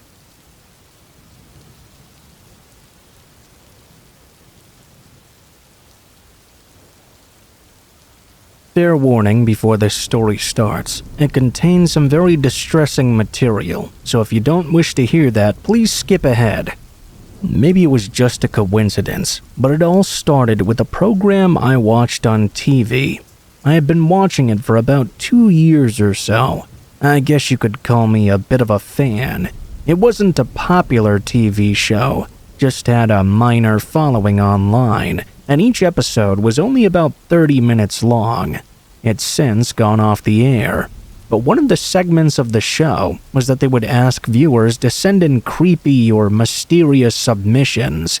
To be honest, I think that was the best part of the show. I didn't really love the other segments as much. Just to give you some flavor of what the submissions were like, I'll give you some examples. I remember one where this guy sent in a video of his pet behaving extremely strangely in a very scary way. Another one was someone filming a very odd billboard as they passed through a town in the middle of nowhere. I can't remember what was on it exactly, but that one was really weird and led to some strange website for a cult.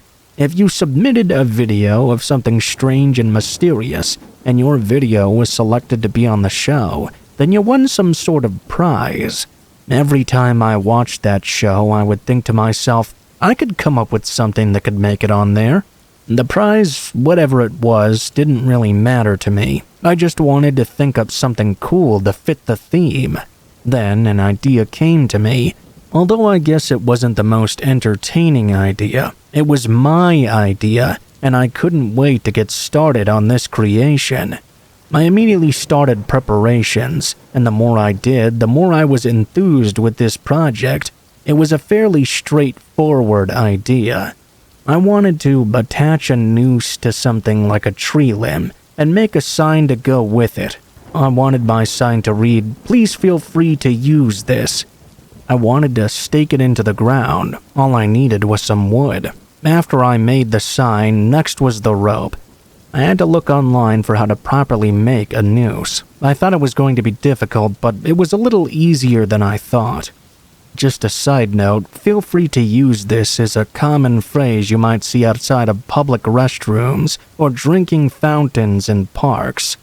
Now that my creation was ready, all I needed to do was find a place to take a photo or video of it, and then I could make my submission and send it in, as if I'd just stumbled across it. I had some annual leave available, so I decided to take a day off and drive out deep into the woods. I drove for miles to get there.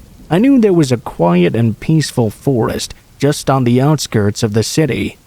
I got out of the car at a spot deep inside, carried my rope and my handmade sign with me, and was careful to make sure I was not seen by anyone.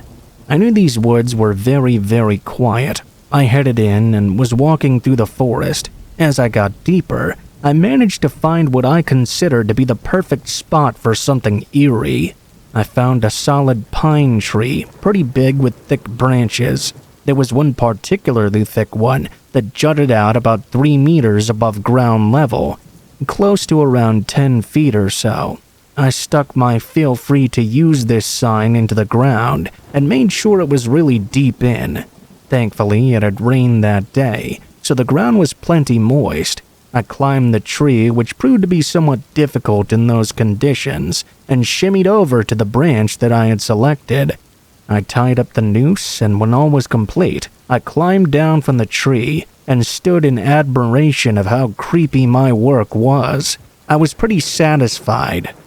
By now, I'm pretty sure you get my idea. I wanted to take a short video as if I just stumbled across it hanging from the tree with the sign in front of it. I know it's not in good taste exactly, but I was certain it would be eerie enough to get on that TV show. When I went to take the video, though, it didn't seem quite right to me. Looked a little too new and staged, if you know what I mean. The "feel free to use this" sign I had made from brand new lumber from the hardware store in the city stood out like a sore thumb. It all just looked fake. I wanted to make my video look real. One saving grace was that the rope didn't look too bad, but supposedly brand new wood being discovered this deep into the forest, that would not do. I had to think of some way I could make it look more realistic. I didn't want to go through all that effort and fail with my submission. I thought about it for a while, and then it came to me. Because it had been raining and more rain was forecasted, I figured that if I just left it out there for a while and pretended to stumble upon it later, it might look a little more authentic after the weather had beaten it down a bit. I figured the wood from the sign would get covered in dirt and leaves from the wind and rain, and that would create the desolate atmosphere I was looking for. I wasn't that worried that a hiker or someone would find it and remove it. It was pretty far in. That was a risk, but I just had to take it. If I wasn't living in the city, I would have put it in my garden or something, but I was worried someone might see it and get the wrong idea. I didn't want the law to get involved either. To me, it was simply a hoax, a light-hearted thing. I didn't think I had committed a crime. Essentially, it was just a piece of performance art. That in mind, I decided not to be that worried about leaving it there. Who cares was my final thought as I headed back to my car through the forest. The following several days became very busy for me, and before I knew it, I had completely forgotten about making my video and the sign out there in the woods. Exactly 1 month later, I suddenly remembered my piece of art was still out there. I remembered it while I was watching that TV show, the one I was supposed to be submitting my video to. I immediately got into my car and drove off to the forest to see if it was even still there. During the month I had forgotten about it, there had been some typhoons passing through my prefecture. When I arrived back at the forest, I noticed there had been a lot of growth of the weeds and brush, and it was difficult to wade through this area. The forest floor was littered with broken tree branches and leaves, made it difficult to find my creation, and I would be lying if I said I didn't get a little lost trying to get out there. It didn't help that it was getting dark too.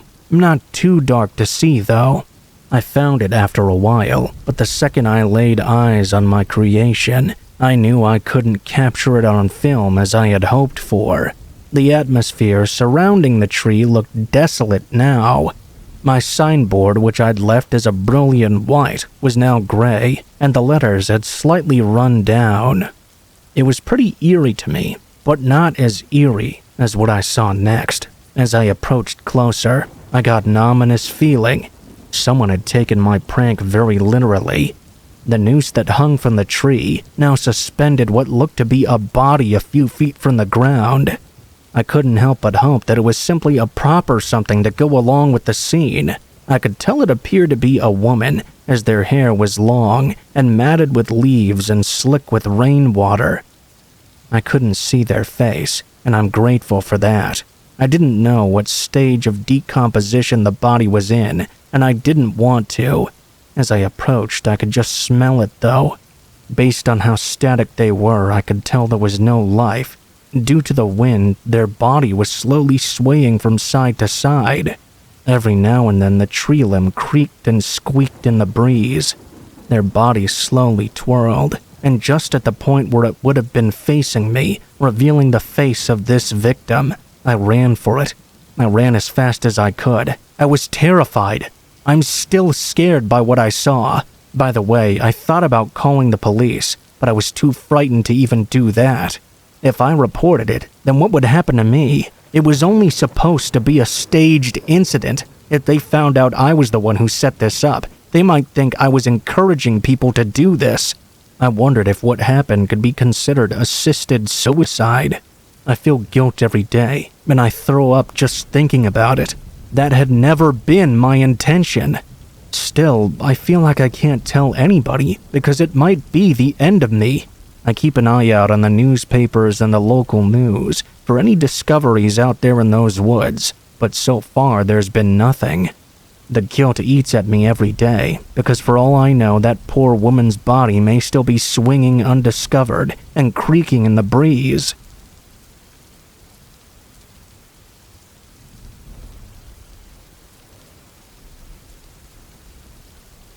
I'm a real outdoorsy kind of guy. I love mountain hiking, climbing, fishing, going on long walks, and camping out in the elements. I always go alone, as I find it to be a much more immersive experience when it's just me and nature. Sometimes it can get pretty creepy though. I've had encounters with animals and heard strange noises out there in the dark of night. Nothing can be weirder though than what happened when I went mountain hiking last summer. After a long day of hiking, I set up my tent to get some sleep for the night. I had left it until kind of late because I was pushing myself to cover as much ground as possible. It was twilight by the time I got into my sleeping bag and pretty much dark out.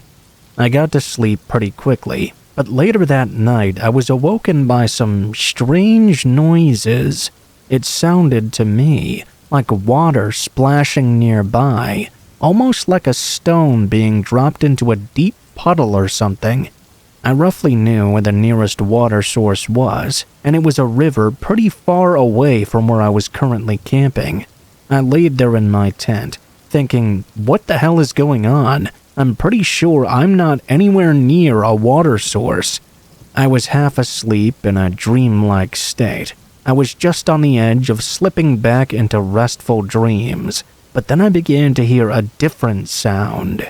This one was more of a dry rustling sound, like someone wading through knee-high thick grass. This sound alerted me. All of a sudden, I didn't quite feel that alone. I listened intently, and after a couple of moments, I figured out that this dry rustling noise was circling my tent. I was really freaking out at that point. I mean, I did have a knife, but it was in my rucksack at the foot of my sleeping bag. I was too scared to make a grab for it. I didn't want whoever was out there to know I was awake, because then at least I would have the element of surprise on my side. I tensed up and tried to keep my heavy breathing to a minimum, all the while desperately trying to think of what to do next. Just as quickly as it began, though, it was suddenly over. The rustling through the grass headed back off the way it came. The very next noise I heard was that drippy, watery sound coming back. Then, after a few more moments, there was nothing. No more sounds except the distant cries of crickets and other nocturnal animals. I was not able to get back to sleep that night. I couldn't stop thinking about those sounds, the water one in particular. My mind was torturing me with the possibilities of what had been out there. Could it be a bear? Some random person in the middle of nowhere? Was someone taking note of my position to potentially come back later? It could have been anything, and there was no way I was going to get sleep with those thoughts in my mind. Once it was light out, my confidence returned. I got up and took a look around. I wanted to find a logical explanation for what I'd heard. I noticed something a little ways off. It was a stone structure, hidden a little ways away from where I'd pitched my tent. It looked very old, and as I got closer, I discovered it was a well. That was especially weird. What was the use of having a well this far out into the mountains?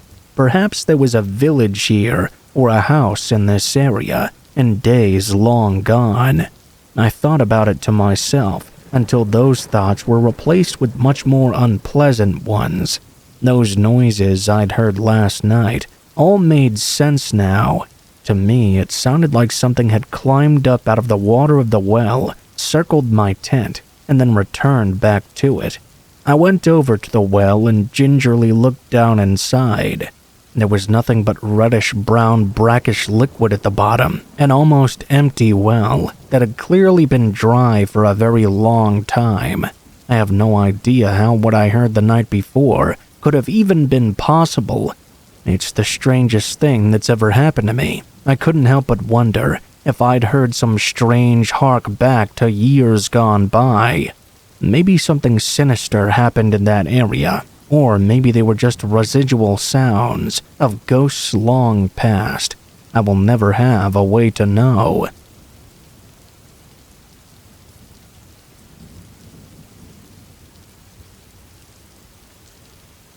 When I was about 5 years old, my mom had a boyfriend who ended up being my little brother's dad.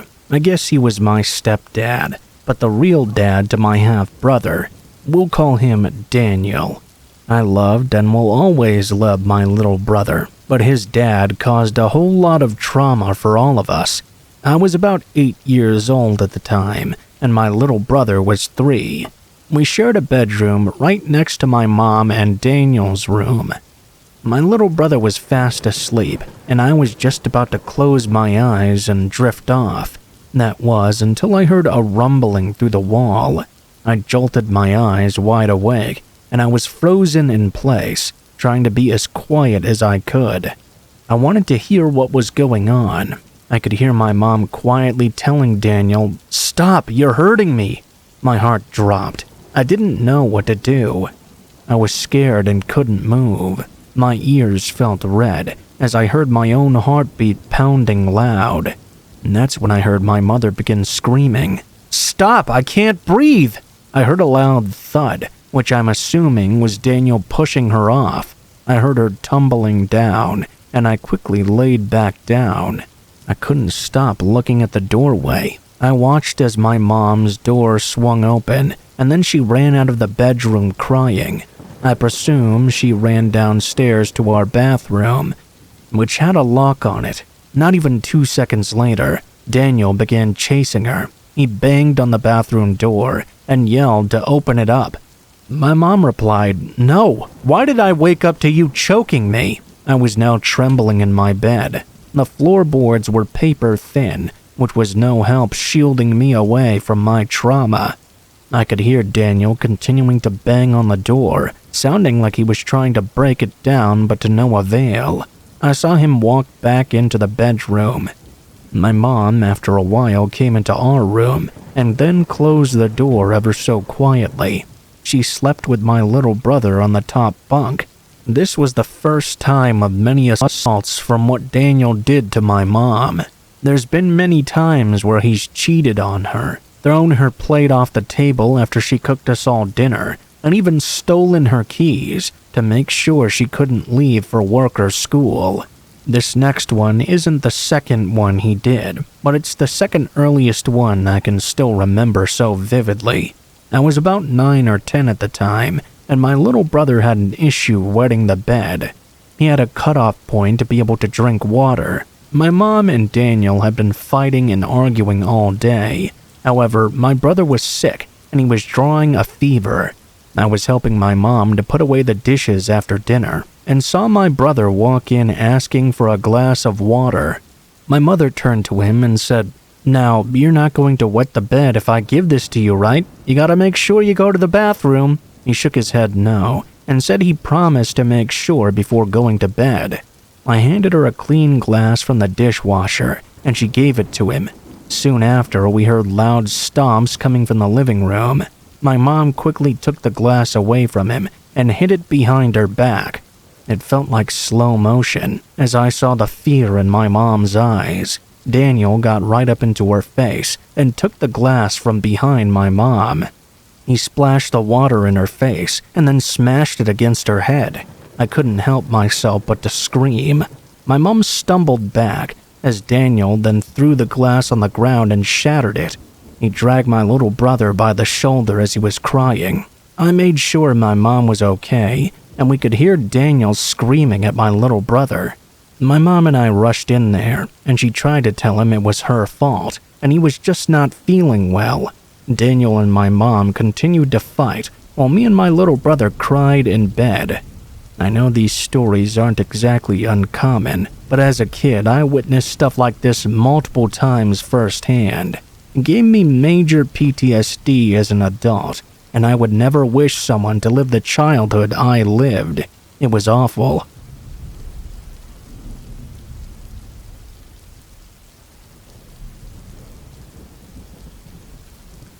This story took place when I was a kid. My dad had been a pool man for many years, and one of his oldest customers decided to purchase a ranch. I don't remember exactly where it was. He asked my dad if he could come and fix their pool, which was disastrously maintained before the guy had bought it. He gave my dad permission to bring us along as well, and told us we were all welcome to stay a few days and enjoy the ranch. We drove there, and I had been in charge of reading the MapQuest instructions. I never seemed to be able to sleep during car rides for whatever reason. We drove back home a few days later, after my dad was finally able to save the pool.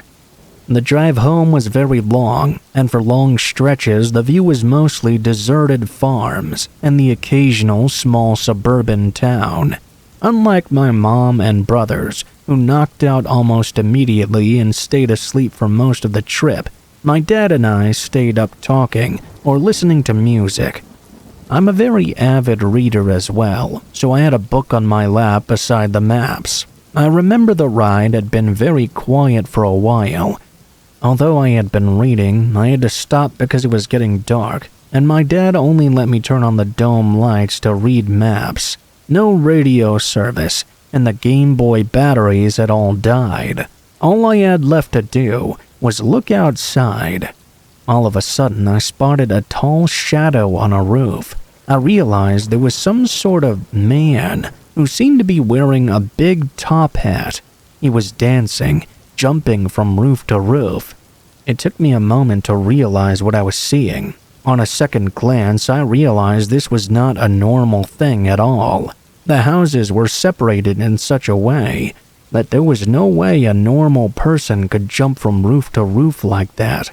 What scared me the most, though, was that as he reached the end of the field, he seemed to sense me. He looked over and stared right at me. Even though I couldn't see it, I could sense somehow that he was smiling at me. I turned to face my dad to see if he saw the same thing, but he had been paying attention to the road.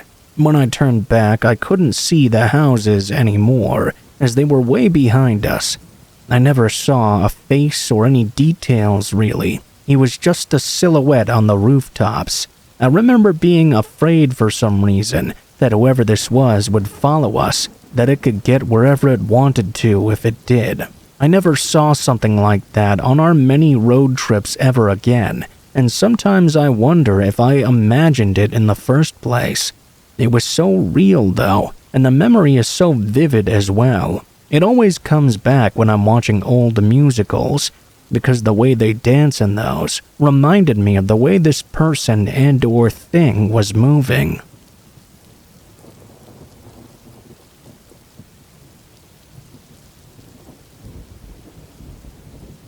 A few years ago, I played a lot of video games. I've always been kind of on and off with gaming. I'll play quite a bit for a month or two, and then go a long time barely playing any at all. Overall, I'm just not very consistent. Just depends on how busy I am and stuff. This was back in like 2018 or 19 maybe. I was playing Fortnite a lot, as well as some other games. I played on PlayStation 4, and would sometimes play with friends online. Most of my PlayStation friends, though, were random people who I had played with in the past. They sent me a friend request or something, but I didn't actually know them in real life. One time when I logged onto my PlayStation, I had another friend request. I had no idea who it actually was, and I don't even remember the username at all. I did what I always did. I accepted it and started playing. Maybe 30 minutes later, I got a request to join a game on Fortnite. It was from the person whose request I had just accepted. I decided to join them in the game, because I figured, why not? When we started playing, I saw the other person had a microphone, but they weren't saying anything. I had one as well, so I asked some general questions about the game. We were playing duos. If you don't know what that means, it means we were on the same team. My questions went unanswered. I figured that either their headset was not on their head, or maybe it was broken or something. Not all too uncommon. I stopped talking to them after it was apparent they were not going to respond to me. I still didn't know who it was though. I assumed it was a random person I must have played with sometime before. We played around and lost fairly quickly. Then we decided to play another. This time, about 5 minutes into the new round, the person finally spoke. It was a man's voice, which was extremely deep. Actually, thinking back on it now, they were very obviously using some kind of voice changer. The voice sounded very creepy, and the man said my real full name. Immediately, that got my attention. What followed was a completely crazy-sounding rant that started out absurd and then got threatening. I don't remember any of the specific things, because it was all so crazy. After he paused, he started talking again, and said, "If you don't think I'm serious, I know much more than just your name." I was already very creeped out by this guy. He then said exactly what city I lived in, and my state as well. That was enough for me to panic hit the power button on my PlayStation and turn it off. I went so far as to unplug it from my wall. My heart was racing, and I was now sweating as well. I wondered who that person was and what had just happened. Eventually, after 10 minutes or so, I composed myself and turned my PlayStation back on. I located the person on my friends list. I saw he had sent me several messages now. I clicked on one, and it was only revealing even more personal details about me. I didn't want to read any of the rest. I reported and blocked him, and got off my PlayStation. After that, nothing else happened really. No, he did not show up at my house or call me on my phone or anything, at least not that I'm aware of, but it still creeped me out quite a bit, so much that I didn't play video games for a while after. Years later, I still wonder who that even was. I played many video games since then, and nothing like that has ever happened again. I don't know if it was a prank either, because nobody I know ever said anything about it, and I think they would have by now. Besides, my friends aren't really the type to do that. Who that man was, and why he so deeply hated me, remains a mystery to this day.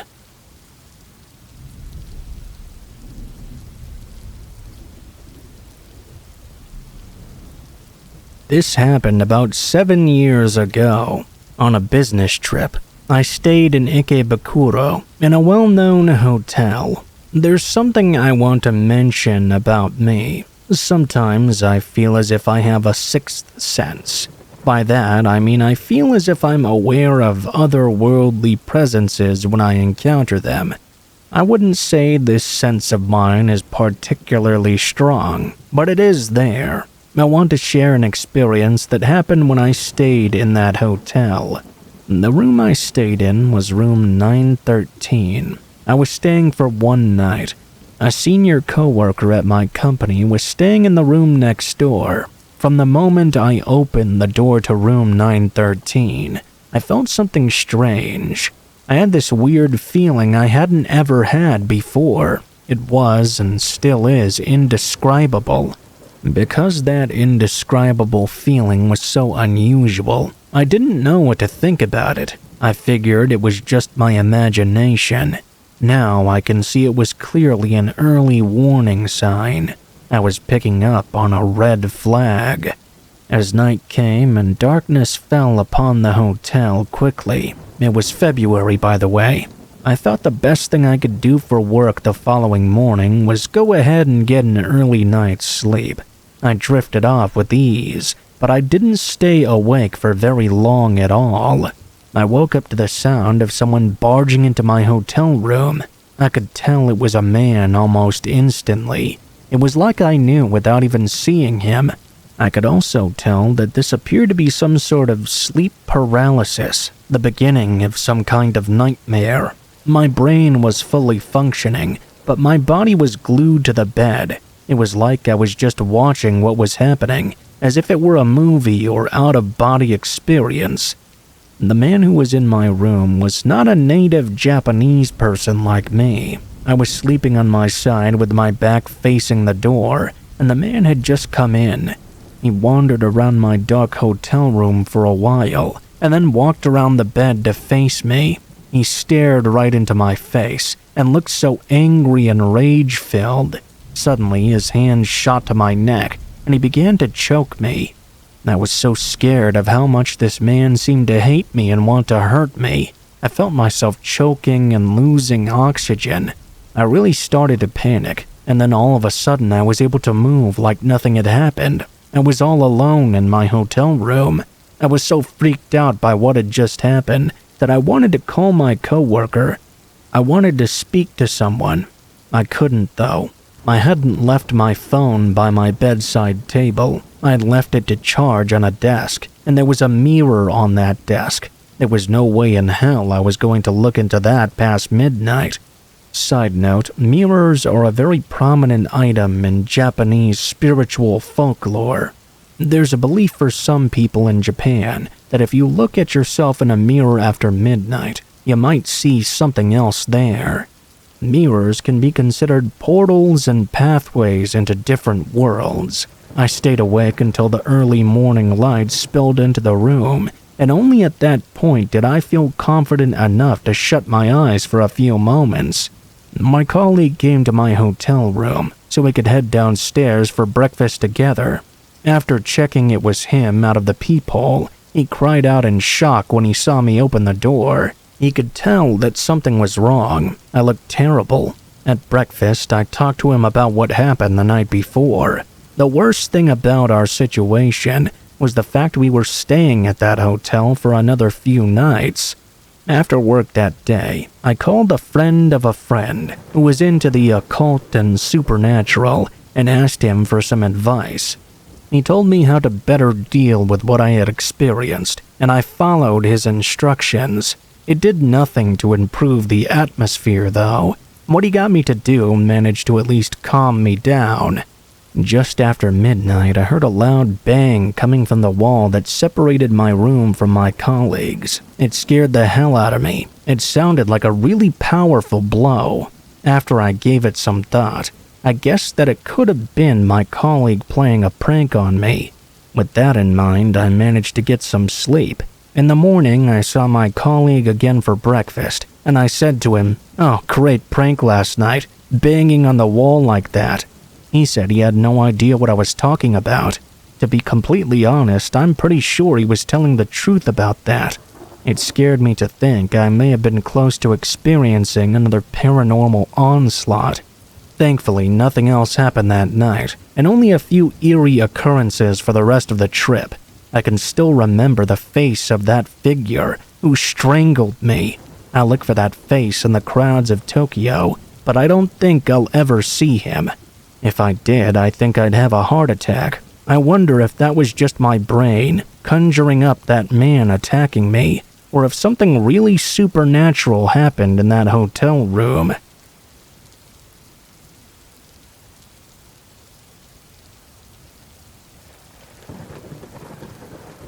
I had two friends, a couple. The guy was really funny and kind. Well, except to her. I really enjoyed being around him when he was calm. He had a rough childhood and didn't have any family, and couch surfed often. Even in high school, he was in and out of jail. But those two had dated for years and had children. He was extremely abusive to her, and everyone in the friend group knew it. It was sort of normalized because most of the men there were all abusive to their girlfriends, mine included. He actually went to jail for a period of time, and she moved on and seemed to be happy. Then he got out and they seemed to get back together, but she was making it pretty obvious she was over it and had started standing up for herself. She enjoyed the freedom and happiness she had when he was in jail. She wanted away from him. Obviously, he did not take this well. She was basically all he had, and he refused to let her go. I remember I got a phone call one morning that he had killed her, then spent hours in their home before he finally killed himself as well. I remember that shortly after that, my boyfriend and I were fighting over something inconsequential when he literally said to me, "You know what? I'm going to do to you what he did to her." I left that very same night, after 6 years of enduring all his abuse. I like to think that she's part of the reason I had the strength to leave and never look back. There were many warning signs, but no one ever thought he'd take it that far. I now feel so ashamed that I didn't take action, or at least help her before it got that far.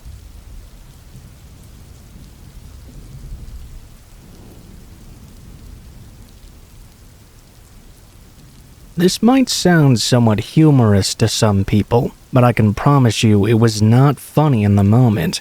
I used to work at a Walmart, and one day I was walking the aisles when suddenly I spotted this lady opening up a bottle and chugging down the contents. This made no sense to me at the time because I knew the store pretty well and the place where the lady was standing. It was the place where I was pretty certain we kept all the hot sauce. But then, she couldn't have been just chugging hot sauce. Why would she do that? I walked up to her, and I said something like, "Excuse me, ma'am, are you all right?" Just the sight of her must have had my jaw dropping. She had bloodshot eyes. Tears were streaming down her face, and she was wheezing and breathing really heavily. It was obviously burning her mouth really bad. She was sweating and gasping in pain. It was the craziest thing to see. People have joked when I told them the story, saying, "Oh, she must have loved hot ones or whatever." But when I say this woman was trying to hurt herself with hot sauce, I mean that legitimately. She kept on drinking and drinking until she was crying and moaning in pain. I called security, and by the time security came over, she could barely stand up. Blood was beginning to trickle from her nose, and she was holding her stomach in pain. Security just sort of dragged her outside, and she laid there until someone finally called 911. EMTs came and took her away. I used to think about her a lot, hoping that she was doing better now. She seemed to be very sick in the head.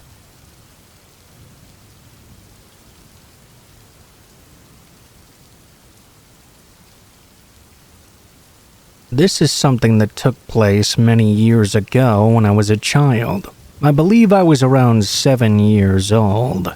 One day, I went shopping with my mother and younger sister at Target. It was a commonplace event for my entire family to go and get whatever we needed or wanted. When we got there, my sister was sitting in the shopping cart and my mother was pushing it along.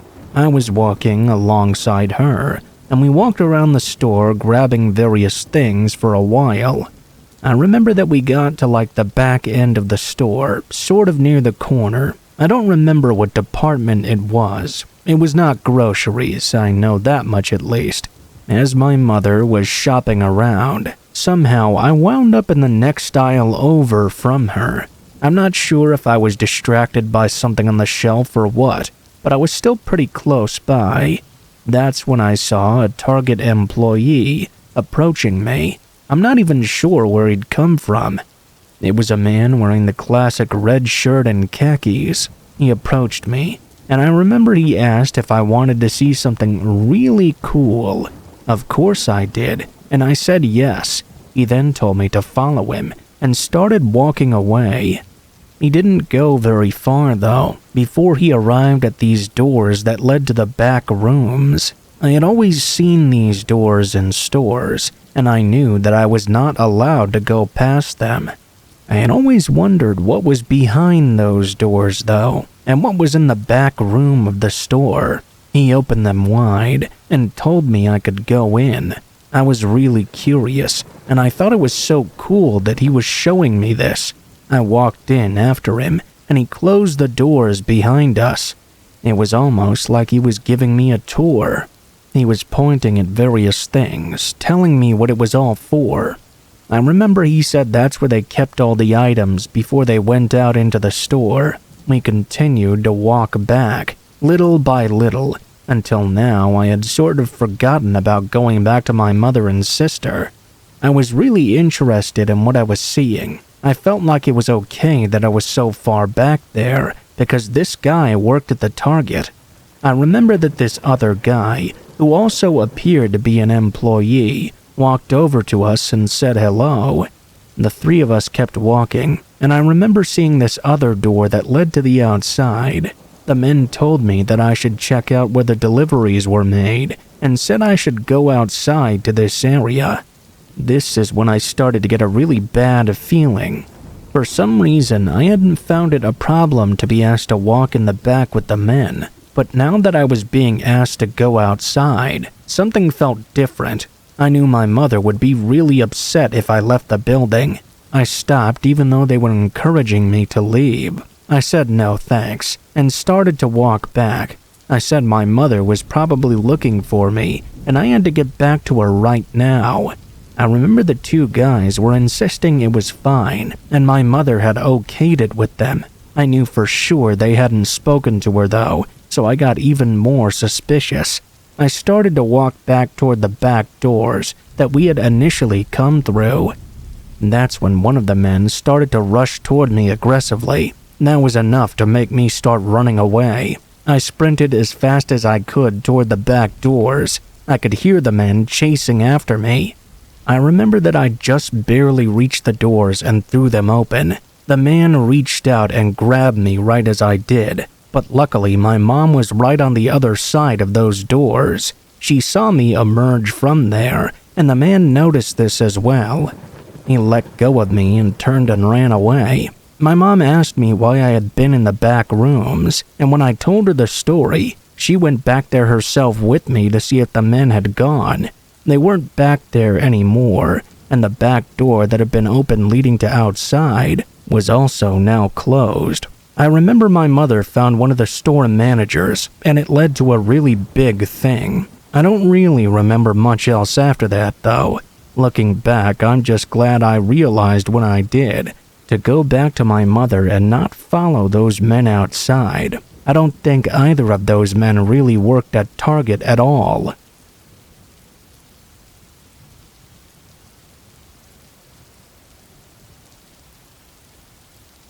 So this happened while I was on a trip. I was staying in a traditional Japanese inn, and the inn was incredibly old, as they usually tend to be. It was mainly wooden in construction. This was a work trip, by the way. I work as a tour guide up and down the country, not quite as luxurious as it sounds. The reason being that my company always booked the cheapest hotel rooms they could find for their employees' work trips, and more often than not, employees shared rooms with one another to make even further savings. I was relatively new to the company when this experience took place. It seemed as if the room in the inn that my colleagues and I were going to be staying in was one that wasn't rented out often. The inn was almost fully booked, aside from that one room. When I got in there, I thought, wow, it's actually pretty dark and creepy in here. I didn't know exactly why I felt that way, though. I had some time to kill before we had dinner, so I looked around the hotel room. I opened the big closet door to see what was in there, and then when I closed the closet door and turned to leave, I noticed something out of place. There was a heavy wardrobe on one side, and there appeared to be some kind of door behind it. I shoved the wardrobe to one side to get a better look at it. Affixed to the door was this strange kind of talisman that looked like a seal of some kind, perhaps of the religious variety. The door was sealed up tight, and there were no gaps at all. This must have been the door to the attic or something, since we were on the top floor. That weird door gave me goosebumps. I moved the wardrobe back to where it was. I had thought the dim lighting of the room was the cause of that creepy feeling I had before, but I guess subconsciously that door might have had something to do with it. I didn't feel like being alone in that room anymore. I went to try and find the other guys. There were 4 of us in total, and all of us were going to be sleeping in that room together. I told one of my colleagues about my mysterious discovery, the weird sealed-off hidden door. He didn't seem to be fazed at all, wasn't that interested really. I asked him outright why he wasn't surprised by what I found. He simply said, well, if I spent all my time looking for things to be surprised about, I wouldn't exactly be good at my work now, would I? Suit yourself, I thought, as I walked off. I was convinced there wouldn't be any rooms left available in the inn, so I just had to bear with this weird discovery. At least I wasn't going to be staying alone in that room. That was one positive. We all hung out talking about work and what we would be doing tomorrow in a kind of informal meeting. It went on until about 1 a.m. Although it sounds kind of boring on the surface, it was actually pretty fun. We had drinks, everyone loosened up a little. I felt much more at ease now. I took a bath, which was very nice actually. I went to bed at about 2 a.m. Everyone else was just about ready for bed by that time too. About 10 minutes after the lights went out, we were all laying in bed and I began to hear some light snoring. I guessed that everyone else was now asleep. I, on the other hand, couldn't get any sleep no matter how hard I tried. No matter how many times I flipped the pillow or changed my position, I couldn't get to sleep at all. It was around that same time that I started to hear some strange noises. At first, I could barely hear it, but after a few moments, the sound grew louder. It was coming from somewhere above us. It sounded like someone was walking around up there, like someone was just bumbling around in a circle. After a while, I began to hear a second pair of footsteps as well. The second set sounded like they were a little further away from the first. It sounded like the 2 owners of these footsteps then began talking to one another. I couldn't make out what they were saying, but I could get a sense of the tones they were using, and the tone I was hearing was not a nice one. It sounded like they were having a heated argument. I didn't like it. I obviously knew the door to the attic was sealed shut and had a wardrobe placed in front of it, so those voices and footsteps up there really had me freaked out. How could they get up there? Surely there wasn't anyone up there. I asked myself that question, but I was unable to answer it. I worked myself up so much that I really wanted to turn the light on. I was essentially scared of the dark as an adult, and it was pretty embarrassing in a room full of other adult men. I tried to resist the urge, but I could not fight it. I was scared. I got up and headed toward the light switch. As soon as the lights came on, all the noises from above us stopped, and the attic fell silent. I stood there in place by the light switch for a moment, listening intently. I woke up one of my colleagues. I had to talk to someone. I went for my work friend who was the nicest to me, not that guy I spoke to earlier. I woke him up and told him what happened. He was annoyed, of course, that I'd woken him, but overall not that surprised by what I had to say. He said there was a reason why this room was so cheap. A couple of them found out last time after they heard strange noises. They ended up searching online about the inn after they stayed there and read that others had experienced similar things. Some said it was haunted. Some thought there must be a secret area where people were spying on the guests. He asked me, "Why do you think we all stayed up so late?" I asked him why the hell he didn't tell me we were staying in a damn haunted house. He said that if I knew it was supposed to be haunted, I'd never have gone to sleep in the first place. Well, he certainly knew my character well. How kind of you, my friend, I thought, as I slunk back to my bed and buried my head in the covers. I barely got a wink of sleep that night. I had the feeling that if there really were ghosts up there, something very bad must have happened in the attic of that inn. I get the feeling I don't particularly want to find out what it was, though.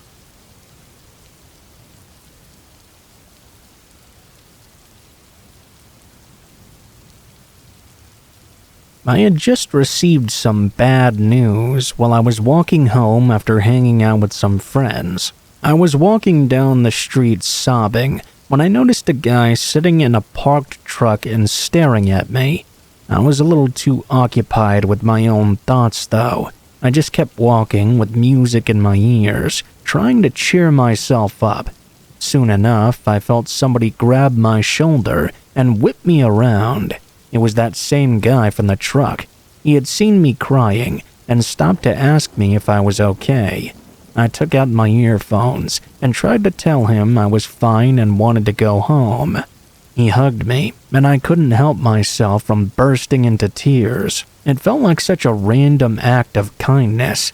All of a sudden, though, his grip got tighter and tighter, and I started to feel uncomfortable.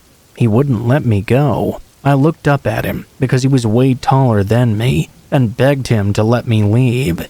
He pulled me in and kissed me and started to drag me towards his truck, saying how pretty I was and that he was going to keep me. I panicked and tried kicking him, but he was way bigger than me. I screamed for help, and luckily 2 guys were close enough to hear me. They ran over and made the guy let me go. I never ran that fast home in my life, and the worst part about it is, it was all in broad daylight. He was intentionally using the fact I was in such a fragile state to take advantage of me.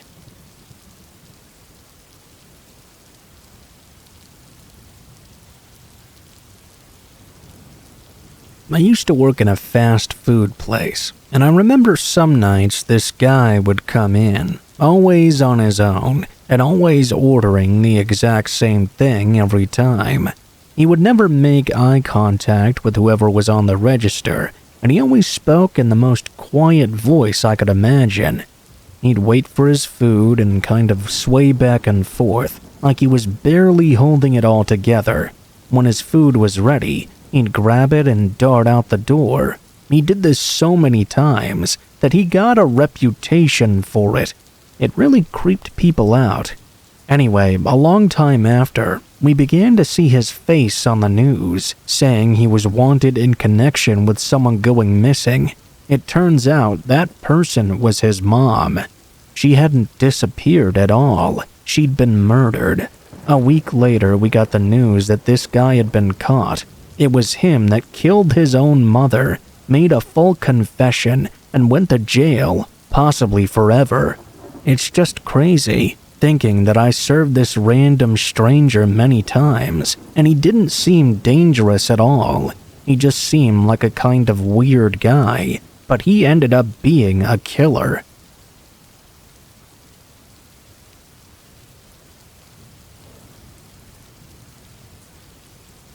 I used to work in a big coffee chain here in Canada, and during the winter we had a real problem with homeless people trying to get out of the cold for a while. Most were actually pretty cool. They just hang out, charge their phones, maybe order a coffee with some change they'd collected. But this one guy in particular became a real problem for us. First off, his pants always seemed to be wet, and he always wanted to hand us wet bills or coins that he'd pulled from his pants pockets. I did not want to think about why his pets were wet.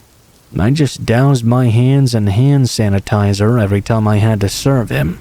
Then came the week where for 6 shifts in a row or so, he showed up minutes after closing and demanded we still serve him.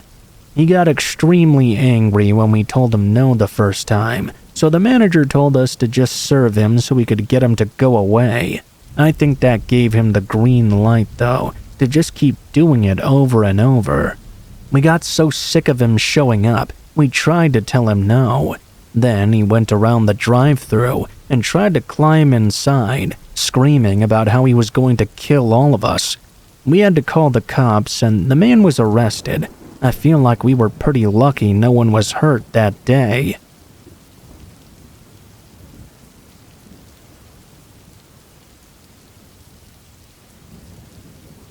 When I was 12, I was riding my bike on a bike path next to my house. It was around noon or 1 p.m. or so, and it went along a canal. Usually, there were at least a few people on this path. On this day, in the section I was riding though, it was empty except for me, and one big guy that looked like a biker from a bad movie. The roads were not close by, so if you were on the path, you were either on a long walk, jogging, or riding your bike. Except for this asshole. This guy was waving his arms in the air, calling for me to stop. He said his car had broken down, and blah blah blah. Luckily, the reptilian part of my brain kicked in and told me something was not right about this situation. This next part happened within the span of 2 to 4 seconds. I pretended I was going to stop my bike by slightly slowing down. When he lunged at me to grab me off of it, I was able to pedal harder than I had before and slipped around him quite easily. He really tried to grab me too. My heart was pounding. To this day, I still can't believe it happened, and I can't believe my plan worked either. That man meant me true harm. I saw it in his eyes when he went in for the final grab. The other sad fact of the day is that that was the day I lost respect for my parents entirely. They refused to call the police because they refused to believe me.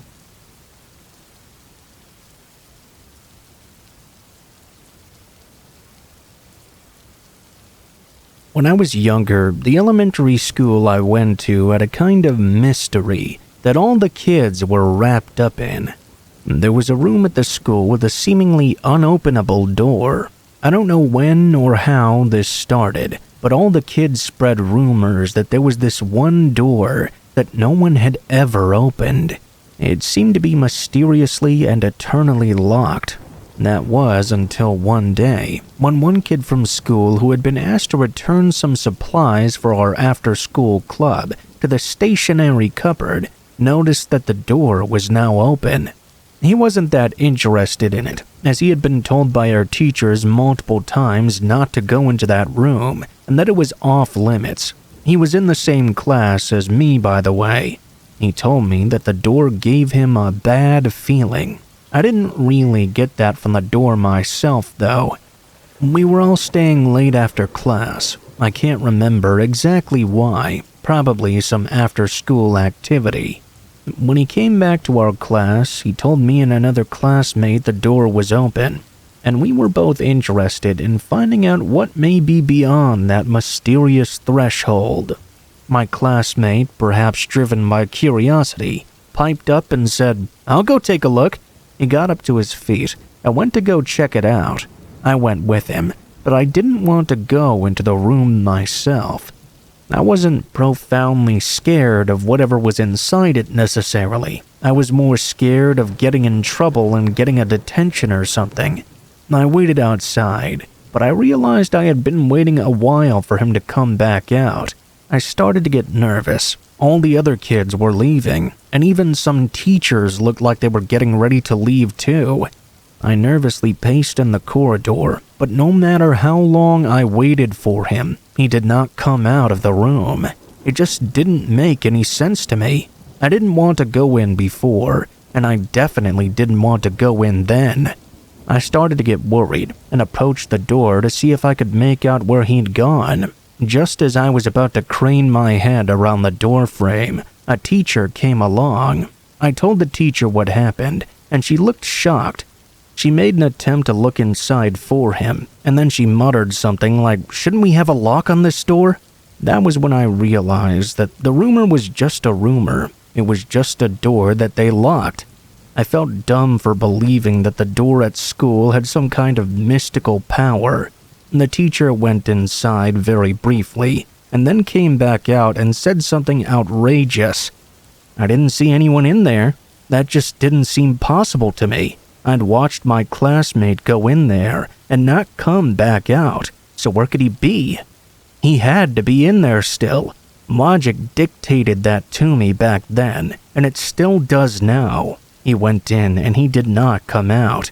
I asked the teacher if she was sure, and she said to me in a cold tone that there was no one in that room. She went ahead and shut the door as she said it. I went home because everyone else was leaving. I didn't know what to do. I was a kid, and it's not like I could stay there all night long. I told my mom about what happened, and she must have seen how worked up I was, because she called the school and hoped that a teacher or janitor might still be there. She came into my bedroom after she got off the phone with someone, giving me a big smile and saying, "Your little class friend went home. One of your teachers told me." I couldn't believe what I was hearing. He didn't go home, though. I was waiting for him when he went into that room, and I never saw him come out. And by the way, this wasn't some room that was massive or on the ground floor or anything like that. It was on the 3rd floor. Had he jumped out of a window for some reason, he wouldn't have made it back home in one piece.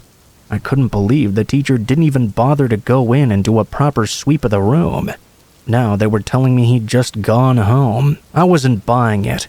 My mom laughed at my frustration and said I must have just misunderstood the situation, but I knew I was being lied to. I waited for school the next day. I had so many questions, and if I'm being honest, a part of me did believe there was a small chance my classmate ended up slipping past me somehow and going home. Maybe he hid in the room to avoid the teachers and not get in trouble. I don't know. When I got to school, though, and looked over at the desk he would have occupied, it was empty. I hoped against my better judgment that he might just be running late, but I was once again wrong. I was told before the end of the day that apparently he had suddenly moved away. I never saw the door he went through open again after that, and I still get anxious about what happened. I mean, it's possible he really did move, but why was everything so sudden? And why was all the news coming out of our teachers and none of it from him? It didn't make any sense to me. It's been so long that I can't even really remember his name. A lot of my memory from that time is hazy. I do remember that a lot of weird stuff went on in my hometown back then. Always a big military and police presence. I don't know if that means anything, but as an adult, I realized that my town was pretty unique. I wonder if he stumbled upon something he wasn't supposed to. I know that sounds kind of ridiculous with it being a school and all, but here in Japan they do sometimes hide secret things in public schools, hiding in plain sight, so they say. I really want to know if that kid ended up being alright. I hope that's the case. I think about this often. I'd go back to our school to check out that room, but the school isn't there anymore.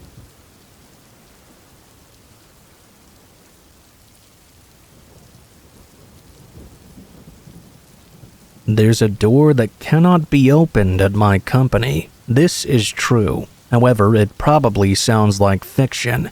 Let me start at the beginning, though. Our company building has 3 floors. There's a storage room on the 3rd floor, and right at the back of that storage room is this mysterious door. I first noticed it when I was new to the company. I was asked to go and pick up something from the storage room, and I asked one of the senior employees I was with at the time about it. He just told me not to worry about it. When I looked at the building from the outside, though, I could clearly tell there seemed to be a room beyond where the door was. There was even a window. The curtains were closed, though, so I couldn't see what was inside. It was definitely more than a little strange, but I just assumed it must be an additional part of the storage room. I kind of forgot about it, to be honest. That was until about a month ago. There was a new employee. I'll keep his name anonymous, so we'll call him K. He was assigned to our department, and I remembered what it was like to be the new guy. The new guys always get the thankless and difficult job. He was told to do a lot of the stuff that I used to do. One day, K came to me with a question. It went a little like this. Hey, I went to the storage room the other day and I saw... Before he could finish his sentence, I already knew what was coming, so I interrupted him. Yeah, the door, right? The one at the back? We had a little laugh about it, since we'd both noticed it. I figured he was a little bit like me. We might be on the same wavelength or something. I said to him, I don't know much about that door myself. When I asked all the seniors, they told me not to pay it any mind. It looks like it's locked, but maybe someone has the key somewhere. Have you ever tried the storage room key? Maybe that'll work. It's worth a try. I'll try it next time I'm down there. Kay seemed to me at the time a pretty curious guy. The more I got to know him, the more curious he seemed. He was always asking questions about coworkers, the company, stuff like that. He was obsessed with that door, though, and finding out whatever laid beyond. I have to admit, he did kind of rekindle my interest in that strange door. If he managed to get in, I really wanted to know what he found inside. I made every effort to speak with him every time I passed him at work. He came to me a couple days after we had that initial chat about the door. It's no good. The storage room key doesn't open that door. It seemed like he was really keen to get in there. That's a shame. Must be a key around here somewhere that can open that door. He responded, Well, I thought about that too, but I'm not actually too sure about that. I don't think it'll work. The thing is, it's locked, but you can't get a key into the lock on our side of the door. What? How does that work? Does that mean it's locked from the inside and the key is in the lock? I guess so. I felt a bit weirded out by that information. I felt a kind of chill. It's locked from the inside? What does that mean? Does that mean there's someone in that room? Well, not exactly impossible, I guess, but it was way more than just a little unusual. What do you think's going on then? You think that room is reserved for someone, maybe? Oh, if that's the case, then maybe whoever uses it can come and go as they please. Not much to worry about there, I guess.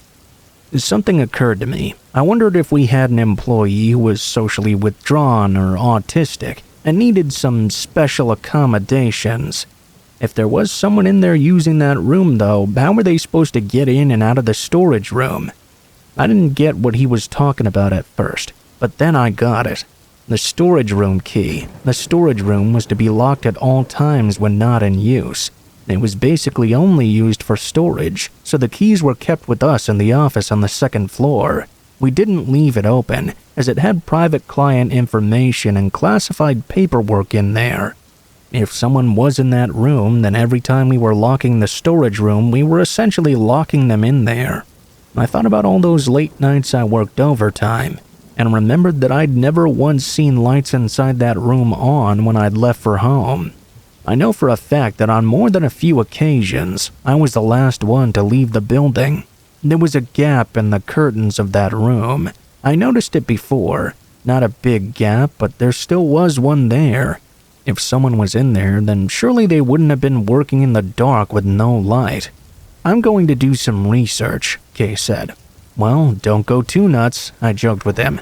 I was on a business trip the following day to meet some clients and entertain them. In the evening, it was actually quite a heavy drinking session.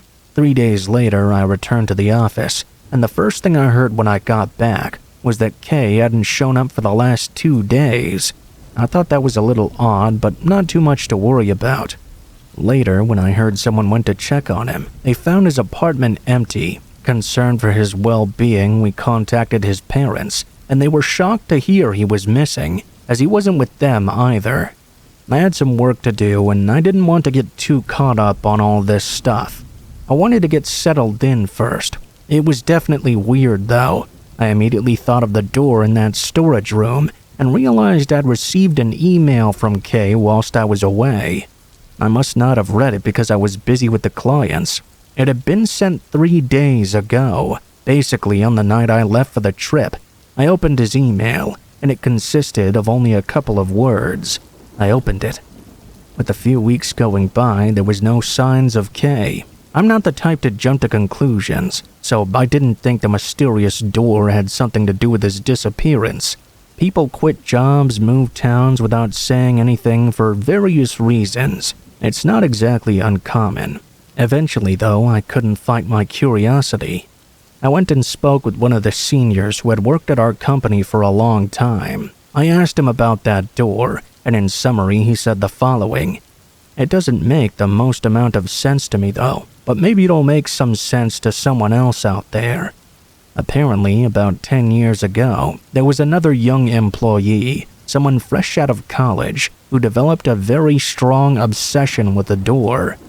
Apparently, he went missing as well. He kept saying it had a bad aura, and there was something behind it we shouldn't mess with. That was back when the door still opened. People said there were spirits that were said to gather behind the door, or perhaps someone had made a demonic deal behind it. That really spooked me out. When the company formally opened up the building, someone placed something behind the door that made sure no one could enter it again, and it was marked as off-limits. I asked him if he knew it was on the other side of the door, and he said he didn't know. Only the president of the company knew. He didn't think it was wise to ask him. I heard from a source I won't mention, but apparently there's rumors that there was some kind of object of worship in there before, a mysterious altar or something. I asked him, why does the room have a window if no one's supposed to know what was in there? He was quiet for a while and took his time to think about what I asked him. He simply said not to look at the window or even the door anymore and pretend it doesn't exist, that it was for the best. For some reason, every time I pass by that window now, I feel as if someone is watching me. Sometimes I feel tempted to go to the door and try to open it myself. I put myself forward for a transfer.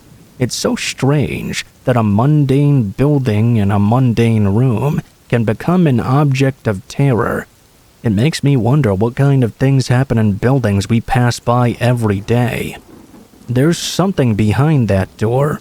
Whether it had something to do with those disappearances or not, I can't say.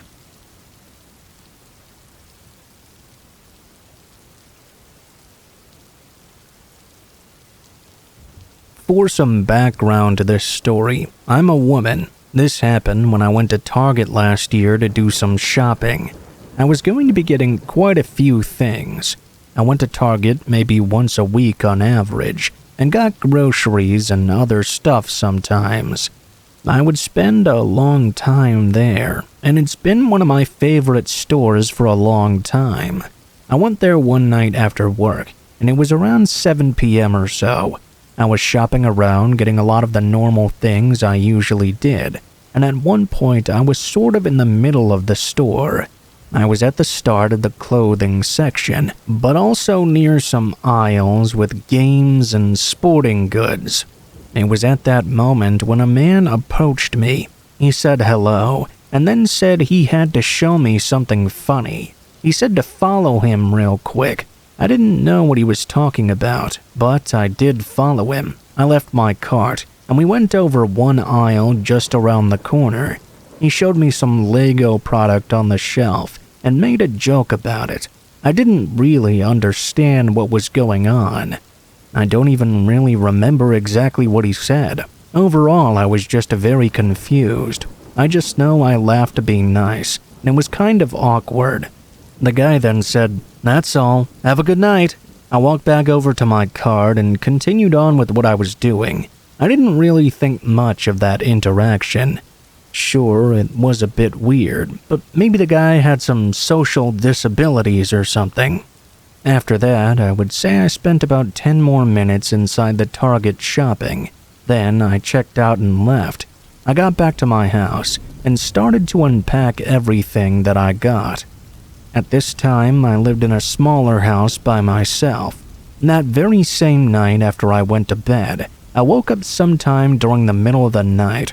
I'm a really light sleeper, so I didn't really know what had awoken me at first. I just knew that it must have been sometime after midnight.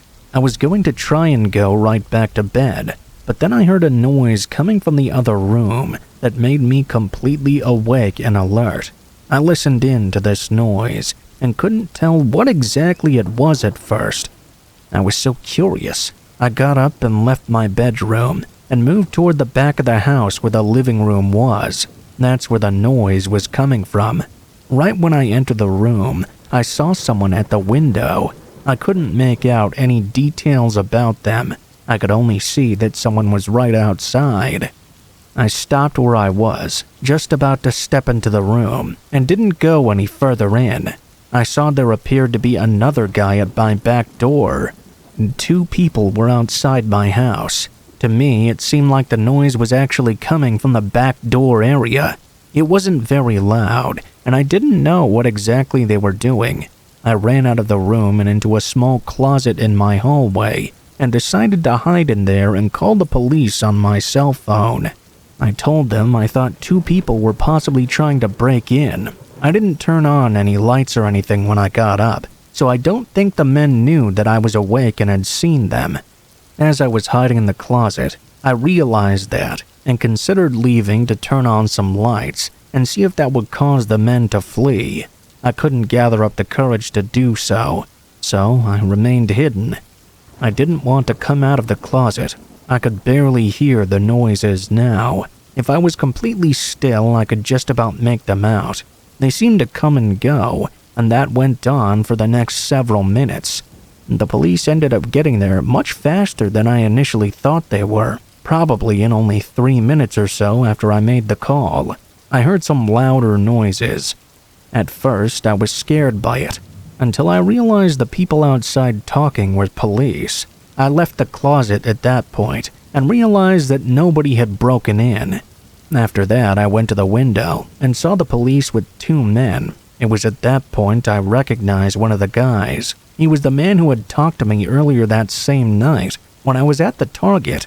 I was really confused as to what was going on. The police told me the men appeared to be attempting to break into my home. I told them I had seen one of the men at Target, and there was a big investigation done. I found out some shocking details. Apparently, the man had slipped an AirTag inside of my purse. It had been in my shopping cart when I was at Target. The first guy must have distracted me, while the other guy slipped the AirTag inside.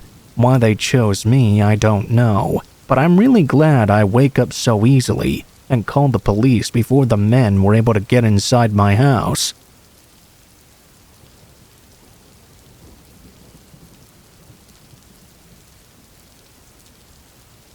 I used to work at Target. This is something that happened back in 2017.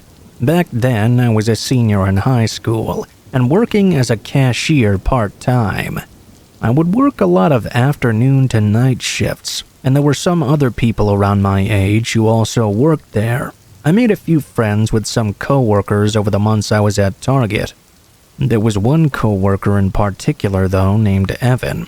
He always seemed kind of strange, and it wasn't just me that thought that either. Some coworkers talked to me about the weird things he would say, or the strange things he would do. He worked in another department of the store. I can't remember exactly where. But aside from saying strange or somewhat creepy things, he would also sometimes just stare at people. One thing I noticed in particular was that he would sit in his car across from mine in the lot and just stare at me. He was around my age, so we would often work similar shifts. I would always park in the same general area of the lot. Many times when I got off work and walked out to my car, I would get in, only to see Evan already sitting in his car facing mine. He'd just be sitting there staring at me. I would usually leave pretty quickly. I figured it to be a coincidence at first. I mean, it didn't happen every time, but it did happen quite often. One time, though, it happened when I knew for a fact that Evan had gotten off work about 3 hours before I did. When I got out to my car that night, I was shocked to see him still sitting there and waiting. He was just staring at me. I quickly left like usual, and he stayed there. I figured that perhaps his car was broken or something. I really didn't know why he so often did that, but I didn't want to just jump to conclusions. One of the next times I worked, though, Evan did not have a shift. Everything went by pretty normally. I got off at around 9 p.m. and then clocked out and left to head home. During this time, I lived with my parents almost 10 minutes away from the Target. Well, when I got back to my car, I saw Evan was sitting in his car right across from mine, staring at me. He was not wearing his work clothes and hadn't worked at all today. I found this to be especially unsettling. I started up my car and left. However, when I left this time, Evan actually left right after me. After leaving the parking lot, I went onto the road, then merged onto the highway. Evan was still following me in his car at this point. I hadn't noticed this happening before, so I drove most of the way home, not knowing if he was really following me or if he simply had to go the same direction. I didn't know where he lived exactly. When I turned off the highway, though, he did as well. I drove all the way to my street, which was pretty close by. After pulling onto it, Evan did the same.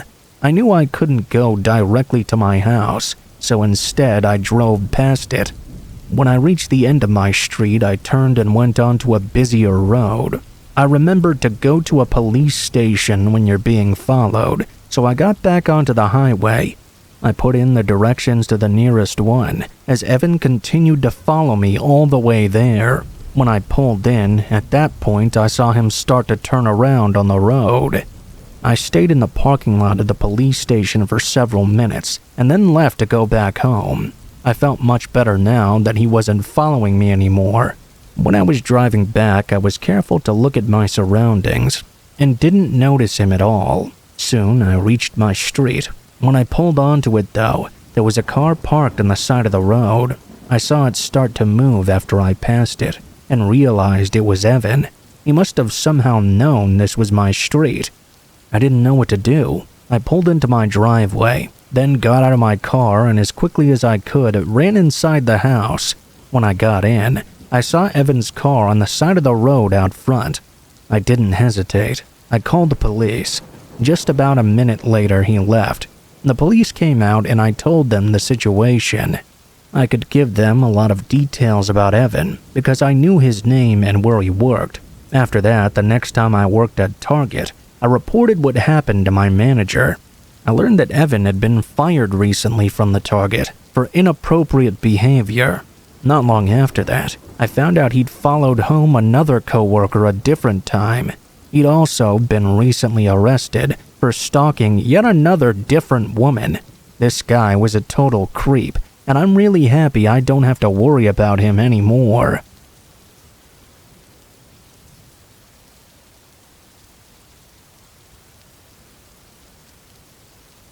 About 10 years ago, I was laid off from my job, and I really needed the money to pay my bills. I swallowed my pride and took a job at Walmart until I could find something in my preferred field.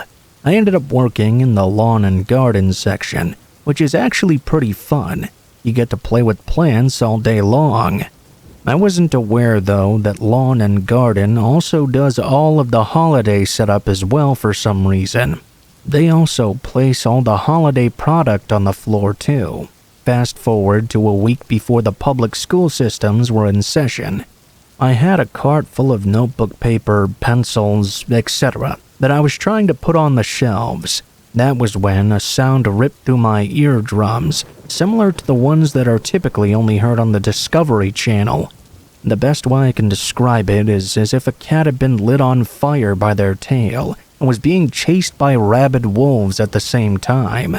I looked around to figure out just who the hell was being murdered in the store. That was when I saw him. There was a kid about 8 years old who looked as if he was desperately trying to become Jabba the Hutt. It took me a minute to figure out what the hell was going on until I realized the kid was throwing a fit because his parents wouldn't buy him some Hello Kitty thing. I just shrugged and said, typical Saturday in Walmart. But no, when this brat realized his dad wasn't paying attention to him and was instead focused on his siblings, this pissed him off even more. He howled with rage, and here's where it really got insane. He began to kick what looked like his 8-month pregnant mother directly in the stomach, over and over. She collapsed on the floor and had to be taken away by paramedics. In all that commotion, the little brat took that as a sign he could have his item. I watched the whole thing go down. As the dad watched his wife get loaded into an ambulance, there was not one iota of "you're going to get it later" coming from him. Instead, the little brat that kicked his mom started crying about wanting chicken nuggets, which the dad then took him to go get. I swear, it's places like Walmart where you see the lowest of humanity sometimes. It's not even the place itself, it's just everyone that goes there. I saw many terrible dregs of society, and sometimes I wonder if it didn't do some terrible things to my soul.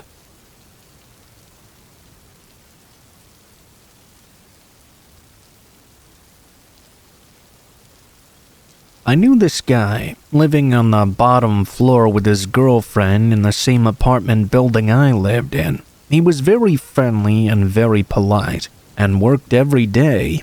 He would get dropped off right in front of the building, and talk and make everyone he met laugh.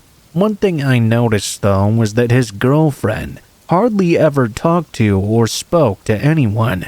I remember one day I introduced myself to her, as she was nervously watching for her boyfriend to pull up from work. That's my guess, at least. Anyway, she and I began talking a little bit more often, but she was very careful about what time she would talk to me. I also began to notice a couple of bruises on her face and hands. She was such a beautiful woman, and it was really disheartening to see her being abused like this, and there wasn't really anything I could do but try and report it, which never did anything.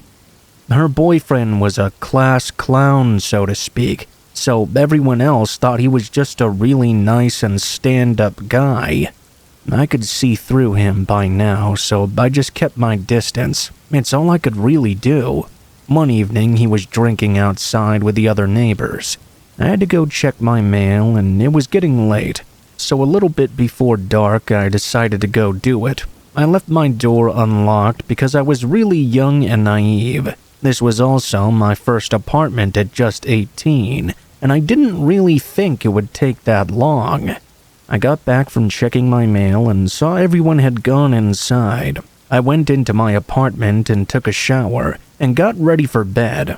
I jumped in, and about 10 minutes later, I began to hear a man snoring. It was coming from within my bedroom closet. Needless to say, I immediately freaked out and ran to get another neighbor to take a look inside my closet. I certainly wasn't going to look by myself. Well, of course, it was that very same guy who had trespassed into my apartment and passed out after drinking. I was hysterical, terrified. The neighbor got him up and took him to his home to his girlfriend.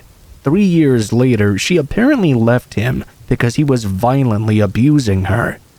She went to go live with her parents. Well, he found her, killed both of her parents and her grandmother, I believe, and beat up the girlfriend so badly that she was paralyzed and in a wheelchair for the rest of her life. She had to witness him killing her entire family. It was years later when I found out about this, and it was so devastating and sad. I couldn't stop crying. I often wondered if he was planning to attack me too. I can't even imagine what she had gone through, losing her loved ones to that monster.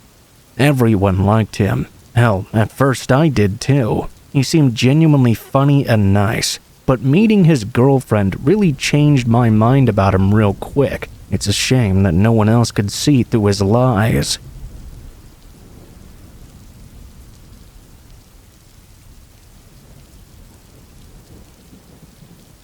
Heard this one from a good friend of mine who works in the police. Obviously, I won't be revealing any real names or locations, as I don't want my friend to get in trouble, and I don't want someone coming after me.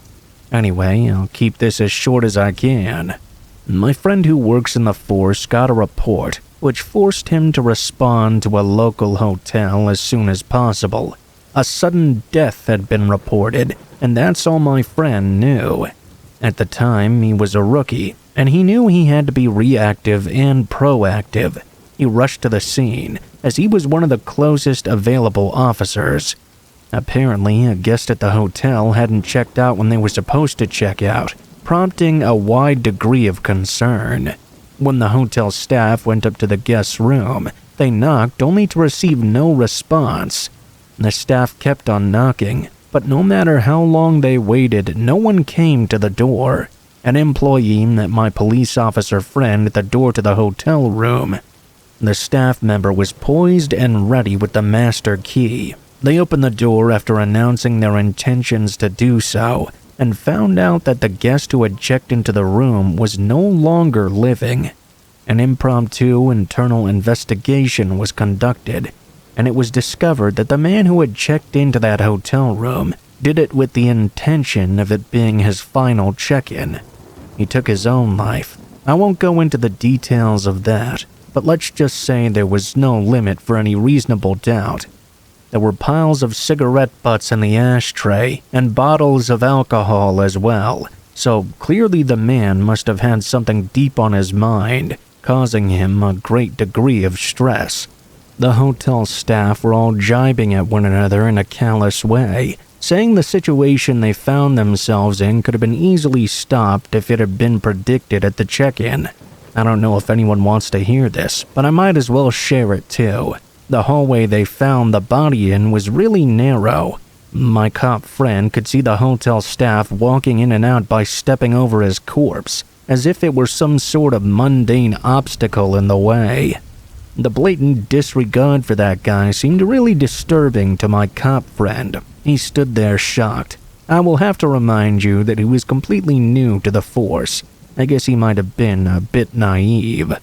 The coroners arrived and the body was prepped and taken away by the professionals. My friend's investigation was nearing its conclusion, and that's when the hotel manager appeared. He seemed to be in a bit of a rush, barging his way through crowds of people looking in. The first thing my friend heard was that hotel manager saying, "Hey, how much longer will this take? Can't you hurry up? I got a guest checking in here in half an hour. What's the holdup? Get a move on." My cop friend was just appalled. You're really going to get people checked in after what just happened in this room?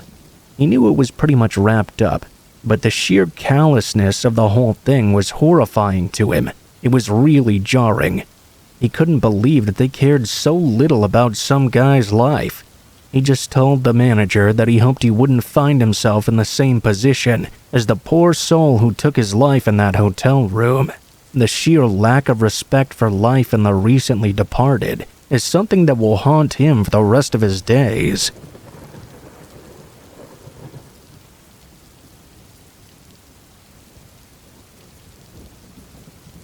This happened when I went on a trip to Nagasaki with a friend. We checked into a twin room in a nice hotel. We were absolutely exhausted that day, as we had gone on a long tour through the Nagasaki streets.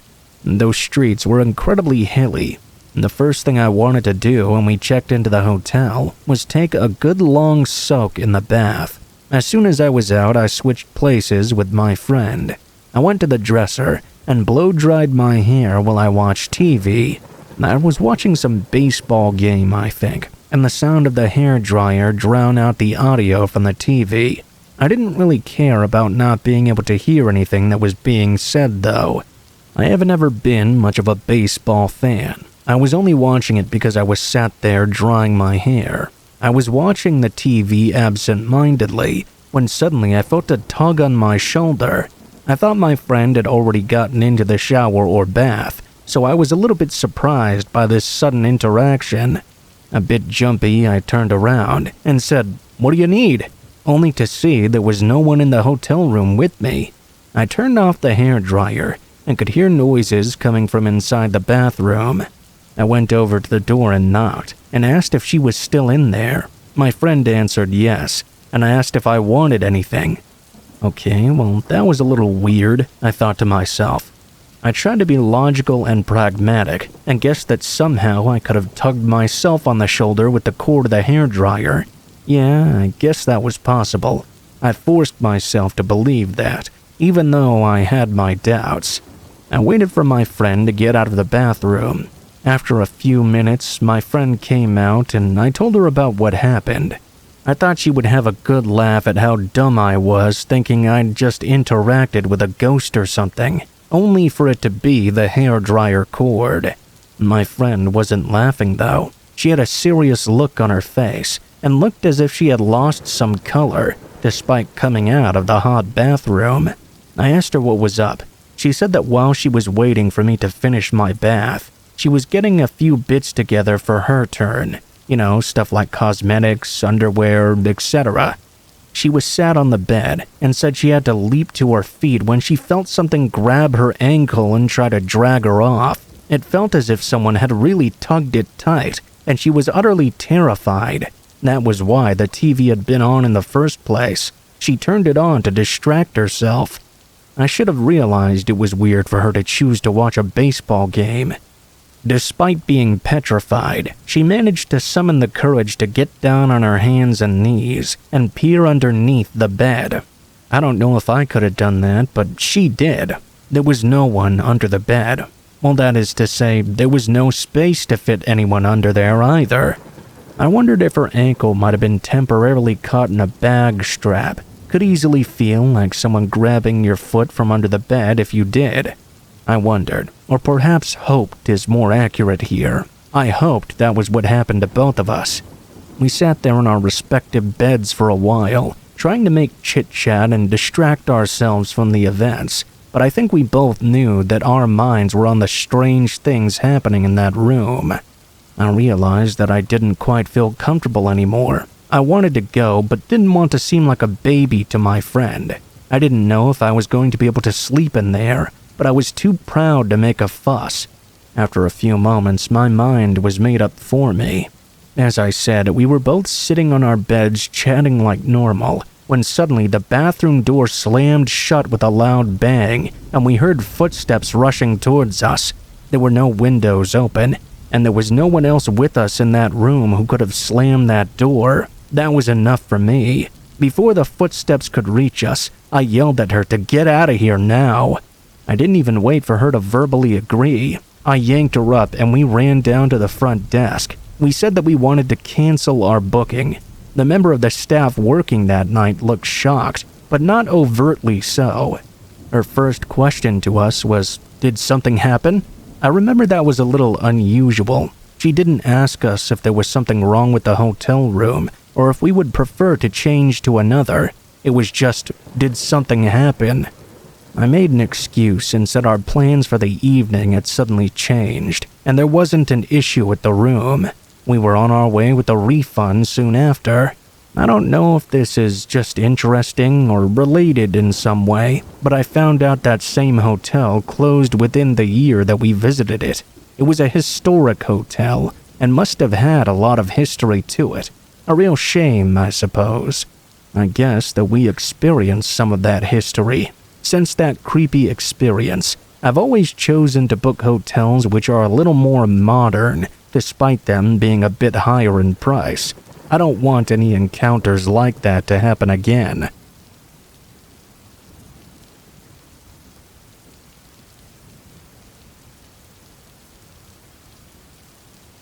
When I was a kid, my best friend's name was Kenneth, but everyone called him Kenny. We're still friends to this day, in fact. Not quite as close as before, but we do still hang out often. At around the age of 12, my favorite thing to do was spend time at each other's houses and play video games together. He played many different kinds of games, from racing to sports to shooters or whatever. He had an Xbox at his house, and I had a PlayStation at mine. I remember one day I went over to Kenny's to hang out. He had an older sister, but I remember she was gone at one of her friends' houses at the time. Kenny's house was one level, and his bedroom was at the far back end and faced the backyard. I remember that we started playing video games in Kenny's room early in the evening. His parents then left shortly after, I think to go out to dinner, but I can't remember for sure. Anyway, Kenny and I would be left home alone for a while, which wasn't that big of a deal. We weren't too young, and Kenny knew how to make frozen pizza and stuff, which is what we were planning on doing for dinner later. In the middle of playing some video games, about 20 minutes or so after Kenny's parents had left, there was a sudden knock at the front door. Kenny's neighborhood was fairly quiet, and not in the city or anything, so it was very unusual to get people knocking on the door. I only lived a few miles away from Kenny in the same general area, so I knew it was a bit strange too. Plus, looking back, it was a little after 7 p.m., and the sun was already setting. That meant it was certainly not a salesman or something like that. We paused the game and were curious as to who this could be. Kenny and I left his bedroom and walked through the house to the front door. We looked out and saw a man standing there on the front step. He was wearing a t-shirt and blue jeans. He knocked on the door again. Didn't look very professional or anything to me. Looked like maybe it was one of Kenny's neighbors. I asked him if it was, and he said no. To my surprise, Kenny then opened the door and answered it for the guy. I personally would certainly not have done that, and I didn't think he would either. After opening the door, the man said hello to Kenny and told him that his parents were expecting him. Kenny said that his parents were gone and had left a while ago. I couldn't help but look on in disbelief. The man then asked Kenny if he could come inside and wait for them until they got back. He said they knew he was coming and everything. Kenny said no to this and started to close the door. The guy then asked when his parents would be back, and Kenny just said he wasn't sure, then closed the door. After closing and locking it, we watched the man out the window. The man waited a while before eventually walking away. Kenny and I went back to keep playing video games. I was sitting on the floor to the right of the TV in Kenny's room, and he was sitting on the floor to the left. There was a window sort of behind it, which I had the better angle of seeing out of. Maybe 10 minutes after we resumed gaming, I was sure I saw the man walk past out the window. Obviously, I only saw him for about a second, but to see him in the backyard was really weird. I paused the game and Kenny asked me what I was doing. I asked him if he just saw the guy out the window, and I told him I had seen him moving in the backyard. Kenny hadn't seen anything, though he did believe me. We both went over to the window and looked out. We couldn't really see anything though. There were trees and bushes in the way, and we didn't have a good view of the whole backyard. Plus, it was dark out. We started talking to each other, wondering who that guy even was. Seemed really sketchy. Kenny then called his parents and asked if they were expecting the man. His parents were not expecting anybody, obviously, and they said they were now coming home early.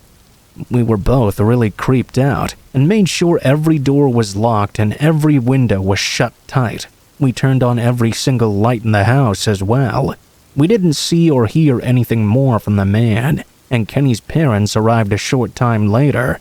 They looked around the property a bit, but didn't see the man at all. I remember that my mom came and picked me up not too long after that. I couldn't stop thinking about how we just avoided a very dangerous situation. Kenny never should have opened the door to that guy, and we were lucky he didn't just try to force his way in. What his intentions were, I have no clue. Where did he go while moving through the backyard? I never found that out either. Most likely he was looking for a way to break in. Thankfully, he didn't manage to find one.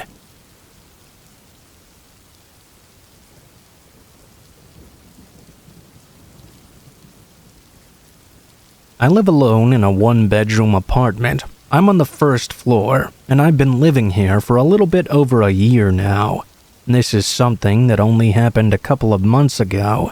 One thing I like to do to relax is play video games. I have a PlayStation 5, and I play all sorts of games on it. One night after a long day at work, I came home and started up my PlayStation. It was literally the first thing I did after showering and changing. I have it connected to the TV in my living room, and when I play, I sit on a chair that's in front of the couch. It's close to the TV, probably only 5 feet away from it so I have a better view. I have 2 controllers, but I really only use one. If I play multiplayer games, the other players are usually online. On this night, I jumped onto the menu of the game I was playing, and suddenly my other controller connected. I thought this was weird, so I looked around the room. I had no idea where the other controller was. My apartment wasn't the most messy, but I'm not the neatest person either, and tend to randomly lose track of things because of this. I hadn't seen my other controller in quite a while. I got up from my chair and tried to look around, not knowing why it would just randomly connect like that. I looked around my living room for a minute or so, then went back to the corner that was next to the couch. There was a little table and a fake plant in the corner. I also had an extra blanket that was on the floor in the corner of the room. As I looked over there, I couldn't believe my eyes when I saw my blanket begin moving. The blanket then started to rise up, and a man I didn't recognize emerged from beneath it. The only thing I remember about this man is that he had short hair and very thick eyebrows. He was wearing a black shirt as well. I sprinted out of my apartment and ran all the way to the underground parking garage where my car was parked. I then tried to call the police. I had to drive out into the parking lot to complete the call though, because the signal in the garage was really bad. I waited in the lot for the police to arrive, and about 10 minutes later they did. My mind was racing, and I couldn't believe what I'd just seen. I was just grateful to be okay. The police went up to my apartment, but the man was now already gone. When I went back and looked around to see, nothing had been stolen or moved at all. When I got to the corner where I'd found the guy, my other PlayStation controller was right there on the floor. He must have accidentally pressed it and turned it on somehow. What I don't know is how the man got into my apartment. I'm pretty sure my door was locked up tight, because I make it a habit to always lock it. Apparently not enough though, because somehow he still managed to find a way to get in. I hope that nothing like that ever happens again.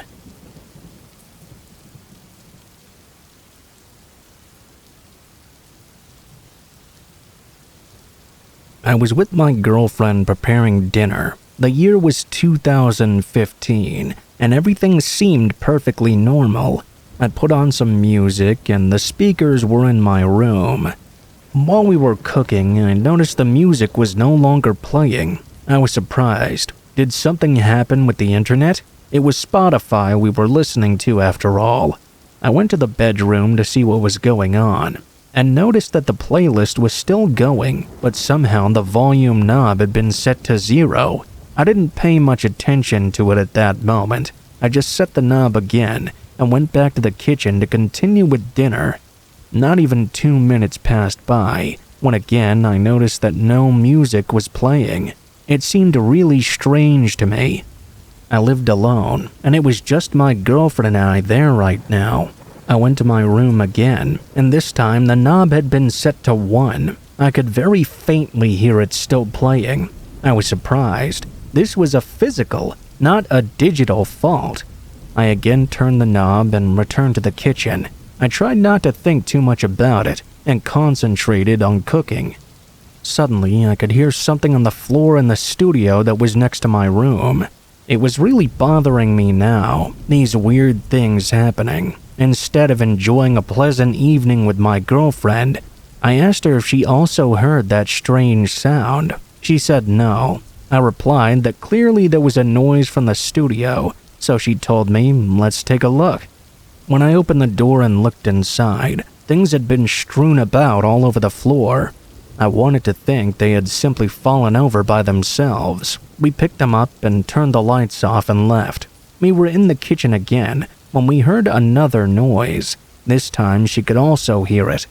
I told her something strange was happening. She, being a very religious person, told me not to worry. We went into the studio again. This time the light was on, and things had been thrown around once more. There were no open windows or wind currents at all. How was this happening? It seemed very strange to us. We searched everything, and before leaving, I pronounced aloud that I would leave the light on. We left kind of nervous. We'd not even reached the kitchen yet when the noises were heard again. This time I was actually afraid that there might be someone else inside the home. We ran to the study, and the lights had been turned off. The TV that was there was on, with static playing. We looked at each other, and I told her this was not normal. Something was clearly happening here, and we should probably do something, but I didn't know what to do. She proposed that we try praying. We went to the kitchen, and she took my hands. We said 2 prayers that she knew. When we finished, something was heard again. I wanted to go see what it was, but I was shocked to see that I didn't even need to. Just outside the kitchen, there was an inflatable toy that I used to punch for fun in the studio. It had been deflated for a while, but suddenly it was re-inflated and right there. I had no idea how it had moved there at all. In the moment, I felt very scared. I didn't know if this was paranormal or if someone else had entered the home and was messing with us for some reason. My girlfriend asked me what was wrong, as she couldn't see from where she was. I told her not to leave the kitchen area, as I didn't want her to get scared. She leaned out and screamed though when she saw it. I tried to calm her down. Nothing like this had ever happened in that house before. We were both scared, with no idea what to do. At that moment, the bell rang. I answered the intercom, and there was nothing on the other side. I tried to stay calm. I walked away toward my girlfriend, but the bell began to ring over and over. I answered, and there was still nothing. I told her, let's get out of here. Something or someone is messing with us. It occurred to me to go to the house of a cousin who lived nearby. The lights started to blink at that very moment. It was terrifying. Getting to the street was a great relief. By the way, it was completely desolate outside. We walked a few blocks until we reached my cousin's home and told her everything. Our hands were shaking so bad that she believed us immediately. She had some holy water with her and went back with us. What happened was certainly not normal. When we came back with the holy water, loud music could be heard all the way from the street. We opened the door, and immediately my cousin began to sprinkle holy water all over the place. Things had been strewn about all over the place, and it seemed that the knob of the speakers had been set to maximum. All the lights in the house had been turned on as well. Strangely enough, it almost looked as if someone had had a small party without us in the short time we'd been away. It was all very shocking. I was never super skeptical of the paranormal, but I didn't believe everything I heard until that night. I can say that after using the holy water, nothing else happened in that house. I no longer lived there though, and I threw away that toy. My girlfriend is now my wife. I don't know if it was all just psychological or if we were being harassed by a ghost or what. All I know is that I believe that spirits or entities of some sort do exist. We have to be careful and not let them disturb us.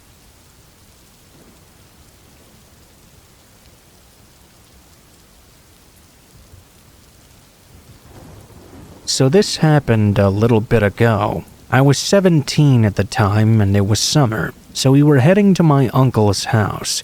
He owns a little house near a beach, and getting to his home, we have to go past this big stretch of forest that spans on and on for about an hour or so. The sun was up and covering everything in its nice and warm light. At some point, though, it got weird. I remember my dad had turned off his music to pay attention to the GPS. I was just looking out at the forest, watching all the trees speed by us. I also took notice that we were the only car on the road. There was no one behind and no one in front of us either, at least not for as far as the eye could see. Hell, I hadn't seen a single other person for like an hour and a half of the drive while going here. That is, besides pulling out of our driveway and getting onto the road. I thought this was really weird, especially since this is usually a pretty populated area. It's Oregon after all, and in the middle of summer as well. I kept looking around the forest when, I kid you not, a clearing opened up for a few moments. I could see that within it were two men wearing black suits and black sunglasses with black gloves and shoes on as well. They were tying a man up to a tree. I kept looking at them in shock. They were looking at me, not the car directly. It's like they knew I could see them somehow. It scared the crap out of me. I asked my dad if he'd just seen that too. He seemed very confused. He said that he hadn't seen a thing. He was too busy driving and looking at his GPS. I don't really know exactly what I saw, and I can't explain it either. I don't know how to feel thinking about it now. I just kinda get uneasy and scared. The man looked like he was chained up and wasn't lashing around or anything, or freaking out at all. To make it worse, as soon as we left that forest, we started to join back in with the other cars. It was like I'd just stepped into some sort of crime scene.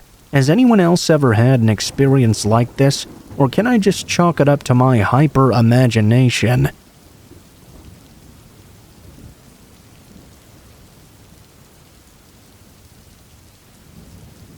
This happened about 7 years ago when I went to Disneyland. I stayed in a hotel that might be affiliated, if I remember correctly.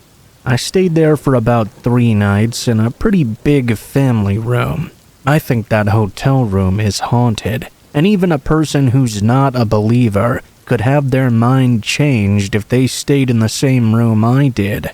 That's why I'm here, to try and share my experience and find out if anyone here has experienced anything similar. I was staying in the hotel with my husband and 2 children.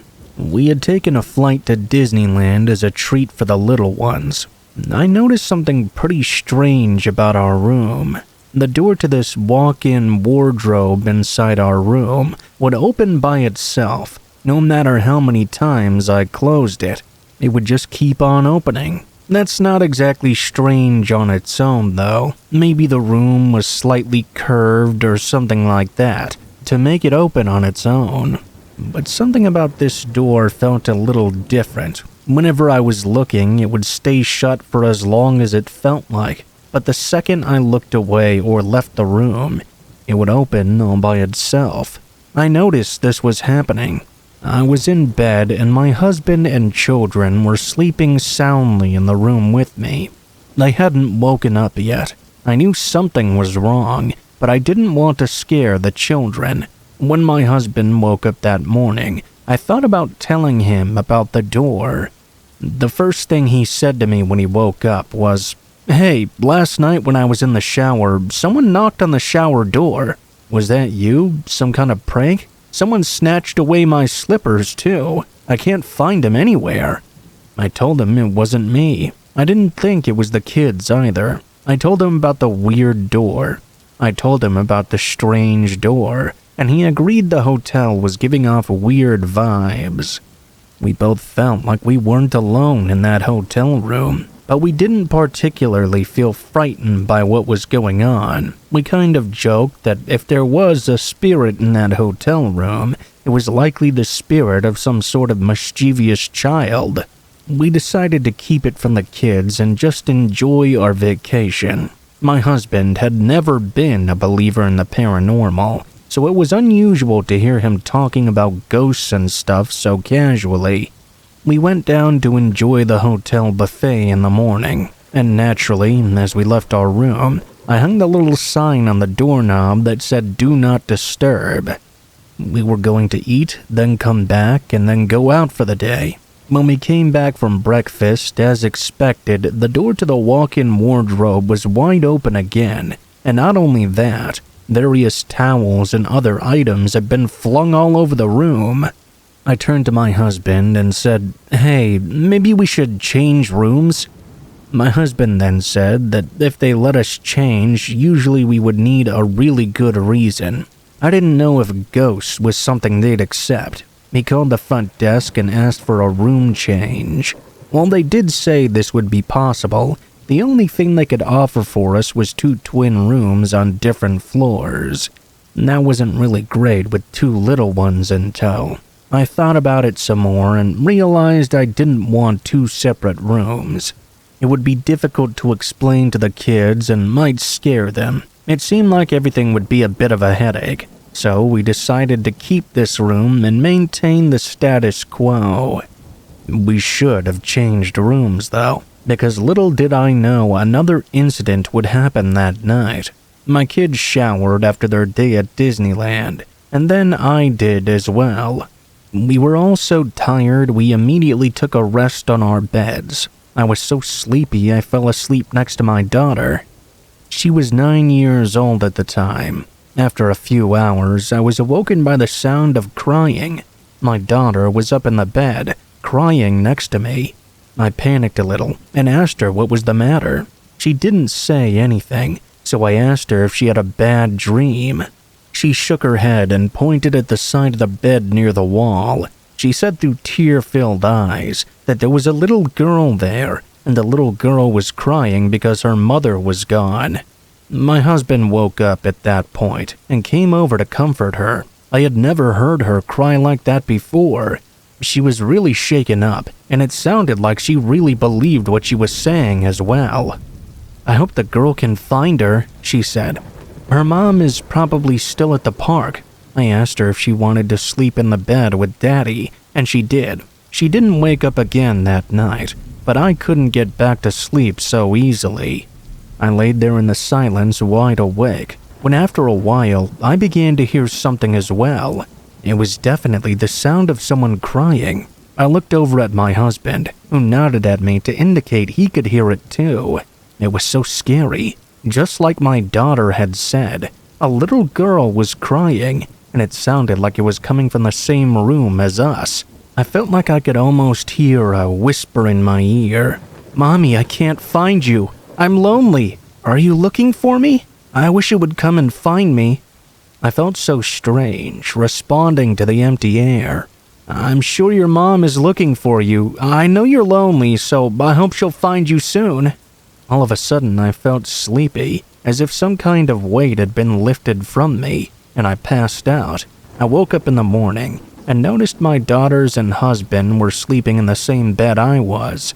Apparently, I had been speaking a lot in my sleep, so they came to be near me in the hopes it would calm me down. Later that morning, we would check out of the room. I can't say whether or not I'm scared of what happened that night.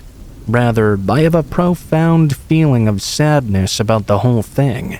Sometimes I wonder if there really is a child spirit still in that room, still crying for her lost mother. My husband and I speak about it all the time.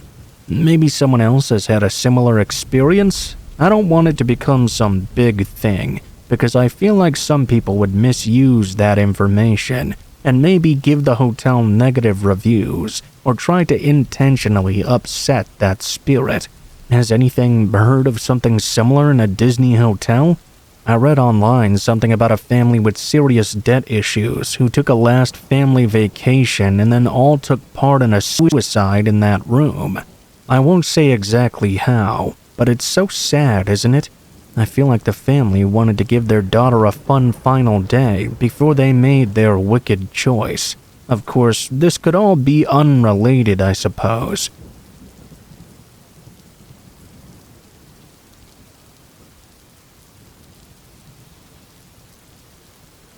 But this is something that happened a long time ago, back when I was a kid. I think I was probably around 7 or 8, and it was sometime in the early 2000s. Back then, we would sometimes have family gatherings at one of my aunt's houses. I had several aunts and uncles who lived in the area, and had a few cousins as well.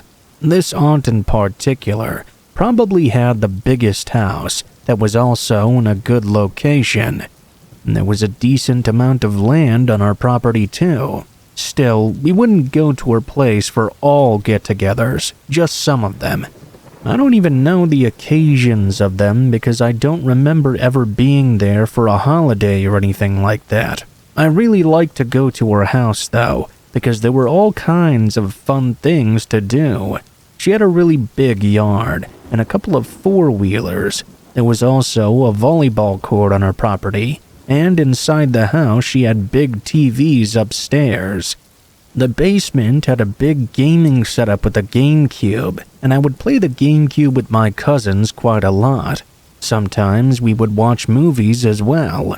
During that time, as a kid, obviously I loved video games, but we didn't actually have any at my house.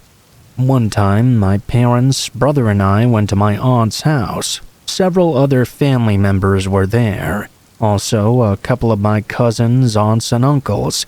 I don't remember a whole lot of what we did earlier in the day.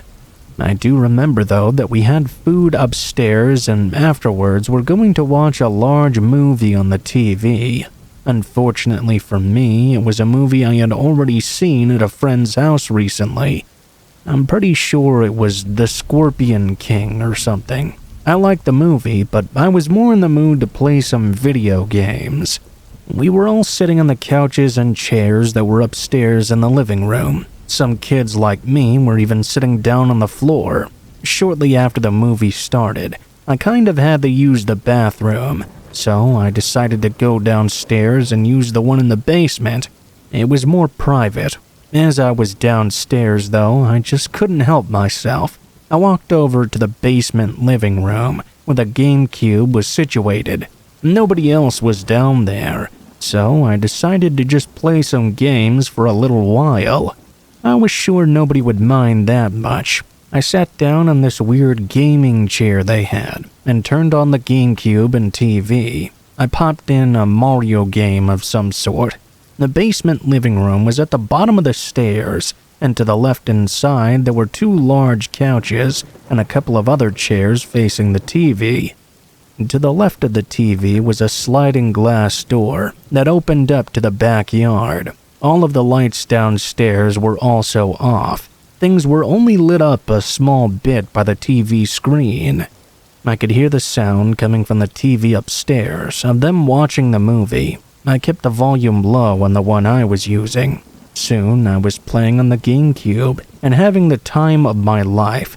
This only lasted for about 15 minutes, though. I remember thinking I just heard a noise coming from outside.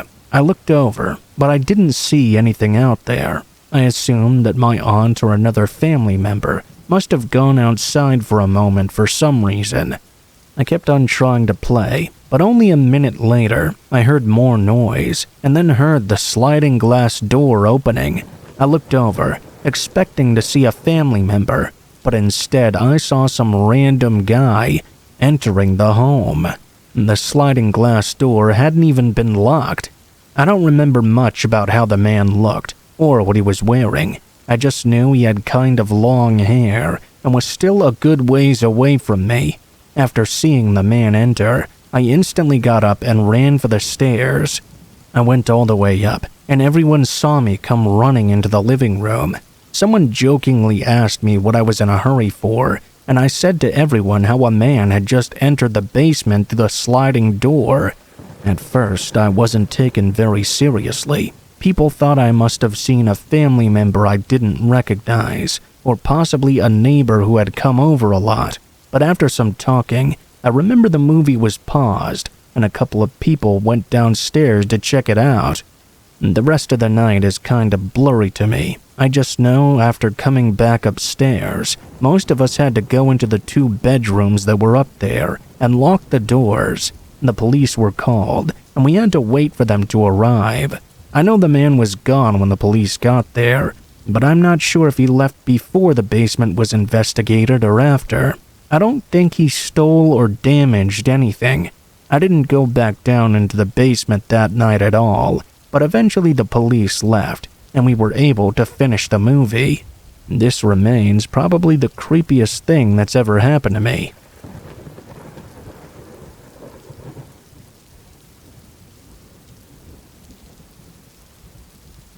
I need some help identifying whatever the hell is here with me. I just got back from a week-long vacation last night, and the same activity from the house I was staying in is now going on at my apartment. I apologize in advance for any incoherence in what I might say. I haven't gotten much sleep in the last week. The house we stayed in was gorgeous, and since my entire extended family was staying, there were 18 people. It was absolutely massive and split into 2 parts. The old side of the house, roughly just a basement, studio, and 3 bedrooms upstairs, and the newer side. I'm not going to go into much detail about the newer half, as no paranormal activity took place there. It was a really gorgeous house. I was sharing a room with my girlfriend, and since we were the last to arrive there, we got to have the worst room in the entire place. Not only did we get the smallest room in the house, about 10 foot by 10 foot, it was also on the old side, directly in front of the basement stairs. As I had been driving for 6 hours that day, I was pretty tired. I said hello to everyone and quickly climbed into bed to go to sleep. It was around 11 p.m. when my girlfriend got into bed with me. She's quite lucky in the sense she can fall asleep just about anywhere in only 5 minutes or so. She was out within seconds. I started to get this weird, uneasy feeling in my chest. Not necessarily a scary feeling, just an annoying, alert feeling you get when you feel like something's watching you. To help ease my nerves, I hopped into a YouTube rabbit hole. About an hour into my journey, I could tell my girlfriend was having a nightmare. I put my hand on her arm to gently wake her up. As soon as I touched her, she bolted awake screaming and mumbled something about the ghost, then immediately fell back asleep. I was not yet ready to sleep, and safe to say I was sufficiently creeped out by that outburst. I went back down the rabbit hole. About 2 hours went by, when suddenly my girlfriend woke up screaming again, saying the footsteps are close. She then passed out again immediately. I decided maybe I wasn't going to be able to sleep that night. I went right back to YouTube. I saw my girlfriend sit up in bed, but she was still asleep. She moved so she was sitting on the edge and started having a conversation with the corner of the room. Eventually, she laid back down, but not before I was absolutely terrified. Other activity occurred after the first night as well, usually just creaks in the floor and knocks on the wall and door. The only other standout event besides movement around the room happened on the second to last night. Something sat down on the edge of the bed. My first thought in my groggy state was that my cat had jumped up onto it, but then I remembered that I wasn't at my apartment. I sat up just in time to see a clear indentation of something on the edge, lifting up off the bed. It couldn't have been my girlfriend, as she was on the opposite side and nowhere near where the indentation happened. The bed I was staying on was also as firm as a rock, so it would be challenging to push that far down into it. Fast forward one more sleepless night, and I was on the way home after a long day of driving.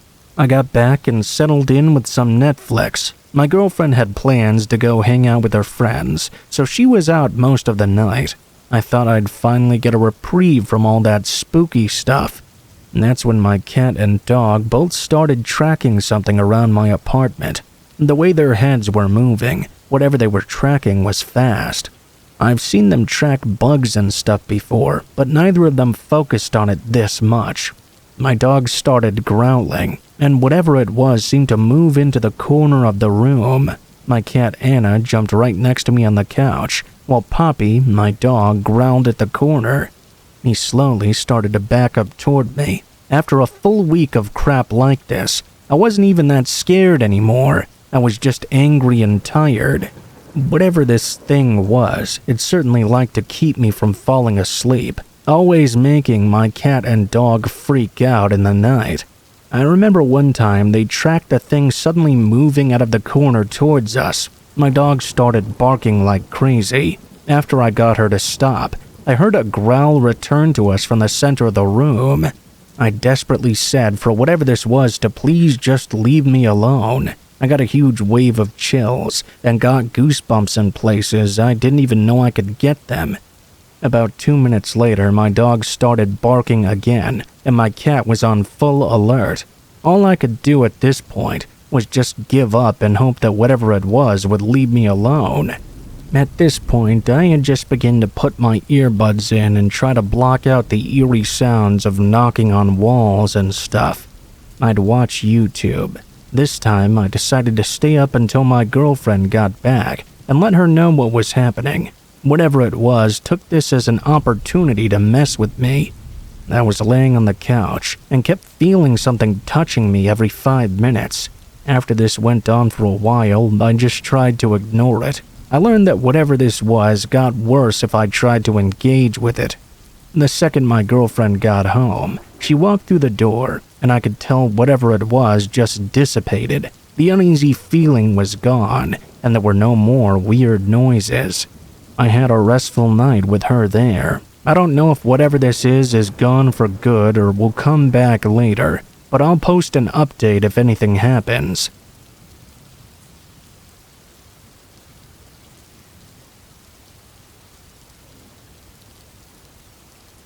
Two years ago, I took my wife, my father, and my son, who was then 3, to visit family in rural New England. They live on a small farm, with buildings that date back to the 1700s. They've been restored and modernized, of course, and a guest house was built about 20 years ago. My cousin is a prolific photographer, and my auntie had decorated most of the rooms in the main house and guest house with her photos. We didn't notice much about the photos in the guest house when we first arrived, probably because we were all jet-lagged.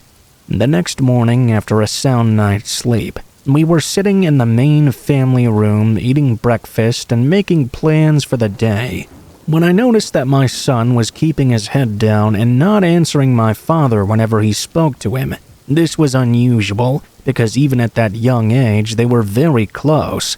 I looked over at my dad and noticed he was sitting in front of a photo. It was of a room in a run-down house. The room had a large window with sunlight streaming in, casting shadows across the length of the room towards a dark corner. I got an incredibly uneasy feeling from this photo, but I didn't really think much more of it. We finished breakfast and all got up from the table, and I noticed that my son was walking in a wide arc around the end of it, where my father had been sitting. Again, this was quite strange. I dismissed it as a weird 3-year-old thing. Over the next day or so, I noticed him becoming more and more uneasy any time we were at the dining table and doing whatever he could to avoid looking at that photo. I decided to ask him what was wrong, and he answered me very matter-of-factly. "The bad man in the picture is looking at me. He's not nice." I looked back at the picture and got chills down my spine. There was no man in the picture itself, but I got a feeling there was more to the story than that, than just an empty room. I decided to ask my cousin about the picture, and she told me it was taken at an abandoned farm a bit further upstate. It was one of her favorite pictures, but had always given my aunt the creeps, so it was moved to the guest house. Over the next couple of days, whenever I would ask my son about it, he would say things like, "The bad man is looking at me. He doesn't like me. He wants to hurt me." I didn't really think much of it until we were going to bed one night. All of a sudden, my son was launched into the air and fell for seemingly no reason, right in the middle of the hall. He started crying hysterically. When I asked him if he was okay, He said the bad man had hurt him, right on his leg. I checked his leg, and sure enough, right on the side there was a large bruise that looked like he had been struck with a blunt object or someone's foot. I didn't want to play into his fears, but I asked him how the bad man could hurt him if he was in the photo downstairs. His answer was enough for me to pack up all our stuff and move to the main house with my aunt, uncle, and cousins right away. "He's not down there. He comes up here when we go to bed." We left soon after, so I never found out anything more about the farm where the photo was taken. I'm sure there was some kind of evil presence around it, though. Has anyone experienced something similar? Please share if you have.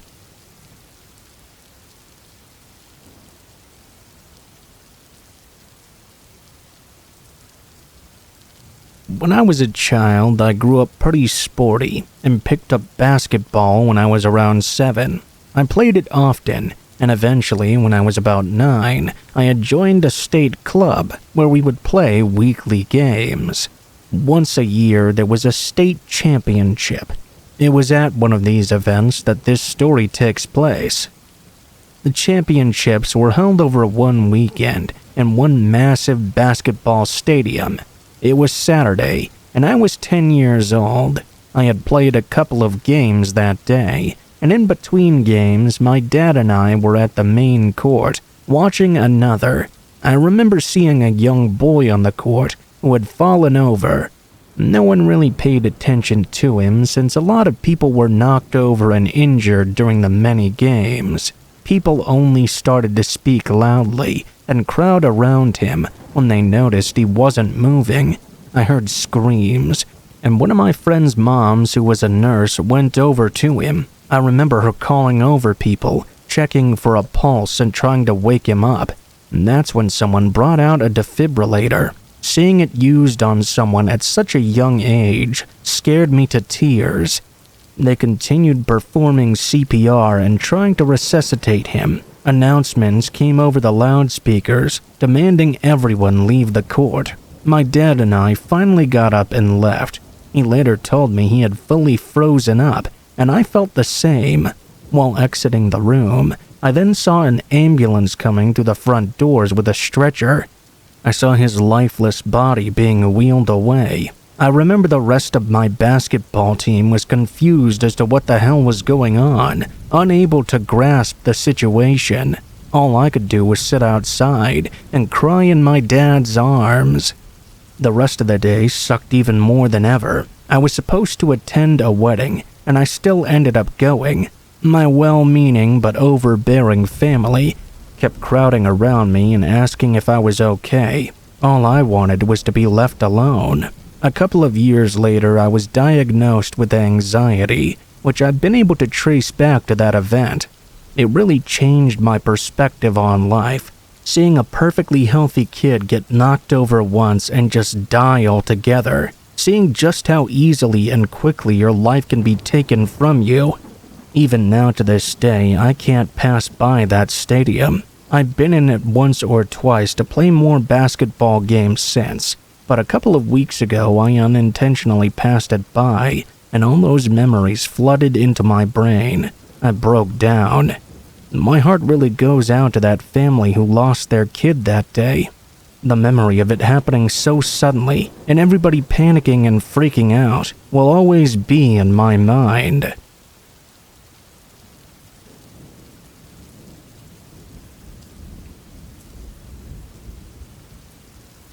When I was 12, I went to a friend's house for the day. This was in the UK. My friend's parents were very rich and had this mansion-type place way out in the countryside. Northern Wales, by the way. She had 6 siblings, and her parents were hippie artist types who just let the kids run wild. We basically never saw them the whole day. Anyway, we were really into acting, so we decided to practice the play we were in our drama group. We went into what was a ballroom of some sort, a really massive room. Hardly any furniture, loads of paintings, big windows, and French doors. As she was doing her thing and I was watching, I saw a shadow person walk into the room through the big folding doors behind her.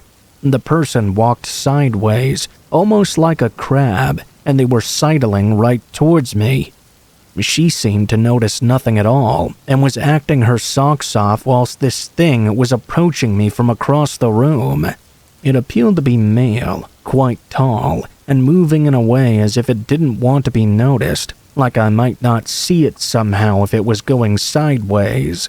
Well, obviously I did. I sat there with this thing getting closer and closer until I jumped up and ran towards my friend, yelling that we needed to get out right now. We did, and to my surprise, all that she told me after was, "Oh, that thing? Yeah, people see it all the time. We just kinda ignore it." All I could think was, what the fuck? I was so annoyed. I wanted to discuss it, to deal with it in some way. But she acted like nothing was out of the ordinary with this at all. Looking back, there's a chance that maybe she was scared too, and didn't want to acknowledge it more by discussing it. Whatever it was definitely there, and I got an ominous feeling of foreboding from it.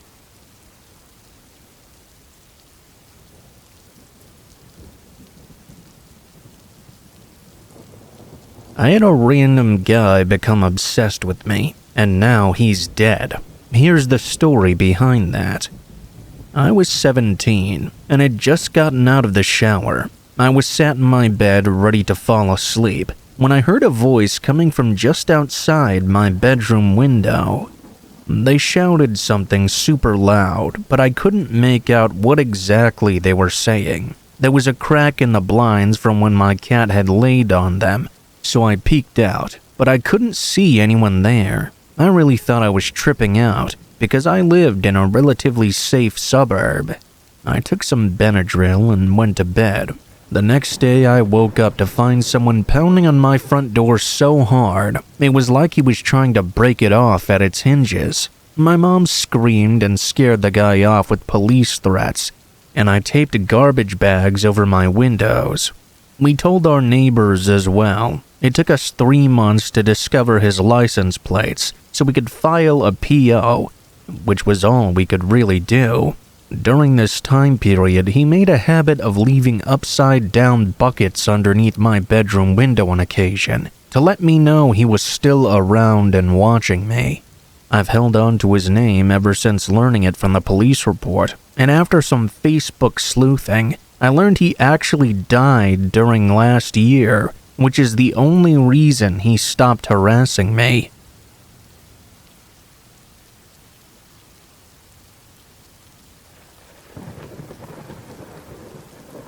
I'm a woman, and this happened when I was 19. At the job I had during that time, I used to work some really late nights. I no longer work there, but I do miss it sometimes. Honestly, it was kind of fun.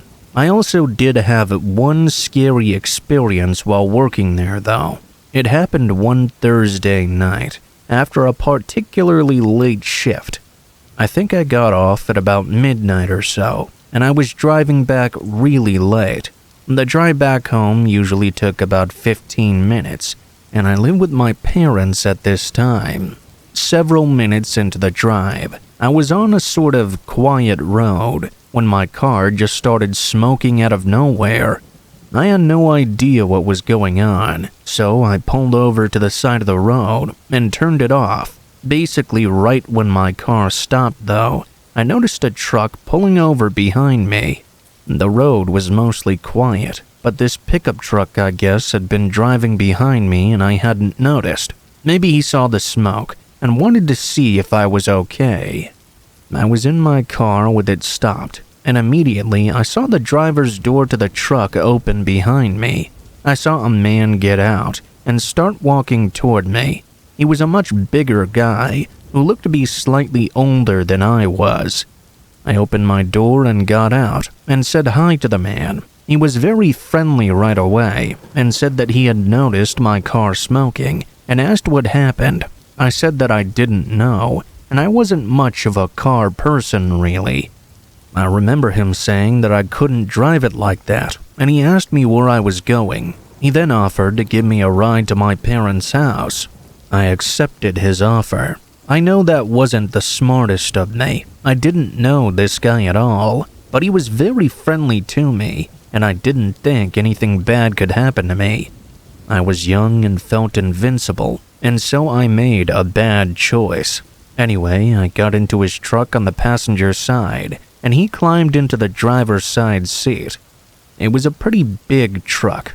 Right away when I got in, he started talking to me and remained very friendly. He asked me where I was coming from, and then asked me about my job and random things like that. As he was driving, I was basically just answering his 21 questions and talking to him. Before I knew it, we were 10 minutes into the drive. I had told him my address and where I lived, and right away he'd said, "Oh, I know exactly where that is."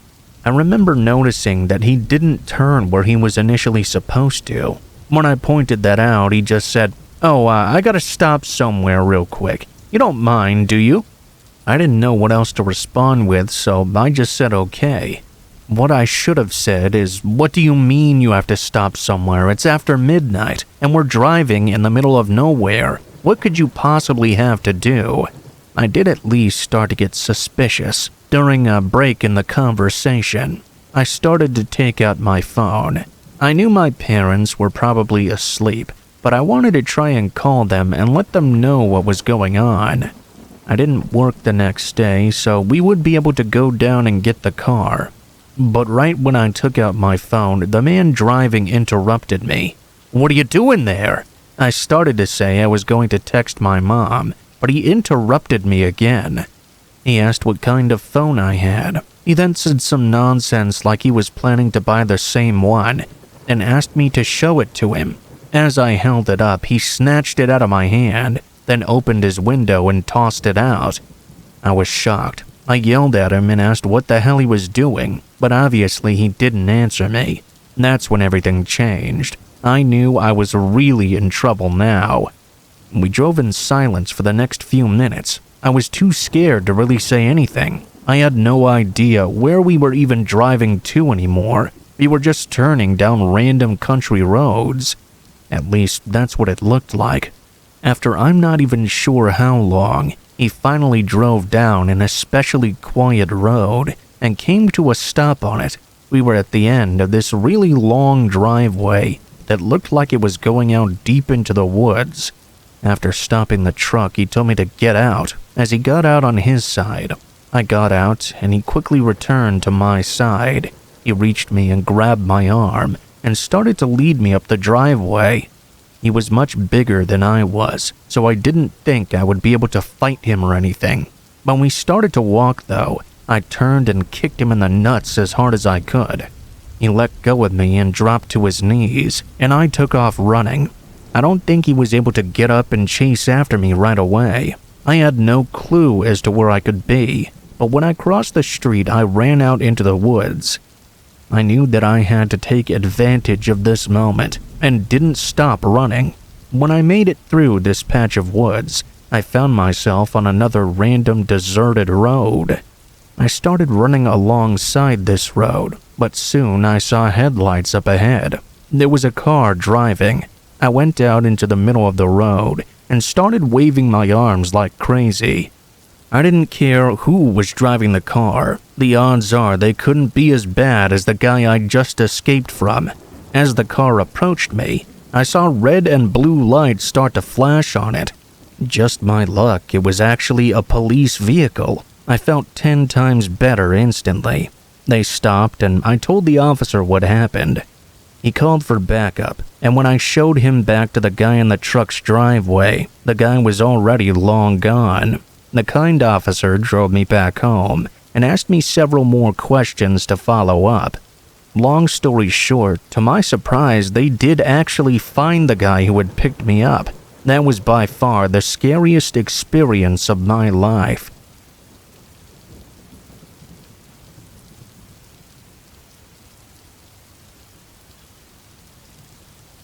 This is a very strange and mysterious story that I heard from my grandfather.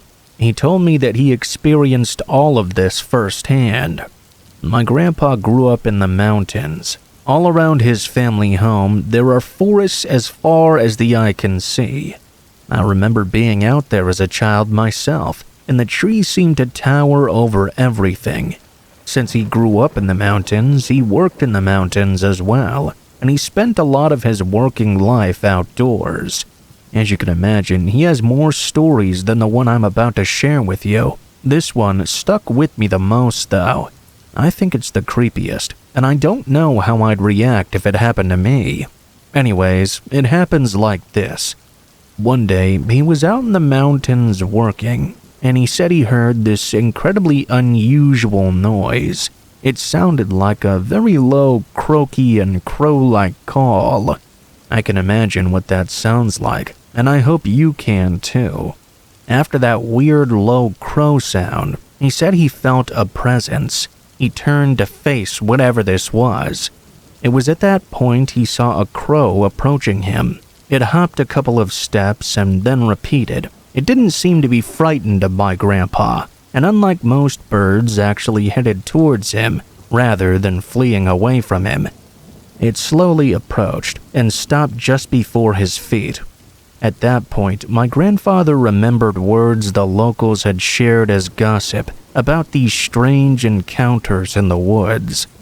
They told him not to observe, provoke, or ignore their presence. I found the vagueness of that statement pretty chilling. I guess the underlying tone was that whatever you saw out there in the forest, you better not pay it any attention. You must shut your eyes and make sure not to move a muscle. You just have to wait until whatever you see goes away and has moved on. My grandfather says he experienced the approaching of these crows on a number of occasions, usually when he was working deep in the mountains. He would always follow the local rules, but over time he developed a sense of curiosity about what might happen if he did not do so. He wondered if perhaps it was just a normal crow, and it was a bunch of superstitions from a bygone era. He thought of how legends from times gone by would go on to be disproved in the modern age. It was probably nothing more than a local superstition. One day, my grandfather decided to acknowledge the bird right in front of him. He said he opened his eyes to see a pitch-black, shadowy void in front of him, the outline of a human figure. It was nothing but darkness. He could see everything clearly that morning, but through this shaped patch, there was nothing but a void, a chilling sense of nothingness. I can kind of imagine it looked like a black hole or something. He said he was so disturbed by this sight that he couldn't move. He had a sudden realization he was seeing something he couldn't or shouldn't be seeing. He closed his eyes, and then, as if there was a snap, his vision returned to him, and he was back in the woods beneath the morning rays of the sun, the ominous presence having vanished altogether. He was grateful to be back to normal, but he said for about a month after that strange encounter, he was in a state of living hell. He would regularly wake up from fever dreams to see a towering shadowy figure entering his bedroom or standing above him glaring at him every night. The same nightmare played out over and over, and it made him terrified of sleep. He would also experience frequent bouts of sleep paralysis, waking up and seeing this entity. He struggled with his mental state deeply, unable at points to realize if it was day, night, a dream, or reality. Just when he was reaching his wit's end, the encounters with these shadowy beings gradually ended. After he told me about his experience, he laughed and said to make sure I follow the local rules when I'm out in the woods.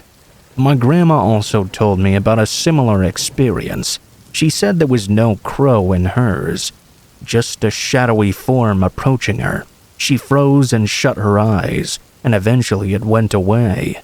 It's unclear to me if these entities are one and the same, but one thing is clear. There are some things out there that we just cannot comprehend.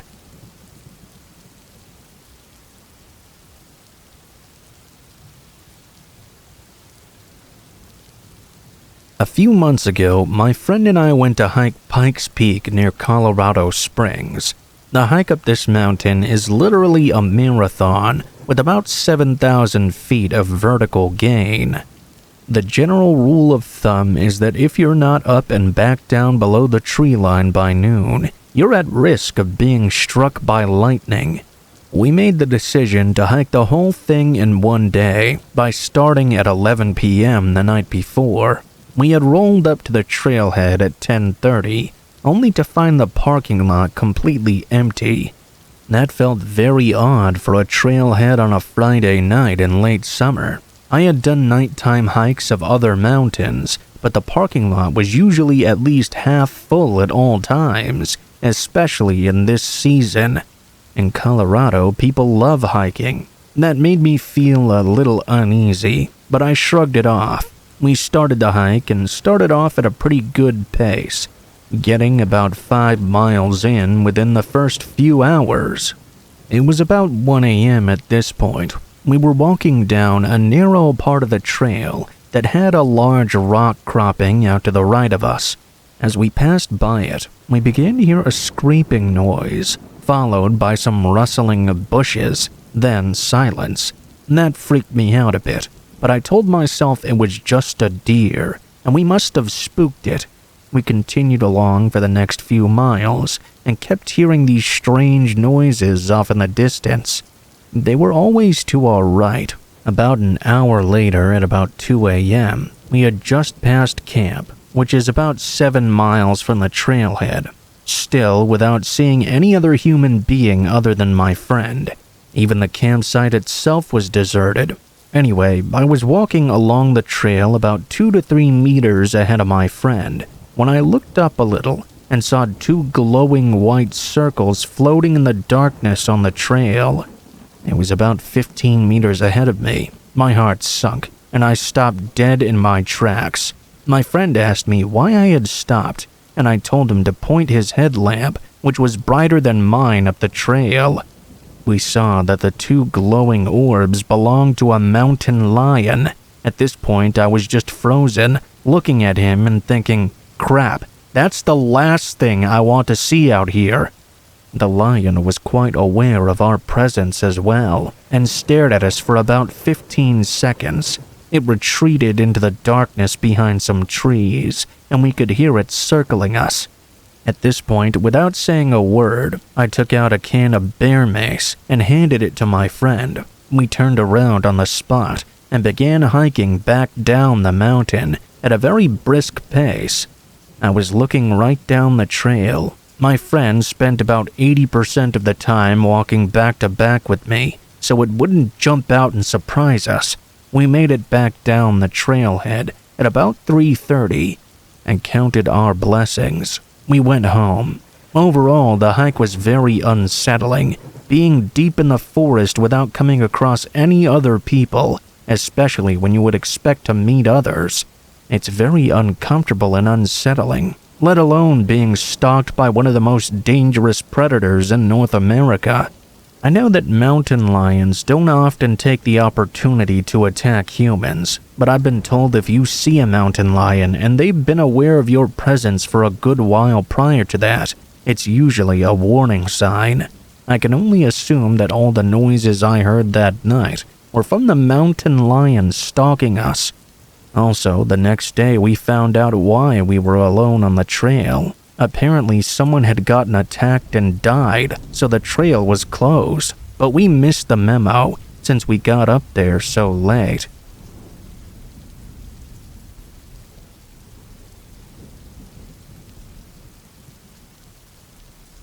One morning a couple of years ago, I was going to leave for work. I worked a pretty typical office job, and I live in a house just outside of the city. I went out to my car that was in my detached garage. When I got inside and tried starting the engine though, it wouldn't start at all. This was strange because my car had been running perfectly fine up until this point. It wasn't even that old, and it ran perfectly well the day before. I didn't have time to look and see what exactly was wrong. I had to be at work pretty soon. I took out my phone and called a Lyft. Luckily, I lived close enough to the city that I could pretty easily find one, and they got me to work on time. After getting to work, the day went pretty normal. Of course, I had to take another lift back from the office to my home, and when I got back, I decided to see my car. I was going to check and try and see if I could figure out what was wrong, then bring it to the shop. When I got into my garage and popped open the hood, I took a look at the engine and could see it was all messed up. Now, I'm not a mechanic or anything, but I could immediately tell my engine had been tampered with. I didn't know who would do this though, why or even how they'd gotten into my garage. I was really frustrated. I was standing there in my garage trying to figure out how this could have happened. I was looking around when I noticed something out of the corner of my eye. I looked down underneath some shelves in my garage, and I saw a man I'd never seen before hiding there. He had been staring at me the entire time. When I noticed him, he instantly reacted, realizing he was caught. My only reaction was to move away. When he stood up, I noticed he was holding a hammer in his hands. That's when I knew I needed to leave right now. I ran out of my garage and around to my house. I got inside and locked the door behind me. The man reached the door 10 seconds later and tried entering behind me. When he realized the door was locked, he started banging on the window with the hammer. I got out my phone and hit 911, then ran to the back side of my house. It didn't take long before I heard glass breaking. This man had to be insane. I heard a bunch of noise by the front door as I was talking to the police at the back side of my house. Soon I could tell the man had made it inside. At that point, I quickly fled out the back door and ran out of my backyard into my neighbor's. I then made my way to the street. I just wanted to get away from that guy. I no longer saw or heard him behind me. I told the police to hurry up, and then I walked around the street, looking out for the man. I walked around for probably close to 10 minutes, but I couldn't see the man anywhere. I noticed the police were arriving, so I went back over and met up with them. They entered my house through the now wide-open front door. I remained outside with other officers for several minutes. Soon, they emerged with the man that had broken in. He was arrested. I think he must have been on drugs or something. The guy seemed totally crazy. When I went back inside my house, I saw he had smashed up a bunch of stuff. He must have taken the hammer to everything he could reach. I'm just glad he didn't get the opportunity to take it to me. Luckily, I had insurance and didn't have to pay a whole lot for the repairs. Unfortunately, it still took a while to get everything fixed that the man had broken. I don't know how or why, but somehow he managed to get into my garage. He tampered with my car and must have been hiding in there all day, including when I tried to start my vehicle in the morning. It was only when I noticed him that he tried to kill me. I'm really glad the man was caught and arrested.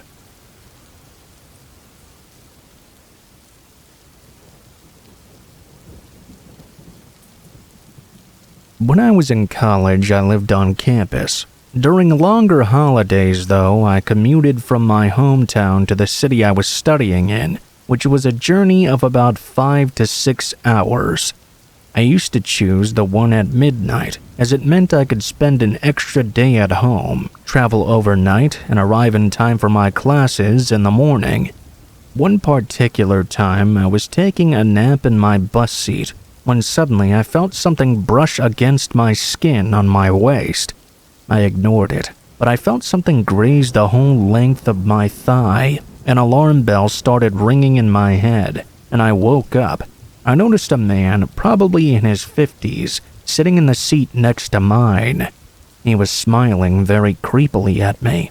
At the time, I thought I had just imagined the touch, so I didn't call the man out immediately. He had a very sweet and gentle-sounding voice and started talking to me very softly. He started out asking my name and why I was traveling to the city, went on to ask me a few more questions. I answered all of his questions vaguely as possible. I don't know why, but then he proceeded to hand me a piece of paper with his phone number written on it and asked me to call him again if I was ever on this bus. My 19-year-old self took the paper from him and didn't want to confront him. All of a sudden, he leaned over and licked my cheek and told me I smelled really good. Needless to say, I got out of there as fast as possible. That whole encounter was just incredibly creepy.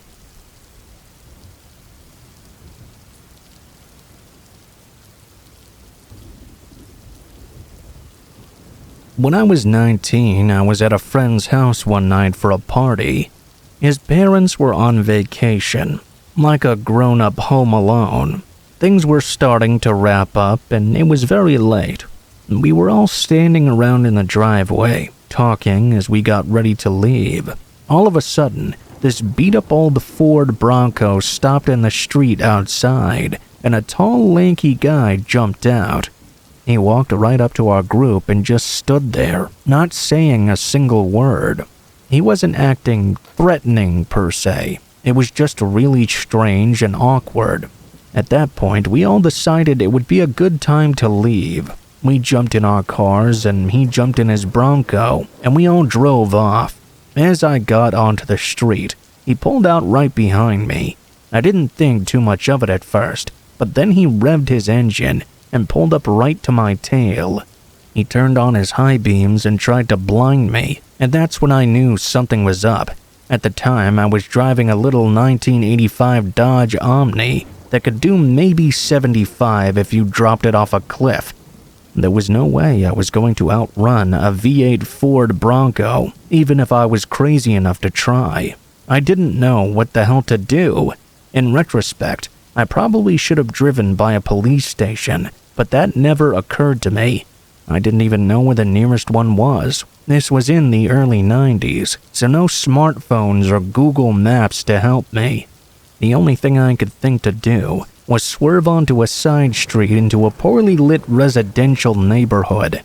The guy followed me, right on my tail, bumping into me several times. At one point during a turn, I had a bit of a head start, so I gunned it down the road and shut off my lights. I sort of randomly turned around different turns in the neighborhood for a while, until I couldn't even remember what route I had taken. I couldn't see the guy in my mirror anymore. When I was really confident I had lost him, I found my way back to a main road and turned my lights back on. At that point, I headed home. To this day, I don't know if I was a victim of a stupid drunken prank, or if that guy was really out to get me.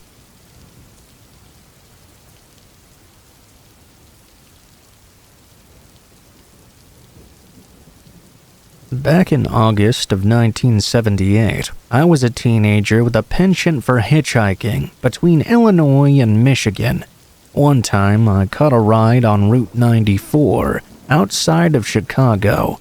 It was with a normal-seeming middle-aged man in a pickup truck. He was a nice enough guy, very friendly and talkative, but an hour and a half or so into the ride, I happened to glance at his crotch and noticed his zipper was wide open.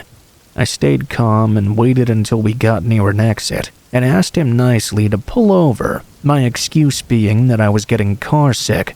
He ignored me and blew right past the exit.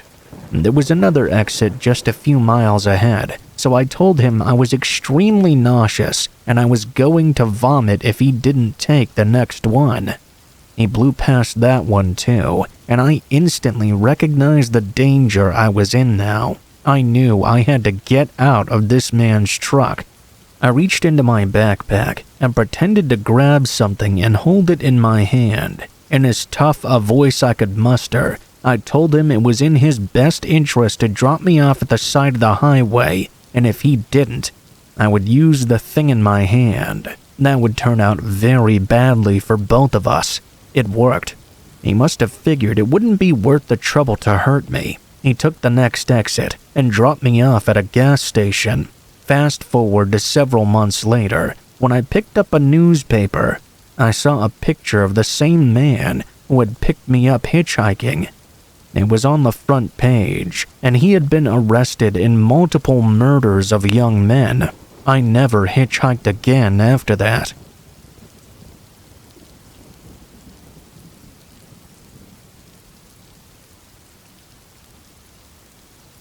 Last week, I was on a 5-hour drive via the M6 here in England. There was a car in front of me, and we ended up driving in a sort of convoy for a few minutes.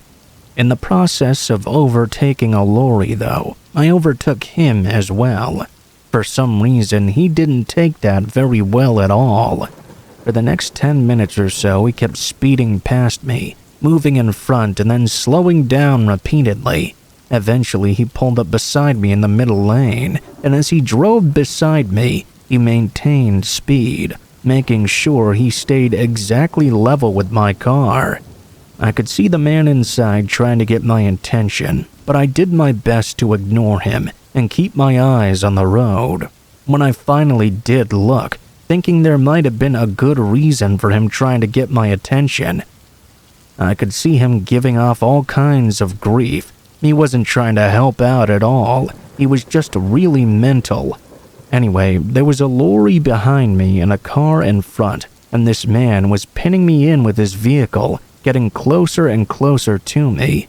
An exit was coming up, and he was pushing me toward the left. I was afraid he would push me into the motorway exit and follow me down roads with only one lane. The lorry behind me put on its brakes, and I did the same, slipping out of the gap between. I slowed down to a bare minimum and managed to lose the car. There have been many heart-pounding things that have happened to me over the years, but that really got me.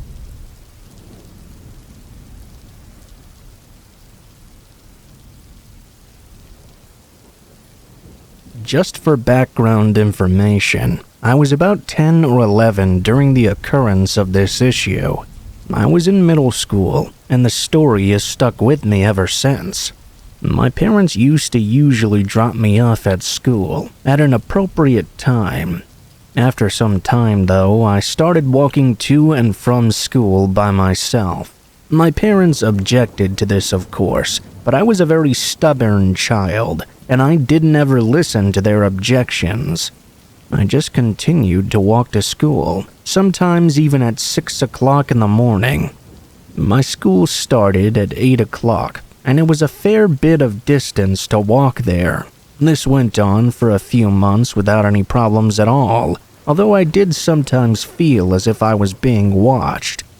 The walk to my school was a very busy route, even at 6 o'clock in the morning. I would always speed up near the darker path under the tunnel, and then walk at a normal rate once I was out of it. At some point, though, the feeling intensified, and I was very confident that I was being watched by someone, and possibly stalked as well. I don't really remember the exact date this happened, but I do remember I woke up and did my usual routine. Went out the door at around 6 o'clock or so, while my parents were still asleep. I had started walking up the hilly and busy road, which connected to the highway. I was still climbing the first hill, and was about to near the top, when I saw a red truck slowly rolling up behind me. Obviously, this captured my attention. The man inside was in his mid-30s or 40s, and he called out to me, "Hey there, you want to ride to school, friend?" I instantly said no and started to walk faster. He caught up easily, and then talked to me again. Come on, are you sure you don't need a ride?" I didn't say no this time. I just started running to a random house. I began banging on the door and yelled out, "Mom! Hey Mom, I'm here!" After I said that, the man sped off immediately. After that, I continued walking to school and sat down to talk with my friends about what happened. They brushed it off, but I knew it was not a matter to be brushed off so simply. At this point, I checked to see if I had brought my school bag with me. I had actually forgotten it at home. I talked with the vice principal about this issue and had to file a report with the police. Later on, I had to talk with a detective with my mother. For some reason, I still continued to walk to school, but at a much more reasonable time. I always made sure to walk back with my friends as well. Whenever I was alone, I was much more aware of my surroundings. It's been about 4 years since then, and I haven't heard anything else about this situation or the man. Hopefully it stays that way.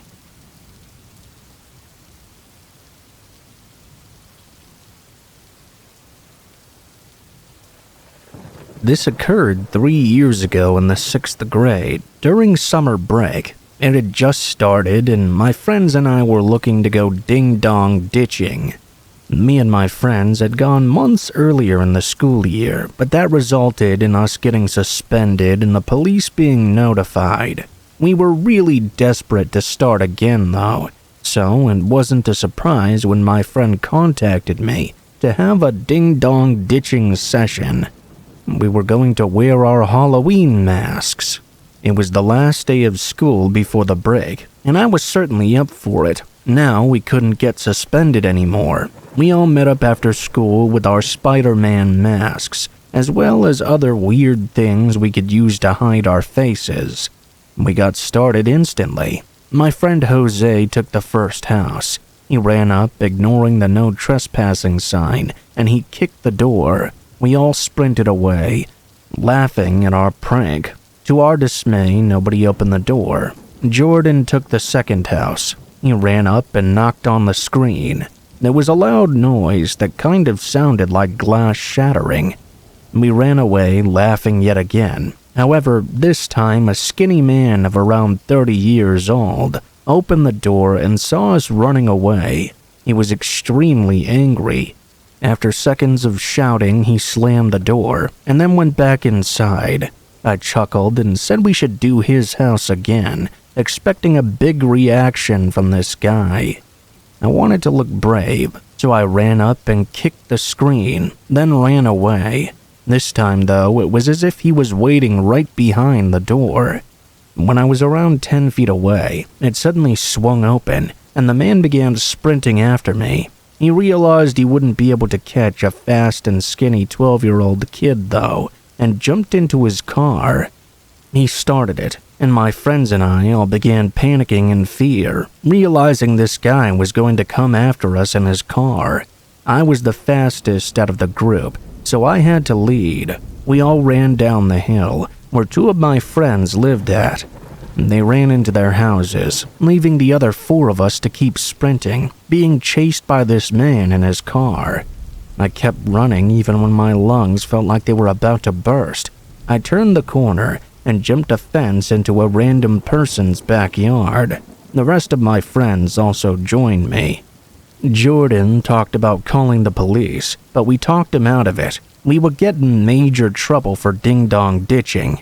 Anyway, we watched this guy speed past our hiding spot as we breathed sighs of relief. Suddenly, though, he parked his car and began looking around for us. We hid well, and he hadn't spotted us in the bushes. We could even see him stopping and talking to some kids who were trying to walk home, trying to find where we had gone. After taking one last look around, he eventually drove away. Unfortunately, Jordan had to go back the path the man had driven away. He waited a bit and then ran for about 5 seconds. He suddenly turned around and began screaming, though. He was coming back towards us. Apparently, the man had pretended to drive away and parked behind a house, waiting to see when we would come out. Jordan fell for it and started running at full speed. The man began chasing him in his car once more. Honestly, I thought we were going to die. As if summoned by God, though, we noticed a police car parked 50 feet in front of us. We ran towards it, screaming for help. As you can imagine, the man fled after he saw the cop. We told the cop a fake story about how the man had been chasing us in his car when we were just trying to walk home. I don't think we were going to be ding-dong ditching anymore, at least not for a while after.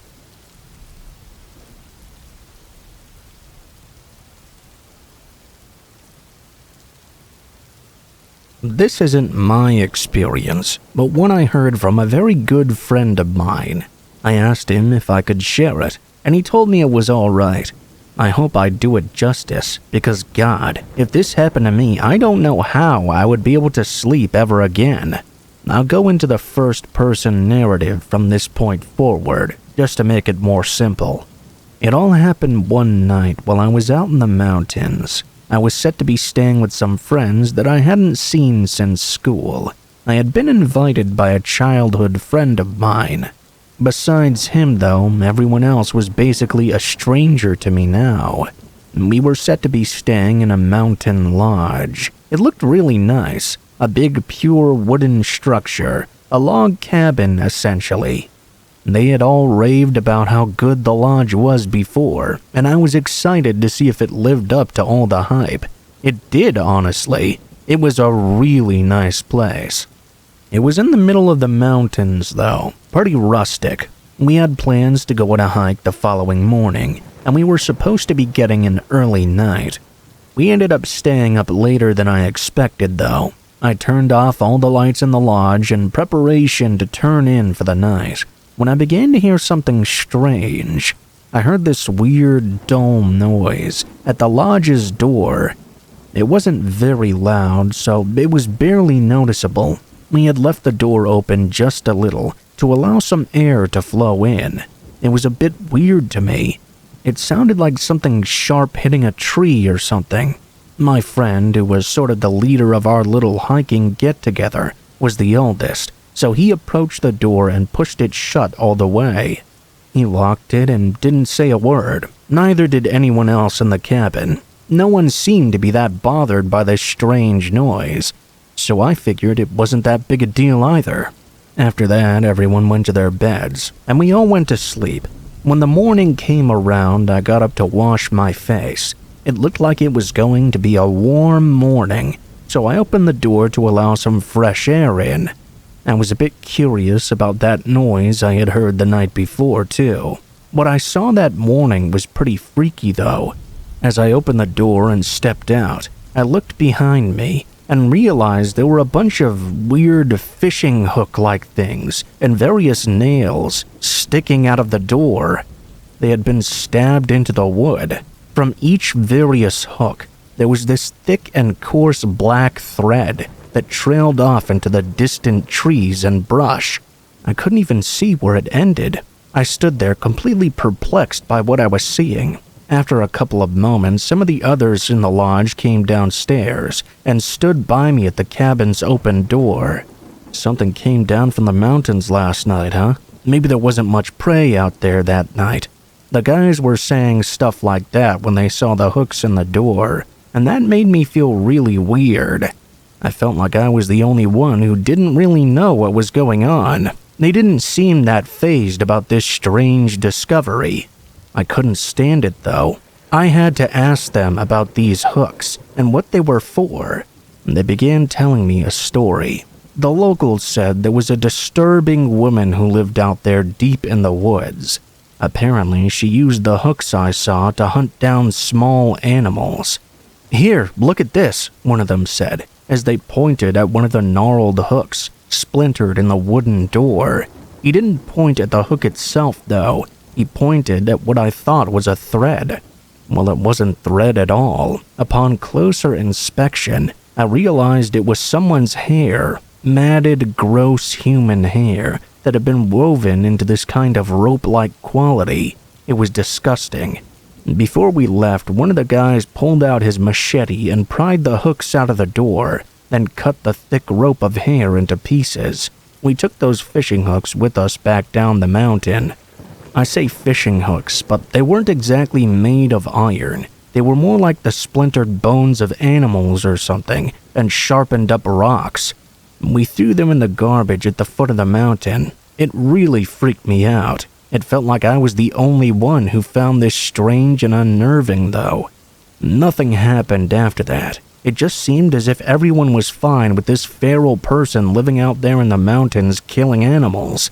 I decided not to bother hiking the following day. It was all far too weird for me.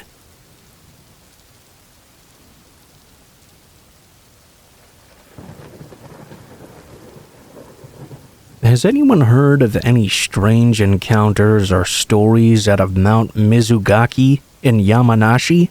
I had a weird experience there. I climbed it a few years back on August the 4th. I started my climb during the evening, and about halfway through, I was confronted by something very, very strange. By the way, I'm a very experienced mountain climber. I've been climbing mountains like Mizugaki for about 8 years. I've had some very interesting climbs in those years, but nothing quite like this. According to my log data, I started my climb at 4:43 or so. After I started my climb, I reached a waterfall that they had there, and from there I could see the fog or mist. I didn't expect these conditions, but I was pretty confident that I knew my way. The signage was excellent and all my equipment was in perfect working order. I was well provisioned as well. I had the means to make some shelter if the weather turned for the worst, so I decided to proceed with my climb. This turned out to be a very bad piece of judgment by me. After I had passed the waterfall, I proceeded another 40 minutes or so. I remember the next time I looked at my watch, it was around 7:01 or so. I stopped because it was getting darker, and the fog seemed to be getting thicker. I equipped my heavy-duty headlamp and turned on my flashlight. When I turned on the light, though, I was a little bit shocked to see that there was someone walking up ahead of me in the fog. I could only just about make out their silhouette. I didn't want to hike with some stranger, so I decided to hang back and drop my pace a little. I don't mean to be antisocial per se, I just really like hiking alone. To each their own, right? The fog got thicker and thicker, and it was getting ridiculous for an August climb. I was pretty much relying on the light of the person up ahead to see which direction I should take. You know, twists in the road and such. It felt strange. That night, something was definitely unusual, but I'm a stubborn guy. I probably should have turned back, but I kept on going. I didn't want to lose to the mountain, if that made sense. Even if I slowed my pace right down, I noticed that the distance between me and the other climber never seemed to change at all. It was constant, and that went for the light up ahead of me as well. I noticed something about that light at that point, though. It seemed to be off-color. Usually hikers and mountain climbers carry these strong LED lights which really cut through the darkness. The person up ahead of me had this weird orange-yellow light that seemed a little odd for the conditions. Whoever was in front of me looked back now and then as well. I would have expected the light of an LED torch to blind me when he did, but the light barely fazed me. I checked my watch again, and saw it was sometime after 9 o'clock or so. I didn't feel as if there was any sign of the summit up ahead. Since that person in front of me was looking back so often, I could make the judgment that things might be getting a little tricky. I was finding it harder and harder to find my way. I took my time to stop and check my GPS positioning against the map I had brought with me. I couldn't really get a good signal on my GPS system, though. I didn't panic because I knew that fog could sometimes interfere with its functions. I got out my altimeter, which is a tool that can be used to predict the altitude. It also helps with directions of slopes and the like. The altitude I was at 1,870 meters, and the slope direction was due west.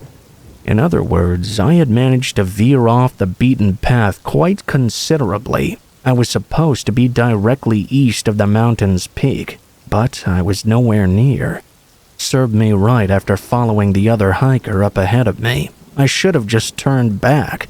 I was annoyed at myself, but the worst thing I could do at this point was to try and find my way back on my own, especially when you consider this dense fog. I planned on hunkering down right where I was until the morning light came, in hopes the fog would have cleared up a little by then. I began preparations for shelter from the night. I was preparing my little camping area. I thought the other guy had moved ahead, but I saw the light from the other hiker flickering just off in the distance. What a strange guy, I thought to myself. My hands got to work. I guess the light could have been some reflection off the fog from someplace else. I didn't really give it much thought. I pitched up my little tent and then made some food. After that, I got some sleep. I woke up a little bit later when I thought it was getting brighter out. I fully opened my eyes, but there was nothing but darkness all around me. I realized that the light shining at me that had woken me up was not the morning light at all. It must have been the light of the other hiker. What the hell was this guy doing, I wondered. Why was he lingering so close to my camp? I guess he didn't want to be on his own. But if I'm perfectly honest, the presence of this stranger being so close to me was starting to get a little scary. I say he, but I guess it could have easily been a woman as well. It was hard to tell from just their silhouette. For some reason, this complete stranger wanted to stick close to me. Pretty weird if you ask me. The more I thought about it, the more uncomfortable I felt. I wanted to get away from this guy.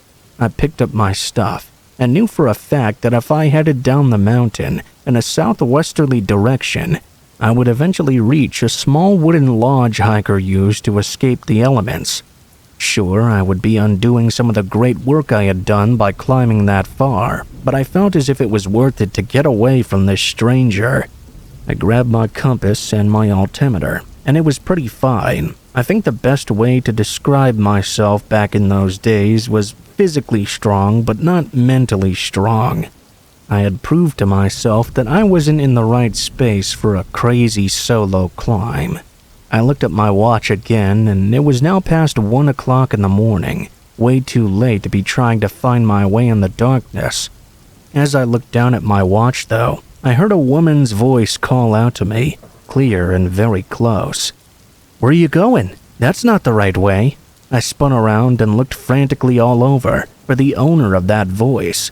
My spine turned to ice as my headlamp revealed no one around me.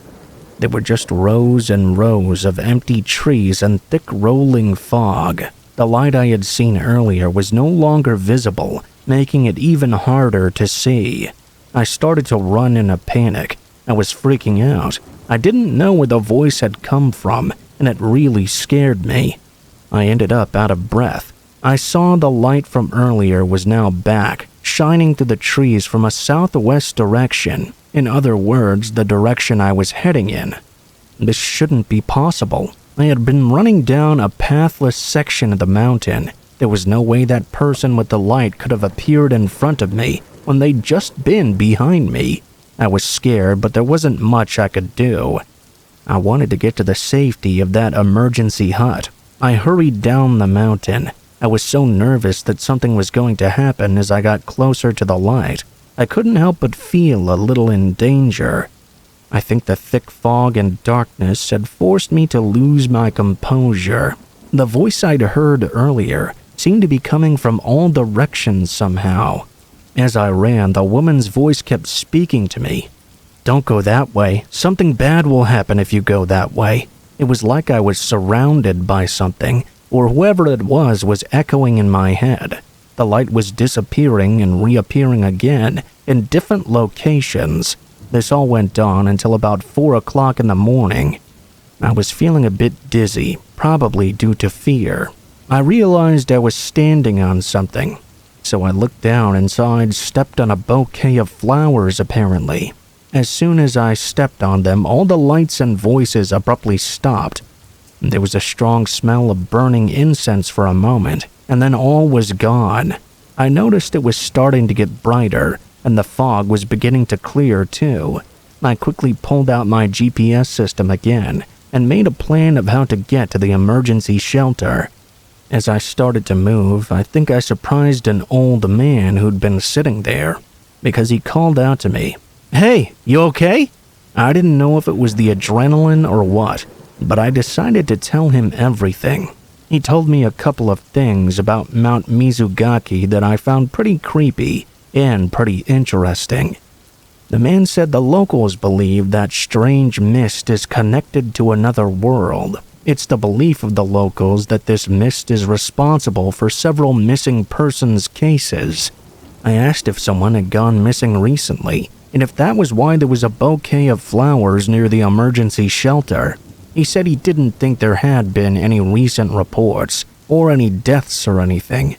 I asked if people still brought flowers to the mountains in their memory, and he said no one had gone missing in a long time, so he didn't think so. I don't know if any of this was true or false, though. It was at that point that I realized that I didn't think I had just heard one voice out there in the fog. I'd heard an abundance of voices. They were all women, too. The old men said that the missing person cases were exclusively female.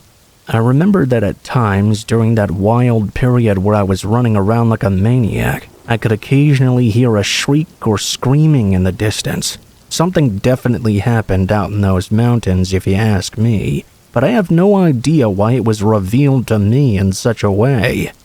I always wondered why this happened to me. It's one of the most frightening experiences I've ever had in my life.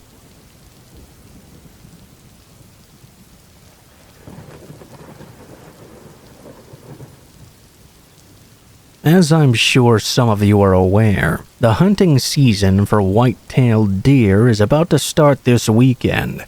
I'm a 25-year-old woman, and have been spending a decent chunk of time in the stand with my partner, and in most ventures generally.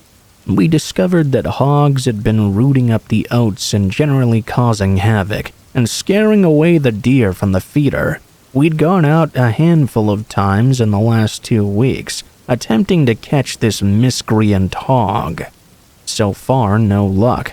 It's been very frustrating. At any rate, because of the hogs, I've been spending more time in a stand after dark than I ever have in my entire life. We've been up there from 9 p.m. to 1 a.m., 10 p.m. to 2 a.m., 9 p.m. to 11 p.m., and various other weird time slots. I mention this just in case it's relevant, or helps to paint a better picture. There have been a few things that have happened that I've struggled to explain away or rationalize, and my partner is out of ideas too. The first thing happened about a week and a half or 2 weeks ago perhaps. It was around 1 or 2 in the morning, with a decent chunk of moonlight illuminating the area. I was only half paying attention to my surroundings, because I'd already written the night off as a bust. All of a sudden, though, I became aware of a weird whirring or flapping sound. It sounded like it was originating somewhat behind me. My partner said he heard it coming from away to the front left of us, though. At any rate, it was loud, airborne, and passing quickly over us. I'm very familiar with the sounds that drones make, and it wasn't that. It also wasn't a helicopter either. The sound was too small, if that makes sense. It wasn't a bird or some sort of animal. It just sounded way too mechanical. It was flying very low, probably just above the tree line. We couldn't see anything, and couldn't figure out where the sound was coming from. The second thing happened about a week ago. We weren't in the stand, but it was still weird and out of the norm. We live on the same property the stand is on. It was around 9 or 10 o'clock at night, when all of a sudden there was a distant boom like an explosion, which hit our home with a very loud thud and shockwave. If you've ever spent any time around heavy artillery or explosives, you'll know what I mean. It was strong enough that my sister-in-law, who lives down the road, called us asking what the hell just happened. It could have been a natural gas explosion. But the weirdest part is that my partner did some digging, and a local emergency management website had posted asking for any info on a similarly unknown explosion back in 2016. We still had no clue what was going on. Then the last incident. Tonight we were out in the stand once again, and it had gotten cold and we'd had tons of rain all day. Everything was damp and dripping wet. We went out at around 10, and it was around 10:30 or so. I was preoccupied with trying to keep my fingers and toes warm when I suddenly became aware of a strange murmuring. My partner heard it as well. It sounded to me like muffled voices off in the distance, several people having a conversation, but just slightly too far out to make out any individual words. The direction the sounds were coming from, though, didn't have any buildings or dwellings for miles. It was just woods. I could make out several different people. They carried on for about 30 seconds and appeared to be having some sort of fierce argument. Then it died off and faded away completely.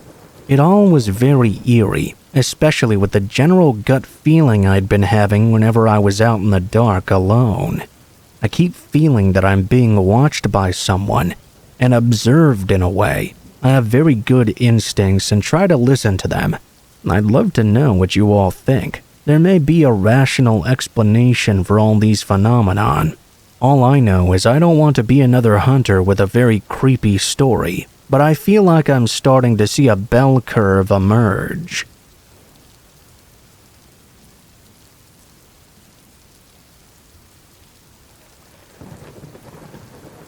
My dad moved into a house in the middle of the woods about 2 years ago, and I moved in with him soon after to help him get around and take care of it and whatnot.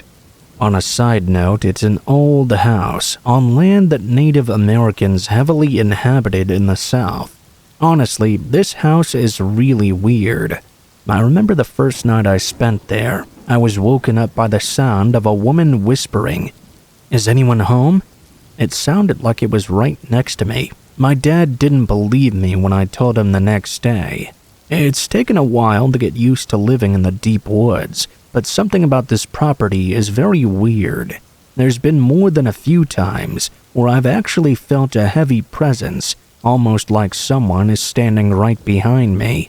I have a cat who's very alert to his surroundings and always reacts when someone's approaching my room. And there's been times when he's alerted me, but there was nobody there. Other times he just stares at the corner of my room with an expression that tells me he can see something and I can't. There's been more times than I can count where I'll be leaving a room and suddenly a cabinet will slam or something will move behind me. It sounds silly, but it was odd enough for me to take notice of it. I mentioned this to my father as well, but he just brushed me off. That is, until early this morning, when he woke up and went downstairs to find the basement flooded somehow. The shower in the basement had been turned on, and the drain had been clogged up. Neither of us used that shower down there, though. He's now fully convinced there's a ghost of some kind in this house. I don't know. If you ask me, I think it's more than just the house area. I get that feeling even when I'm out on a hike. Sometimes I leave food scraps and leftovers out in the tree line for animals, and when I come back, I'll find little treasures in the same spot, almost like I've made a trade with someone. I remember I left some leftovers out one time, and the next day in that same spot I found a stone with some sigils carved into it. Another time, I found an arrowhead carved out of stone as well. It's all just very strange, so I figured I'd share it here.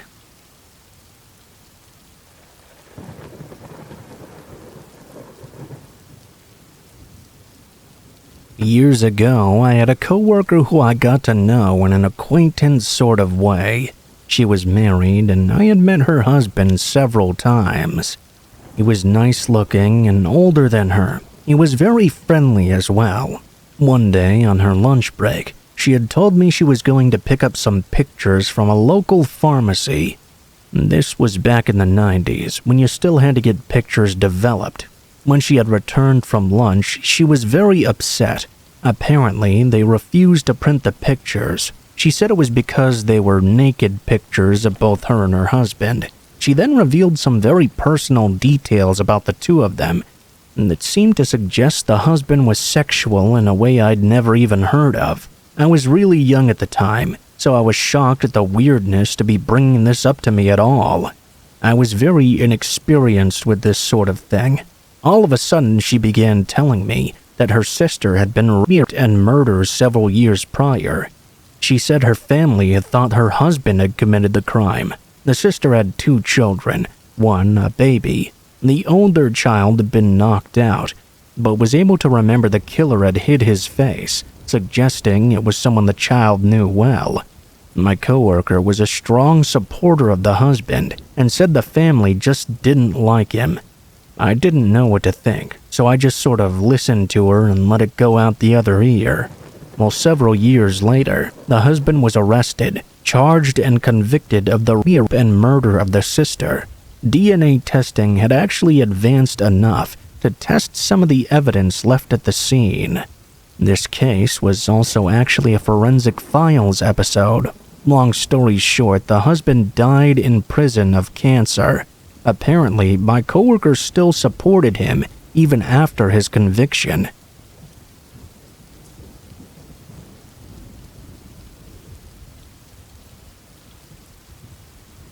I was young, 18 years old, and working my first ever job that I still work to this day. I was assigned to the night shift in a not-so-great area in a relatively nice city on the West Coast. The night was pretty much like any other until I was walking back inside my work building. I was approached by a man who was talking to himself under his breath and had both hands shoved in his pockets. I told the man to maintain a safe distance from me as he moved in very close. I lightly pushed on his chest and took a step back to get him away from me. He took a step forward and mumbled a few other things under his breath. I attempted to step back once more and asked him to please not get so close to my person. He just continued to move closer and closer to me. Before I knew what to do next, he pulled out a very dirty-looking kitchen knife out of his right pocket and held it to the left side of my neck. I put my hands halfway up so he could see them, and I tried to tell him to calm down and run off. I even said that I wouldn't contact the police or tell anyone if he were just to leave and never come back. He became furious, completely enraged, and mumbled a few more things I still couldn't make out. I could feel his knife being pressed harder into my neck, and his eyes started opening wider and wider. I realized I needed to do something fast, or else I might not be making it out of this situation. The second I noticed he didn't have his eyes directly on me, I very slightly but quickly moved my head to the right and pulled back as far as I could. With my right hand, I grabbed his knife hand and tried to get the strongest grip over it I could. I hit his elbow and then pushed my chest and arms toward the direction of his body, trying to push as much of my body weight as I could into this guy. We started to struggle. While we were doing this, somehow the knife ended up too close in the direction of his body, and he stuck the knife into his own neck, causing him to drop to the ground almost immediately. While he was on the ground, I ran inside to dial 911 to get both the police and paramedics on the scene as quickly as possible. Unfortunately, the guy had already died by the time I ran back outside. It was before the paramedics even arrived on scene. The police showed up and instantly put me in cuffs and searched my person. I was put into the back of the squad car and told to stay quiet until asked to give my side of the story. I sat in the back of the car for around an hour as I waited for my boss to show up. She showed the officers the cameras, and I was released out of custody. I gave my story to the detectives. Turned out the guy was high on meth and wandering around the streets with a random knife in his pocket. I really thanked the martial arts classes I had taken in my late teens, as well as my ability to let the adrenaline kick in and do its job. I still think about it every day, and I feel oddly bad about the whole thing. I know that taking another man's life was unavoidable in that situation, but sometimes I get angry with myself that I wasn't able to calm him down just a bit more with my words. On the flip side, though, I find myself feeling exactly the same as I did day to day before I ever killed that man at all.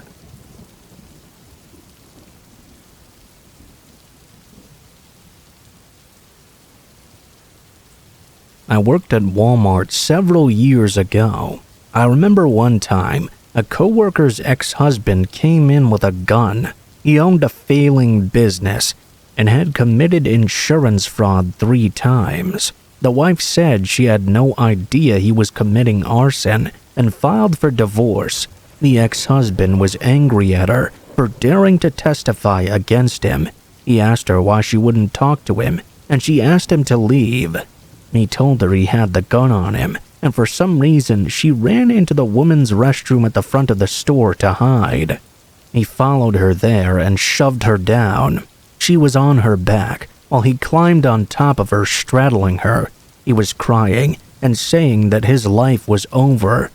Another person happened to be in the bathroom, but he let her go unharmed. They evacuated the entire store, while the cops set up outside. The cops finally said they were coming in just to talk to the man. He started shooting at the cops and missed them. The bullet went through the door. He said he knew he was going away for the rest of his life for shooting at a cop, and said he was sorry and that he loved his wife. He then shot himself in the head while still on top of her. They had to move his body off of her to help get her up and out. She wasn't harmed physically, but she still goes to therapy to this day. We were pretty good friends at the time, and it scares me because I would have never thought her husband was capable of any of that.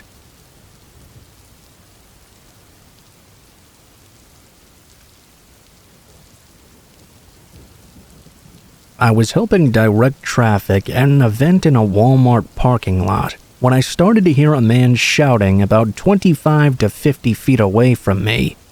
I couldn't really tell what was going on, so I kept directing traffic for a few more minutes until I realized his family had locked themselves in the car, seemingly in fear of this man. He was intoxicated, cussing and screaming, not only scaring them, but the hundreds of people and families walking through the parking lot as well. I calmly approached the man and told him I understood he must be going through a stressful situation. I asked him if I could help to resolve things in any way. He looked at me with fire in his eyes and told me I'd better not get in between him and his family. I tried to reassure him that it wasn't my intention. I tried to calm him down. I just wanted to help things de-escalate verbally. I was able to guide him about 20 feet away from the family in the car. While we were talking, the wife/girlfriend saw this as her opportunity to drive away. Before she could, though, he jumped on the hood of the moving car. I had no time to think. I jumped in front of the car. My thoughts were of her plowing over families in her panic while driving with him on the hood. They flashed into my head, and I had to react in that moment. She stopped, and I managed to talk the man off the car. He started to threaten me. I radioed for help. I should have sooner, but things were escalating quicker than I thought they would. Within the next 10 minutes before help arrived, he managed to get one of the doors open and was trying to pull a 2-year-old boy out of his car seat. I tried to pin him into the open door and prevent him from getting the boy. 2 random dads saw what was happening and helped me keep the irate man corralled until help arrived. I let them take over so I could go back to directing traffic, which had gone a little haywire in the preceding 15 minutes. I heard the man yelling behind me and saw him attacking one of the other security guards. The other guards and I all rushed in and grabbed him. We took him down and held him down firmly and safely for about 15 minutes until the police arrived and arrested him. I received a subpoena, but he pled before the trial. I never learned what happened before or since then, but I just hope that family is okay now.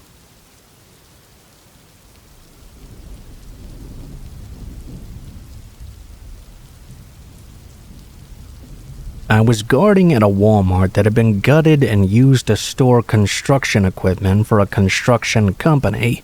That mostly involved just sitting in my car and occasionally circling the building. I didn't have to answer to anyone, or have anyone to check up on me either.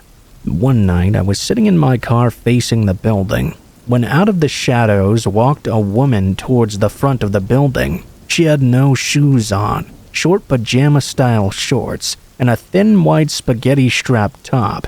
It was around 37 degrees or so I was immediately suspicious of this. I watched her for a while and noticed she was very alert, checking her surroundings constantly, like her head was on a swivel. All of a sudden, she darted behind a concrete column at the front of the building. A Honda had just pulled into the lot, and she'd noticed it before I did. She was keeping the column between the car and herself. The car was creeping by slowly, as if they were searching for someone. As it drove past her, she shifted so they couldn't see her behind the pillar. At this point, alarm bells were going off in my head. I got out of the car and the Honda left the area. The woman saw me, and she knew I saw her as well. She began running over to me. I asked her if she needed help and what was going on here. She told me to call the cops immediately, said she was scared, and started crying. I don't know how to describe it. It was not crying from sadness. It was more like tears of pure terror. Between the gasping, I started calling the cops. That Honda rolled back into the parking lot, and instantly she said, "Oh, never mind. It would be better if you didn't get involved." She started walking to the car like she'd just been found out. After that, she climbed into the vehicle, and that was that. It's been about 3 years since then, and I still think about it a lot. What was that about? Was it human trafficking, an abusive boyfriend? I have no clue. My blood runs cold when I stop and remember that night. I hope that girl is okay, but somehow I really doubt it.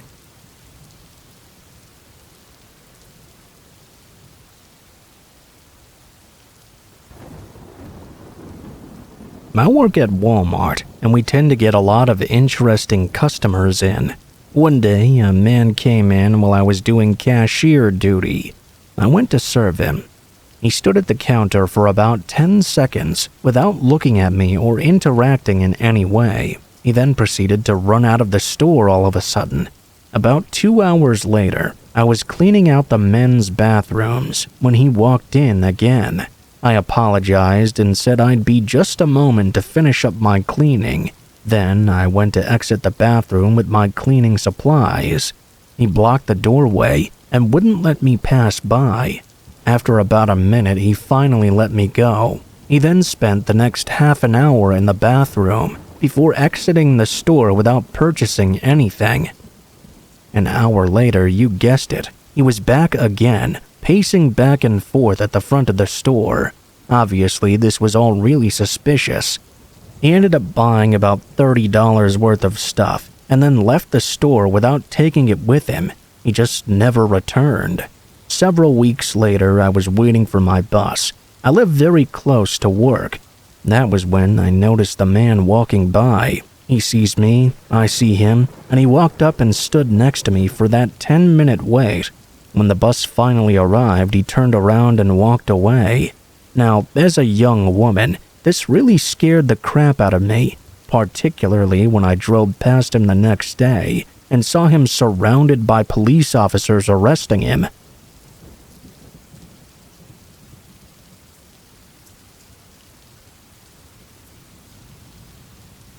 There was a random man who happened to be outside while I was visiting a Walmart a few years back. He was disheveled and short. I want to say maybe 51 to 53. He was bald and mumbling to himself, walking sort of in a funny way. When I got to be about 3 feet from him, he suddenly turned around and knocked out the lady directly behind him. She was a perfect stranger just on her phone minding her own business. He knocked her out with one punch to the face and then ran up to a guy who was easily a foot taller than him. He tackled the man to the ground and began headbutting him and screaming, "Can you feel this now, Mary? Can you?" It was completely psycho. By the time the cops showed up, this guy was foaming at the mouth, yelling and covered in blood. 2 other people, 2 older men, had also been assaulted by him in the meantime. It was so nuts. The guy was obviously on some pretty strong stuff. I've never seen anyone before or after it lose it quite like that.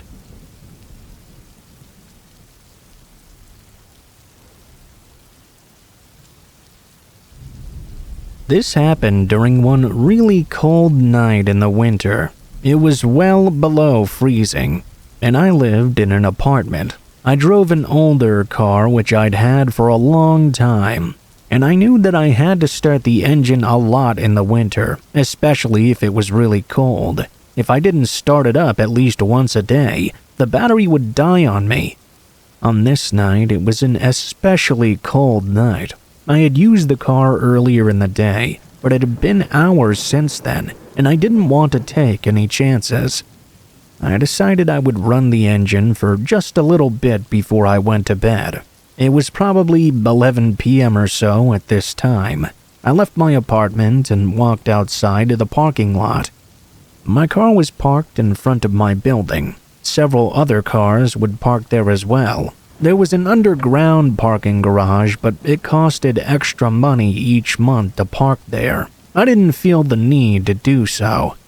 When I got outside, I was struck by just how very cold and quiet it was. Even though I was wearing my winter coat, a warm hat, and some gloves, I was still practically freezing. Heck, it was even kind of hard to breathe with all the wind blowing the cold air in my face. I got inside my car and started up the engine. It started, sure, but it sounded like it was just barely managing it. I realized I had definitely made a good choice coming out here. Usually, I think you're supposed to run your engine for 10 minutes or so at least, but I'm really not too sure. Probably depends on the vehicle or whatever. As I sat there in my car, the heat obviously wouldn't work much until the engine warmed up a little. I was absolutely freezing. I didn't want to sit there in my car for 10 minutes doing nothing, so I had the idea to go for a little drive around the area. That way, my engine would surely warm up faster due to actually driving, and I wouldn't just be sitting there bored out of my mind. I backed out and headed out of my apartment complex. My apartment had a little walking trail behind it, and then a patch of woods. On the other side of the woods was a neighborhood. The front of my apartment complex had a somewhat quiet road, leading to a busier one. My plan was to drive around, maybe the neighborhoods behind my apartment. I'd go for about 10 minutes, then go back. After I left, I took a right and went down a ways. I took another right, and after going down that street, I was in that neighborhood on the other side of the woods. There were a lot of different roads with many houses on them. They were all a bit spread out though, with many woods and grasslands in between. They were larger-sized properties. I drove down a few of these random roads. Nobody else was out driving really, which was to be expected at this time of night. I was mainly just paying attention to the heat in my car, waiting for it to fully warm up.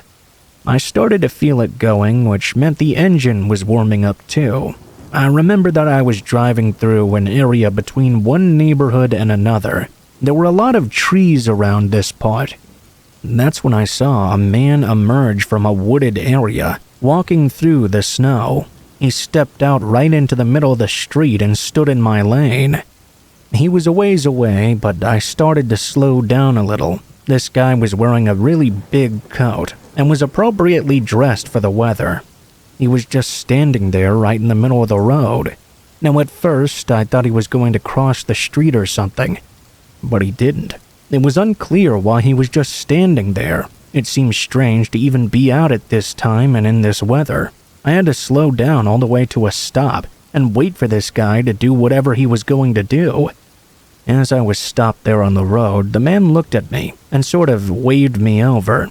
Something about this guy was strange. I wasn't sure what he was trying to get me to do. As I sat parked there, he began to walk over to me, then walked up to my driver's side window. He indicated that he wanted to say something to me. I rolled my window down just a bit. I thought the man would talk to me and explain what he was doing out here or something. But instead, as soon as I rolled the window down, he started to reach inside my car. It seemed like he was trying to grab my keys in the ignition. As an immediate reaction, I tried to bat his hand away and stomped on the gas. I went forward, and the man had to yank his hand out of my window. I drove away from the man, with him now standing on the side of the road looking at me. I figured that was enough driving around time for me. I headed back to my place. I was close to my apartment, just on the other side of it. I drove back around to the front and entered the parking lot. I got back to my spot where I parked in and turned off the car. As soon as I got out, though, I noticed the exact same man. He was emerging from the edge of the woods behind my apartment building. It was pretty far away from where I was now. He was coming out of an area near where I had just seen him. I didn't realize that he could probably see where I was going. I hurried and ran for my apartment door. I saw the man starting to run after me. I made it inside and went up to my place on the second floor. When I got up there, I went to my window. I looked out into the parking lot. I saw the man was now standing outside my vehicle. I watched him try to pry open the door, which of course was locked.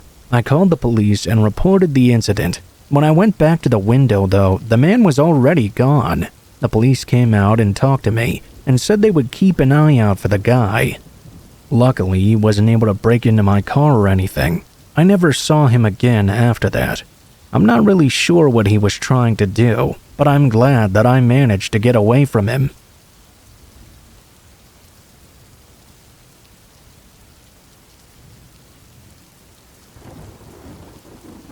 I used to work at a gas station many years ago. I was the clerk in the convenience store that we had. It was open 24 hours, so as you can guess, I worked overnights. When I did, I would be all by myself. Now, the gas station was located across the street from some stores, such as Target and a few others. The area would get a lot of traffic during the day. A highway was also nearby, and the gas station was on a corner. At night, though, all the other businesses nearby closed by 10 or 11, and things would be very quiet until 6 a.m. or so. I worked almost every night for a while, and I was really getting used to being there overnights. It was mostly always pretty quiet. The gas station would get cars here and there, while people rarely came inside between the hours of midnight and 5 a.m. The average amount of people I'd actually interact with a night was around 5 or so. Really only one per hour. One night I was working and it was a typical quiet night. By now it was around 2 in the morning or so. I was behind the counter and nobody else was inside. No cars were at any of the gas pumps either. At one point, I saw a car pulling in from the street. It was a white van, one of those typical creepy-looking ones that was kind of old as well. It slowly drove up and parked in one of the spaces out front. I expected someone to get out of the van and come inside, but instead the van just kind of sat there. I didn't really have anything better to do than to watch it, so I did so. I couldn't tell who was driving, but I soon realized they probably were not coming inside. They sat there for about 20 minutes. Eventually, the van just backed out. I thought it might leave, but instead it drove around to the side of the building. There were a few more parking spaces there, and it was now out of my line of sight. I honestly found this more than a little bit odd. In the middle of the night, it was sort of creepy as well. I always tried my best not to let anything scare me, though. After the van went to the side of the building, an hour or so went by. Now it was well past 3 a.m. Nobody came inside the store still.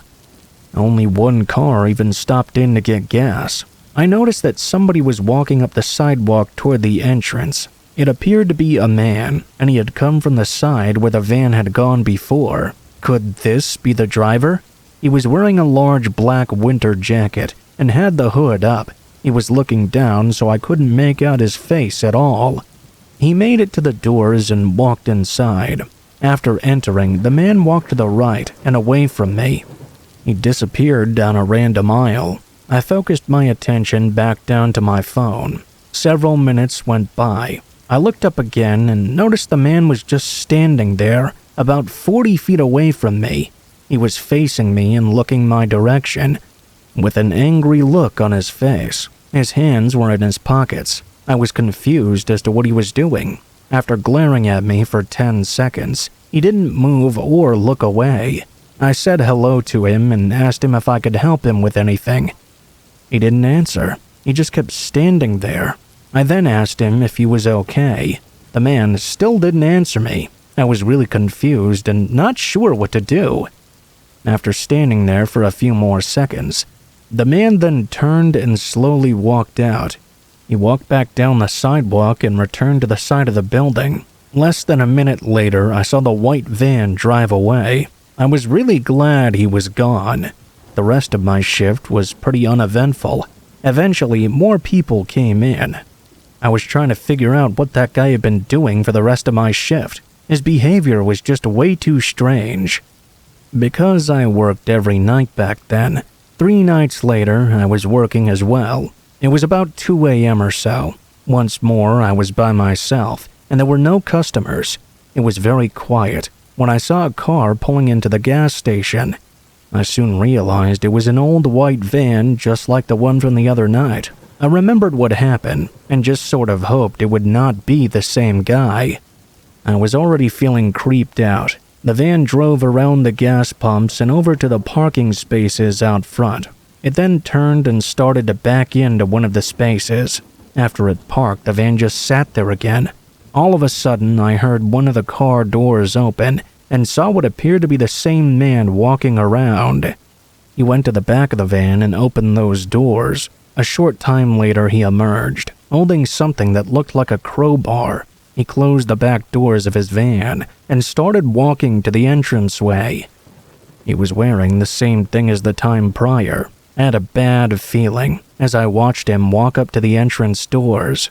After getting inside, he turned and started walking to the back of the store and went out of my sight. Everything became quiet. About 5 minutes went by when I heard a crashing sound. It seemed like the man was striking something with his crowbar.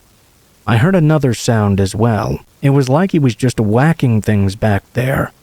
After several moments of this, he seemed to start moving closer to me. I saw him appear in an aisle a ways away. I got out from behind the counter and ran out of the store. They weren't paying me enough to stay in there and deal with that. I ran all the way to my car and jumped inside, then called the police. I waited there with the doors locked, watching the store. I was parked behind the gas pump, so I was a decent way away from the store itself. After 3 or 4 minutes, I saw the guy leaving. He walked back out and jumped inside his van and drove off. Less than a minute after, the police arrived. I told them the man was gone. I went inside the store to see it had been completely smashed up. Everything was messed up from the guy whacking it with his crowbar. It was like he had gone on a rampage. We watched the whole thing unfold on surveillance tapes. The guy was just whacking anything and everything. Then he calmly left like nothing had happened. It was the craziest thing I had ever seen. After that incident, the police investigated to try and look for the guy. They also had a police officer at the store overnight for the next week or so. The guy didn't come back, and I didn't work there for much longer. I'm really glad I quit that job actually, because ever since that happened, I was always really nervous working there at night.